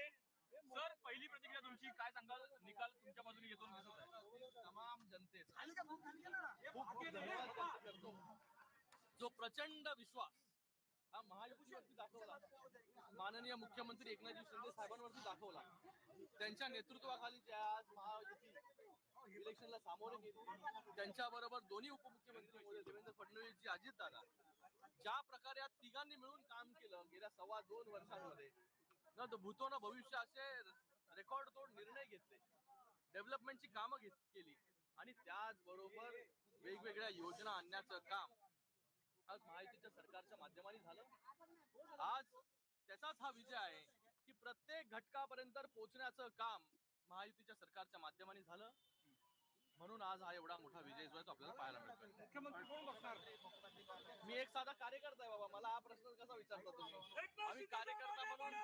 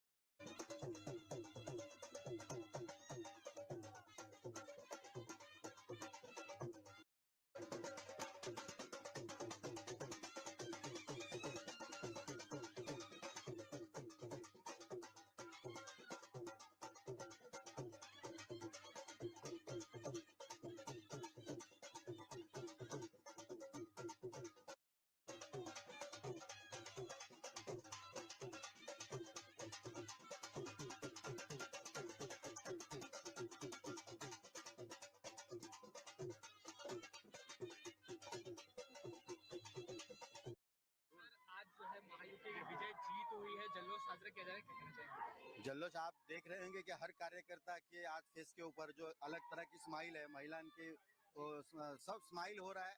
जो 15 दिन से हम लोग जो इलेक्शन के माध्यम से लोगों के दार पे जाते थे और इसका रिजल्ट और हमारे आदरणीय अजित दादा का हौसला, जो हमारे सब कार्यकर्ताओं को एक साथ रखने का और रिजल्ट अच्छा आने का जो आज दिन है, जो फैसला आया है और जो महायुति के बारे में आया है, अच्छी सीट हमारी आ गई है, रिजल्ट भी अच्छा आ रहा है और उसी माहौल के हिसाब से हम लोग त्योहार मना रहे हैं आज। अजीत दादा भी जो है बारामती में लीड कर रहे हैं, एक जो है लगातार उस सीट को लेकर चर्चाएं चल रही थी। नहीं, सीट पक्की। वो दादा ने आज इतने सालों से बारामती में, पुणे में जो काम किया है उसका ही रिजल्ट है ना। आज एक दिन में रिजल्ट चेंज होने वाला नहीं है ना, उसका रिजल्ट जो सालों से बारामती में जो काम करते हुए हमारे दादा, आप सुबह 6 बजे देखते होंगे कि बारामती में दादा घूमते रहते हैं, ये रोड का देखो, वो रोड का देखो, तो वो रिजल्ट उसको लोगों ने आज पहचाना है कि बाबा नहीं, जो काम करने वाला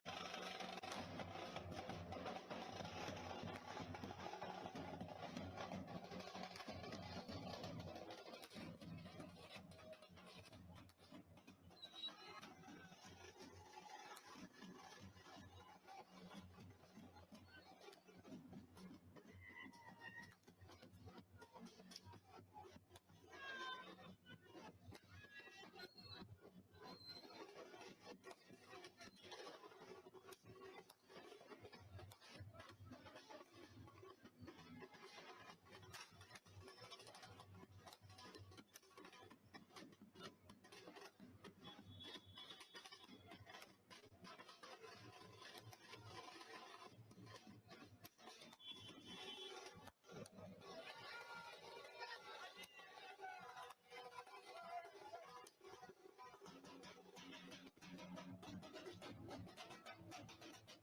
जी नैसर्गिक युती होती ती शरद पवार साहेबांनी, उद्धवजींनी 19 तोडली. त्याचा एक वेगळा राग विशेषतः माननीय बाळासाहेबांच्या मतदारांच्या मनात होता.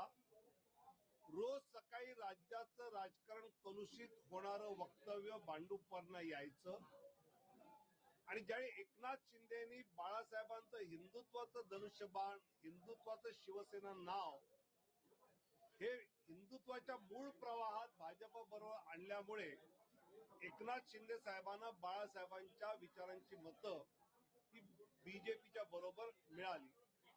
मला असं वाटतं की महाराष्ट्रातला हा विजय, बिहारमध्ये पोटनिवडणुकीत 4 पैकी 4 जागा एनडीए पुढे,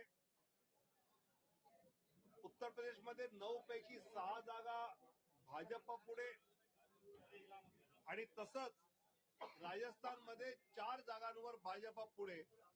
त्यामुळे देशातल्या या सगळ्या निवडणुकांमधलं चित्र हे सांगतंय की माननीय नरेंद्र मोदींच्या नेतृत्वाखालील एनडीएला जनतेने आपला विश्वास दाखवलेला आहे आणि महाराष्ट्रातला विश्वास अभूतपूर्व आहे.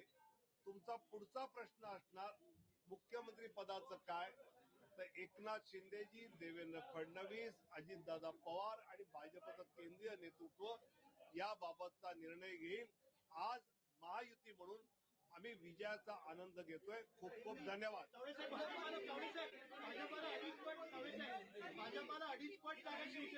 महाराष्ट्र में मतदाताओं ने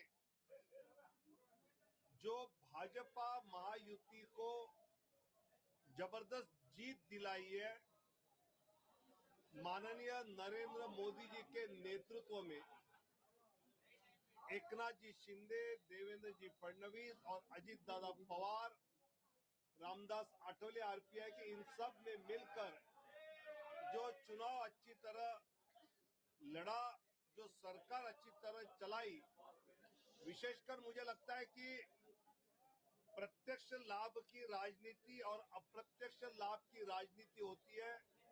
अप्रत्यक्ष लाभ की राजनीति में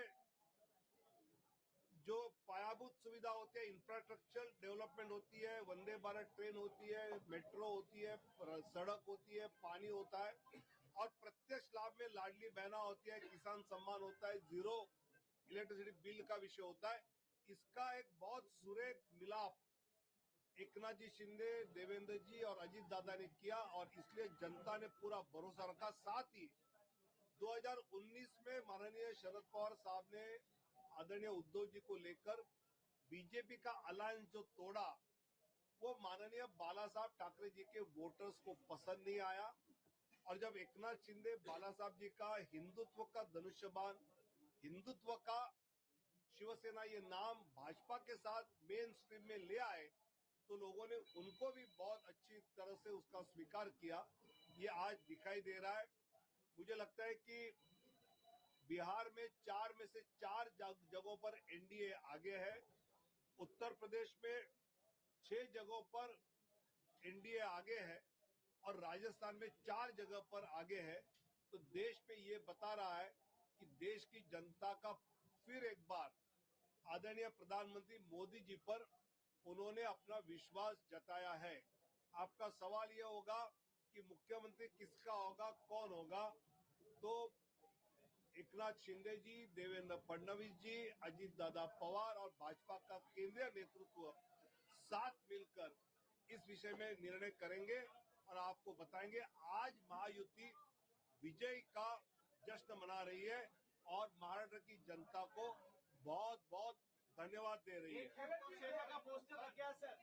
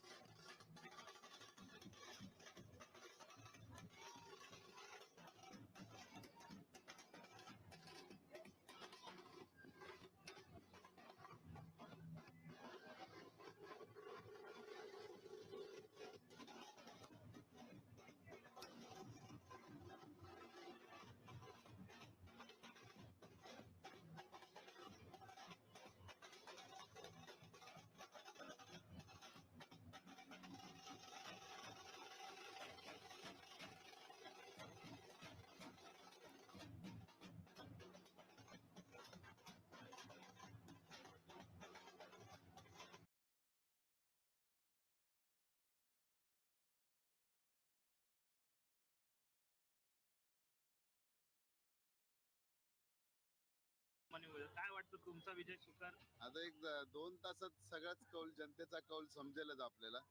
परंतु कसं आहे बघा, विजयाची खात्री असल्यामुळे मी बिंदास आहे. आजही मी बिंदास आहे, कालही होतो आणि उद्याही तसंच.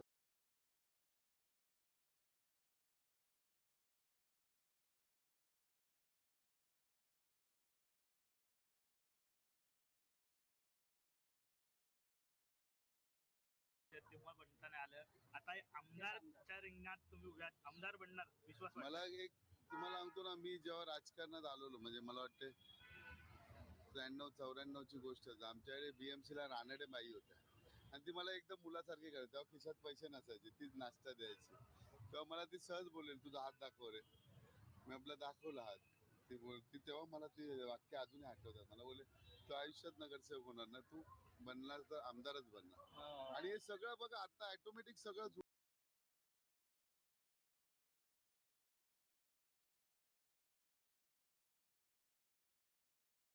घटकाने या ठिकाणी भरभरून महायुतीला मतदान केलं.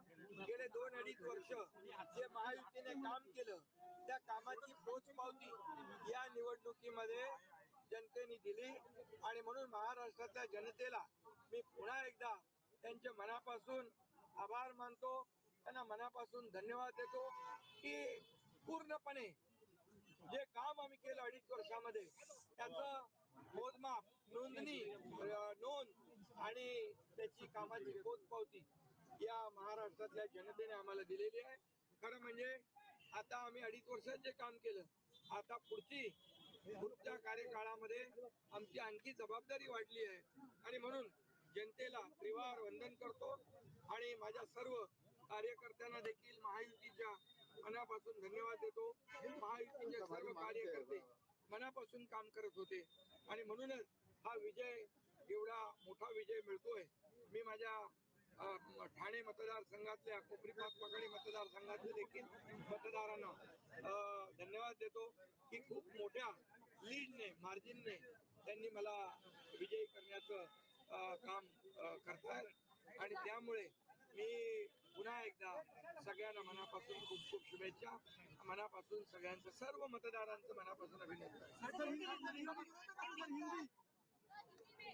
आज मैं महाराष्ट्र के तमाम मतदाताओं को बहुत बहुत धन्यवाद देता हूँ, उनका अभिनंदन करता हूँ क्योंकि ये विक्ट्री जो है ये लैंडस्लाइड विक्ट्री है.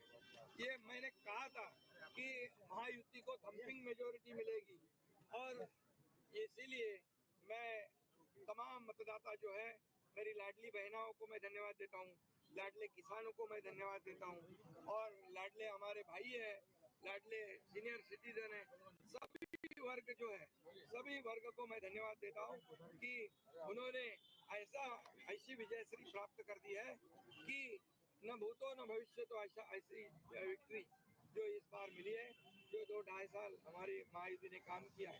ये महायुति ने जो काम किया है उसके काम के ऊपर ये जनता ने शिक्कामोर्तब किया है, काम को तवज्जो दिया है, प्राथमिकता दी है और इसीलिए महायुति को इतनी बड़ी जीत हासिल हुई है.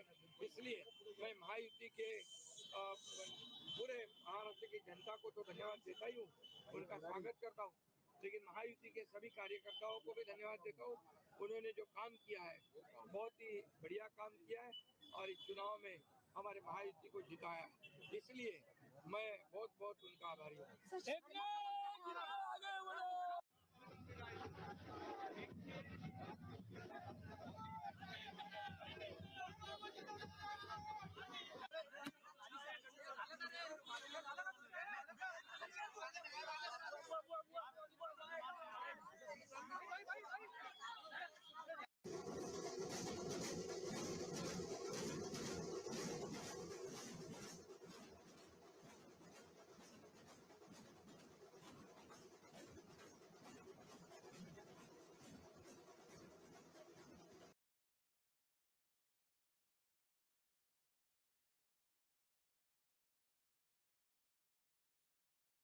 उमेदवाराचं वडील आहे त्याच्यामुळे मी काही त्याच्यावर भाष्य करणं उचित ठरत नाही. धन्यवाद. हिंदी में रहेगा। अब क्या कहेंगे आप, क्या उम्मीदें लेकर आज आए हैं? काफी कैंपेनिंग बहुत ही एग्रेसिव रही दोनों तरफ से, क्या कहेंगे? नहीं, कैंपेनिंग सब लोग तो जीतने के लिए करते हैं, तो कैंपेनिंग तो एग्रेसिव ही रहेगी, बट अच्छा हुआ कुछ माहौल बिगड़ा नहीं.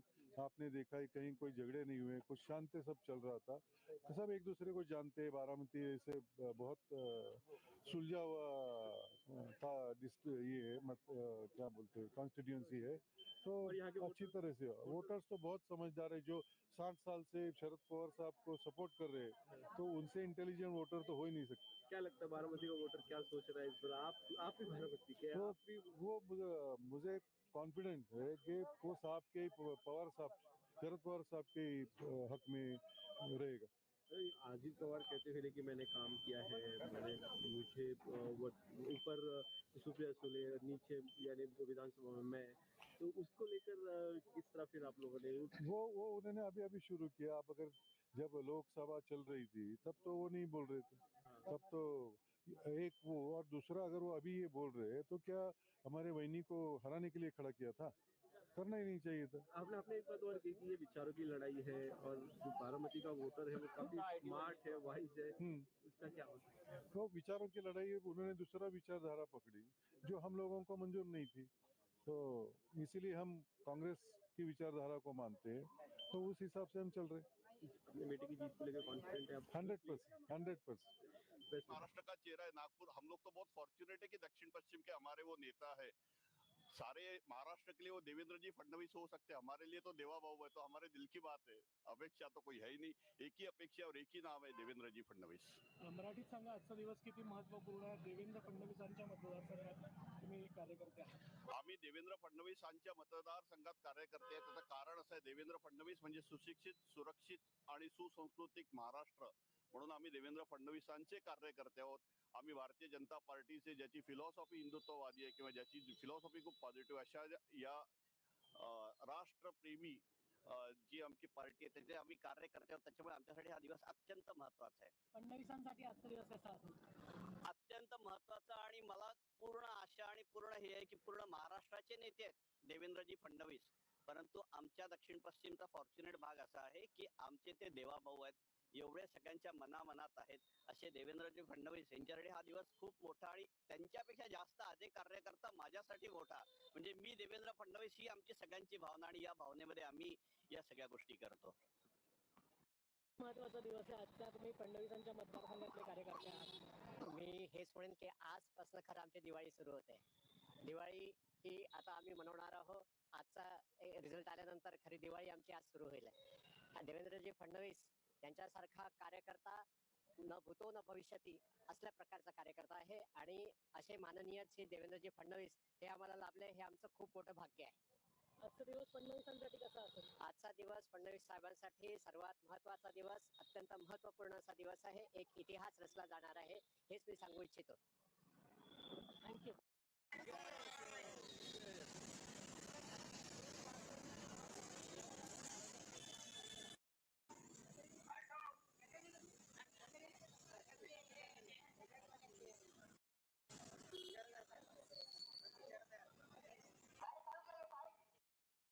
आज का दिन बहुत इम्पोर्टेंट है, इसलिए हमारे देवा भाऊ अभी मुख्यमंत्री बनने जा रहे हैं, इसलिए हमारे लिए ये आज खुशी का दिन है. बहुत जल्लोष करेंगे, वो मुख्यमंत्री बन जाएंगे तो पूरी योजनाएं और वो गवर्नमेंट बैठ जाएगा तो हमको बहुत खुशी हो जाएंगे.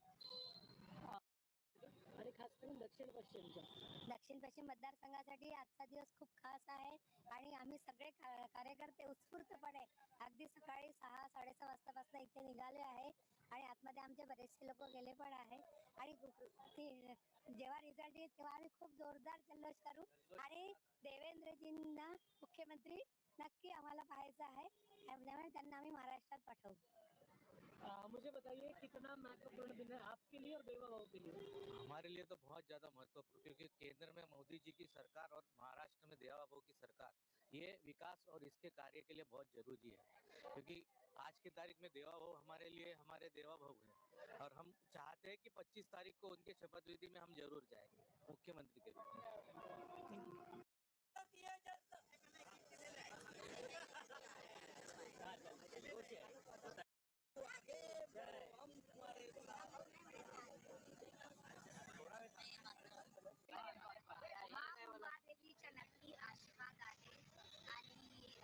पुणेकर म्हणून सिद्धिविनायक गणपती बाप्पा मोरया. मला वाटते की लोकांना परिवर्तन पाहिजे मुंबादेवीमध्ये आणि नक्कीच 15 वर्ष झाले एकच आमदार प्रगती नाही आणि लोकांना पाहिजे प्रगती.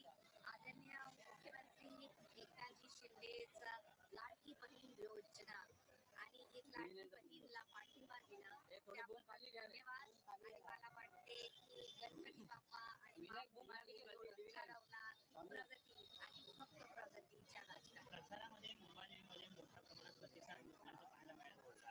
आता निकालात दिसेल का, तुम्हाला काय वाटतंय? 100% लोकांचा पाठिंबा आहे, महिलांचा पाठिंबा आहे, युवाचा पाठिंबा आहे आणि आमच्या क्षेत्रामध्ये काय क्लस्टरची डेव्हलपमेंट आहे, स्कूलची समस्या, अस्पतालची समस्या, लायब्ररीची समस्या, नक्कीच आम्हाला पाहिजे की परिवर्तन सिद्धिविनायकासमोर काय सांगण्यात गणपती बाप्पांना हेच विनंती की महाराष्ट्र एक विकसित महाराष्ट्र आणि पुढे जाऊन महायुतीच्या नेतृत्वामध्येच सरकार करेल Maharashtra.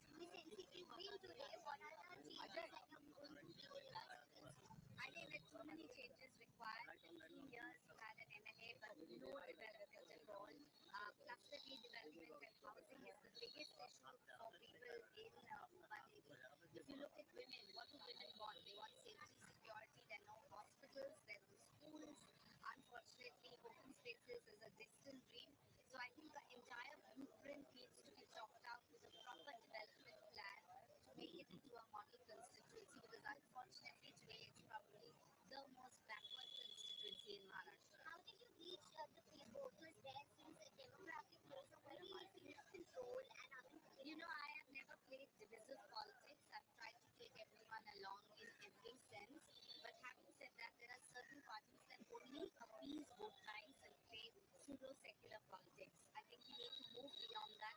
The time has come to only talk about development, and the younger generation understands that. The women have been so inspired by the Chief Minister's Life Fair Yojana and the kind of applause that women have given to the scheme, because their lives have been empowered. So in Mahadevi of 40,000 women, we have 15,000 lucky men which are Muslims. So everyone has come down and supported, and I'm sure it will be an historic victory.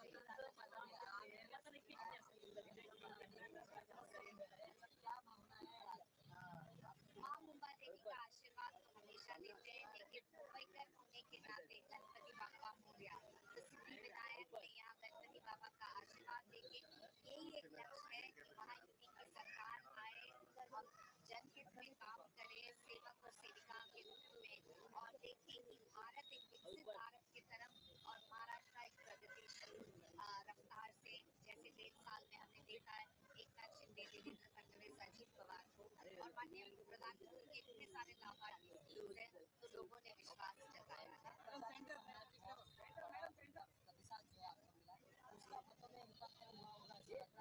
मुझे लगता है कि मत जरूर मिलेंगे. लोगों को पता है कि मैं सच्चाई के साथ काम करना चाहती हूँ, और जो काम प्रधानमंत्री और मुख्यमंत्री ने किया उसका लाभ फायदा जरूर है, लेकिन जनता जानती है कि जब 15 साल आपने एक नेता को मौका दिया जहाँ एक क्लस्टर की डेवलपमेंट नहीं, एक प्रोजेक्ट कंप्लीट नहीं, एक स्कूल नहीं, एक अस्पताल नहीं, बेसिक अमेनिटीज नहीं, अभी भी इतनी समस्या, लोग त्रस्त है पानी और बिजली को लेके, और मुंबा देवी सबसे पिछड़ा कंस्टिट्यूंसी है, तो मैं मानती हूँ लोग मुझे जरूर चुनेंगे. Do you think Lok Sabha election results might have set the tune for results on low? For people who try to set a false narrative, they will constantly go on about numbers. But as they say, that जो जीता वही Sikandar, and I'm very confident that today that seat is going to be of the Mahayuti.